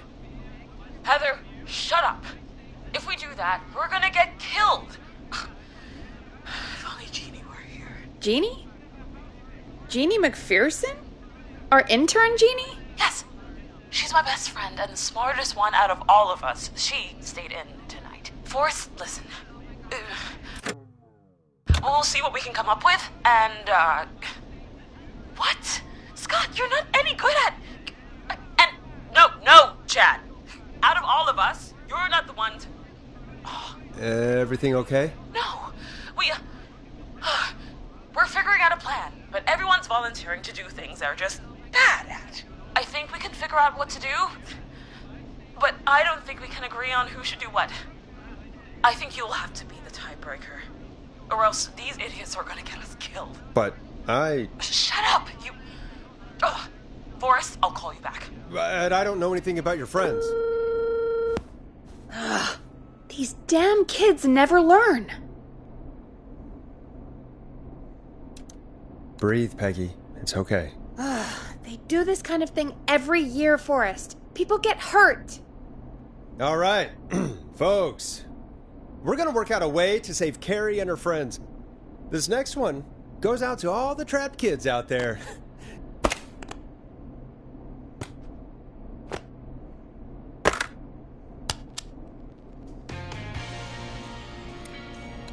Peggy, you mentioned something about their friend working here?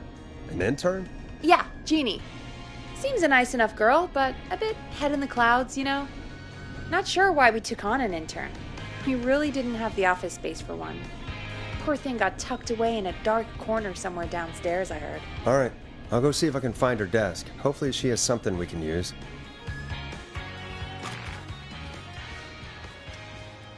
Peggy said her desk is downstairs.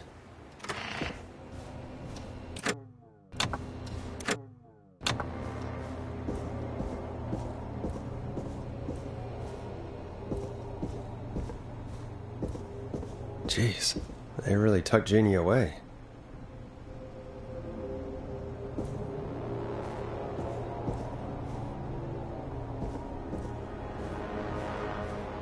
Friendship quiz.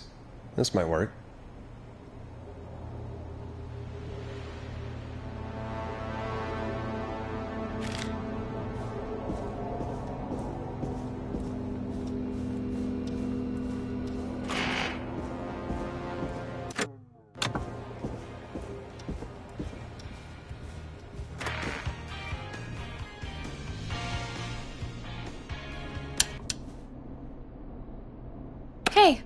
You find anything that'll help us out? Yeah, I found a friendship quiz with all these kids on it. If you think that'll help, then good enough. Carrie's on line 1. Whenever you're ready. This is Forrest Nash, back again with an unlucky caller on this unlucky night. Carrie, are you there? Yes, we've got a plan, but we can't agree on who should do what. You want me to be the tiebreaker? Exactly. I'm ready. What's the first step? Okay, first things first. We'll need a spotter. Someone who can keep an eye on the killer. We'll need someone on the roof. It's gonna be a hard climb. We're deciding between Heather, Kyle, and Hot David. Heather's got this. Yes, Heather. He picked you. Now please, stop talking about all your cheerleading trophies. Part 2. The Whistling Man padlocked the gate back to the road. Before we drive out of here, we need someone to pick the lock. Seth, Jennifer, and Scott all want to do it. Jennifer. Jesus, Jennifer, you carry a bump key? Why didn't you say so earlier? Anyway, that brings us to part 3. Getting the van keys. I'll volunteer for this. I don't know Jimmy as well as you guys, so it'll probably be easier that way. Then it's part 4. This is a very detailed plan. I'm impressed. Yeah, it's weirdly easier to think when you're about to die. You're doing great. What's the next part? Part 4, we need someone to lead the Whistling Man away. We need a fast runner. For this one, we're trying to decide between... Who was it again? Hot David, Cynthia, and Scott. Hot David. Yeah, you, do spend a lot of time running shirtless. You got this, Hot David. Sweet. Okay, let's recap. We get the eyes on the roof. A runner distracts the killer while we grab the van keys and pick the lock on the gate. Now the tricky part. The getaway. Ooh, what's the plan there? Well, we can't all outrun the Whistling Man. But he thinks we're just a bunch of stupid teens. So, let's use that against him. Part 5. We trick the killer into a trap. Someone can pretend to be injured. Who would make the most believable lead? Who you got? We got Lisa, Tammy, and Cynthia. Lisa. Whoa. You're right, Lisa. Having to smile at rude customers is perfect practice. That should take care of the killer. And then it's time to get out of here. Finally, part 6. We need someone who can drive us through the woods and back to Gallows Creek alive. Who's our getaway driver? Should it be... Who have we got? Chad, Scott, Cynthia, whatever. Forrest, you know what to do. Chad. Oh, perfect. Your go-karting experience will be great, Chad. Thanks, Forrest. We'll just take a few seconds for ourselves, and then it's go time. Sounds good. Talk to you in a sec. Good luck, Carrie. That actually sounded like a pretty good plan. Impressive as hell, right? Damn straight.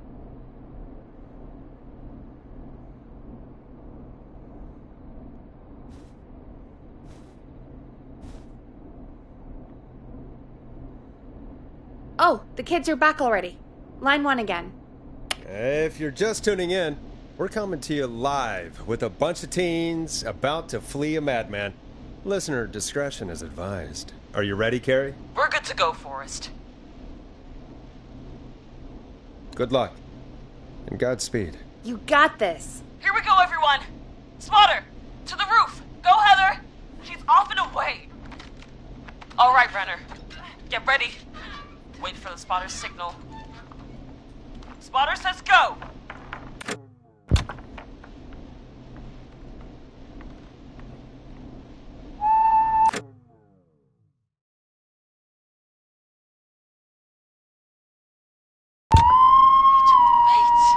Lockpicker, go! I'll get the keys off Jimmy.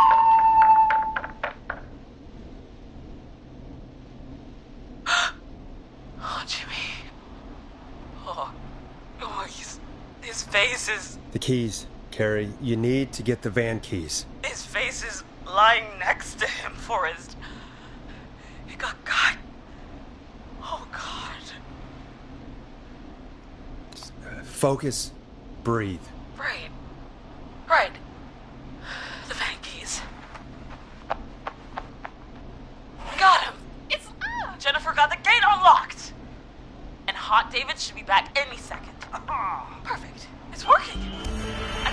actually working. You're doing great. Focus. You got this. We got this. Next step, trap the killer. All right. Wait. Get into position. Everybody else, hide.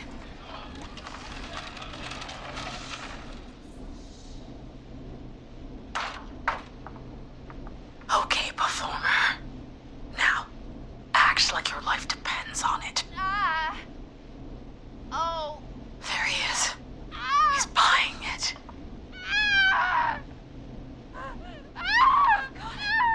Now! Push the bookshelf over!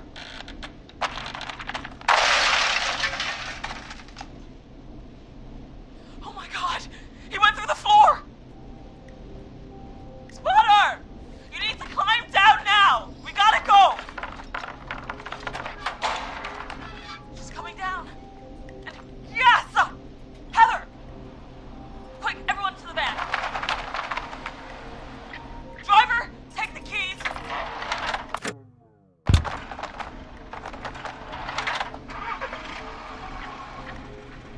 The damn gate swung shut.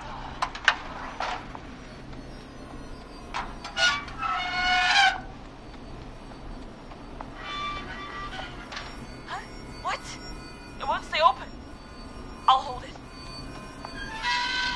You drive through. Carrie! What was that? It's a whistling man. Drive! Now!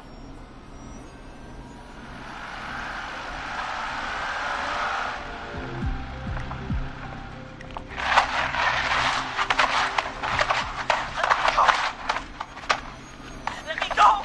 Let's go! Just drive! Oh my god. Please, no! No!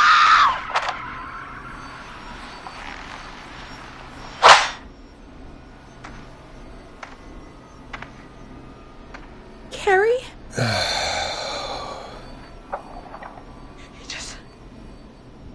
He just stared at me. Carrie! Carrie? Just stared at me and walked into the woods. I don't understand.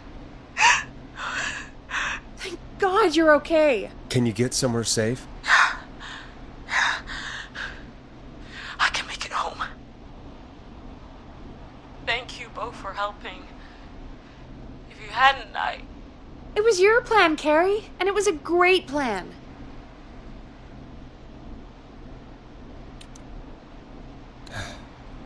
You get home now, Carrie, before he changes his mind. Right. I need to get home. Breathe, Carrie. You're okay now. I'll call you when I'm somewhere safe. Talk to you then.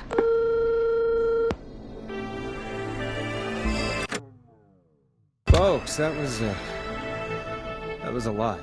Our thoughts go out to Jimmy's parents in this awful time. For any kids listening in, please stay inside and stay safe. And parents, hug your kids extra tight tonight. Here's a song for the girl walking home in the dark.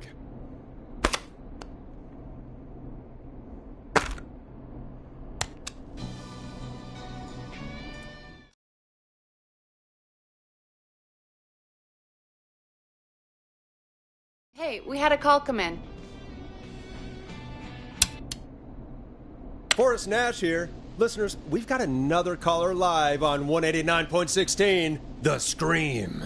What's on your mind, caller? Hey, Forrest. I just wanted to phone in and say that I think I speak for everyone when I say that you're providing a real service for Gallows Creek tonight. It's cool what you're doing, man. Well, I'm just doing my job, friend. Anyway, tell me about yourself. What's your name? Are you keeping safe tonight? Yeah, man, I'm good, thanks. I'm at my roller rink, trying to get everything ready for the Harvest Festival tomorrow. I had a guy from Starling Security here earlier installing the Starling 4000 system, so I'm a little behind. As for my name, my friends call me Roller Ricky, and I now consider you a friend, my man.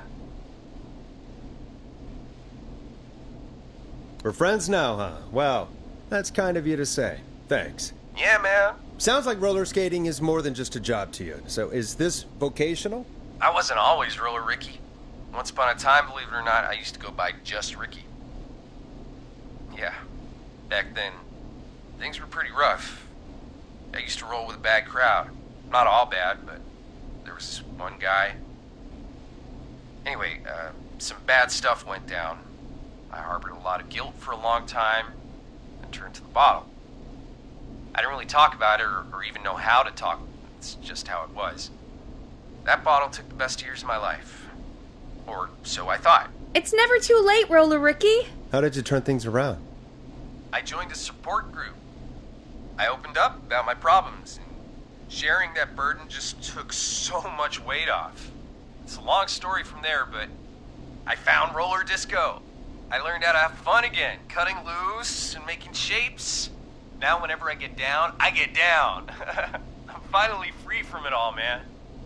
It's important just to talk to somebody. That's the first step. Ain't that right, Max? Aw, hello, Max. Well, he certainly sounds like a good boy. Max is my emotional support dog. He's a rescue dog, but I always say he's the one that rescued me. He's the best dog a guy could ask for. Of course, the first thing I did was teach him how to skate. He's better than me now, a real pro. Max can skate? Yeah, man! At first they said it couldn't be done, and then they said it shouldn't be done. But Maxie loves the rink, man! Is that another train, Maxie? Maxie loves trains, man. He's even got that special how to greet them. Maxie sounds like a really special boy. Maxie appreciates all the positivity you're throwing out, my man. You know, I'm actually hosting free skating lessons tomorrow at the festival. I think it's a great opportunity to give back to the community. Man, all this talk of skating's got me itching for a boogie. Before I switch my radio off for the night, could I request a song for us? Something I can groove to, you know, something funky. It'll be me and Maxie's final boogie breakdown tonight. Then I think we'll take it down a level. I can do that. Thanks again for calling. You and Max, be safe now, okay? Bye, Maxie. You got it, man. Peace. Well, folks, this next one goes out to Roller Ricky and Max. Enjoy. I really needed that call, you know, after everything. Yeah, I get that. He talked a bit much for my taste, but it is inspiring to hear somebody come back from the brink like that. Yeah, that's what I meant. You were thinking about Max on skates, weren't you? Well, would you look at that? Another caller on the line. What are the odds? Better take it. Welcome back to 189.16, The Scream. This is Forrest Nash. How are you tonight, caller? I'm doing okay. I made it home safe. Gary! Hey, I just wanted to thank you for doing what you could earlier. You know, even though we lost Jimmy, and I don't know.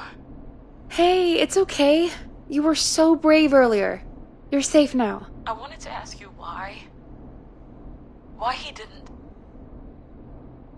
Why am I... Why what, Carrie? Why did he spare me? After what he did, why let me go?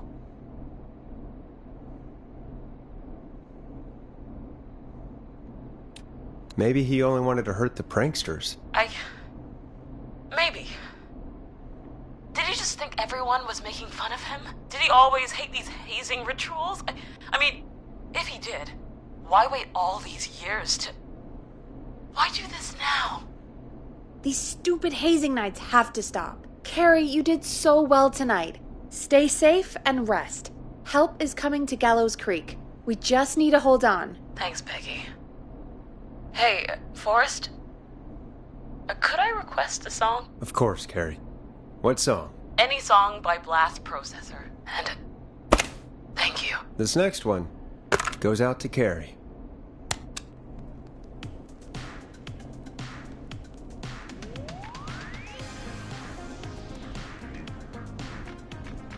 You know, what Carrie just said has really got me thinking. About what? The Whistling Man left her alone. Why? There must be a reason. When it comes to masked whistling killers, I don't think a reason is a key part of their process. Well, it's something to consider. I need to take a break. If you want to stretch your legs, now's the time. Just hit the Peggy button when you want to get back on air.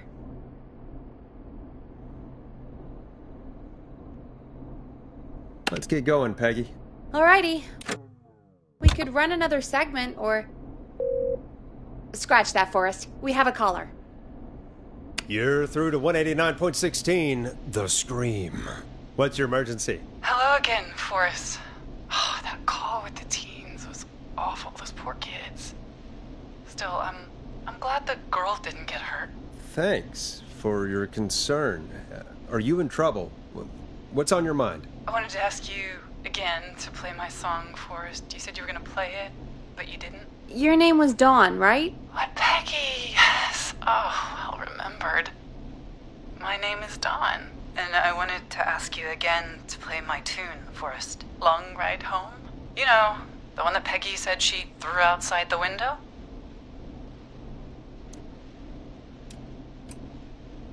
You must really love that song, if you're calling up to ask for it when you know we don't have it. Well, I do love it. And I don't want to argue, but you do have it. It's just outside the window. There's a serial killer on the loose. I can't just go outside hunting for a record. I'm really sorry, Dawn, but we just can't get it right now. But wasn't the Whistling Man just at the old murder house? That's miles from the station. It won't take you a second to grab it. Don, I'm not sure if you've heard, but there's something unnatural about this freak. He's fast. I'm not risking it. Oh, but I think you will. Forrest? Peggy, I'm calling with more than a request. I know something. I think I know who's gonna be next. What? Are you serious? Play my song, Forrest, and you'll find out. Well, folks, here's some music for you while I think things over. Is she serious, Peggy? She's serious about hearing that song, that's for sure. Peggy, I mean, is she serious about... I don't know, Forrest, but we don't really have a choice, do we? If she's telling the truth... All right, I'll do it. You're a good man, Forrest. I'll slide you the key to the fire door. Wait. Our fire door has to be unlocked? Yeah, it... You know, I never thought about it.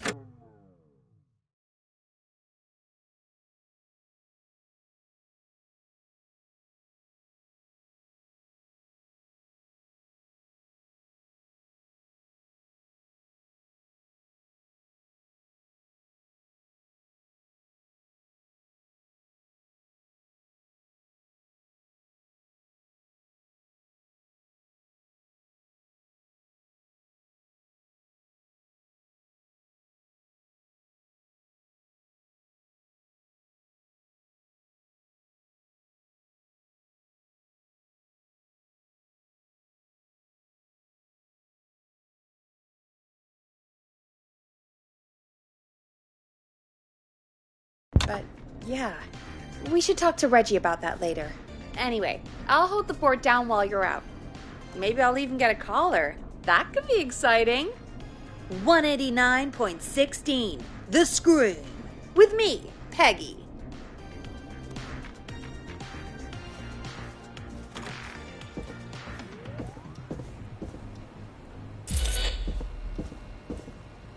That's not open.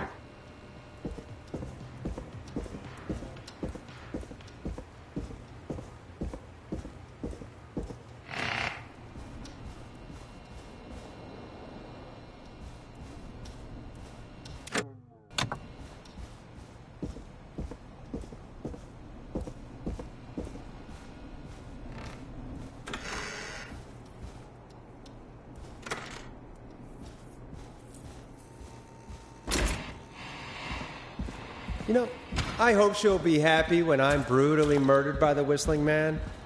Out here, in the open, alone.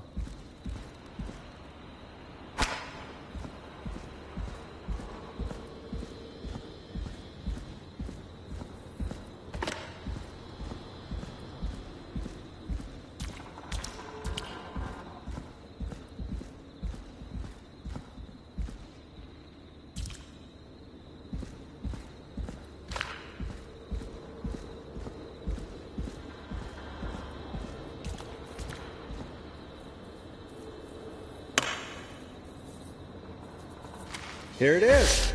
Long ride home.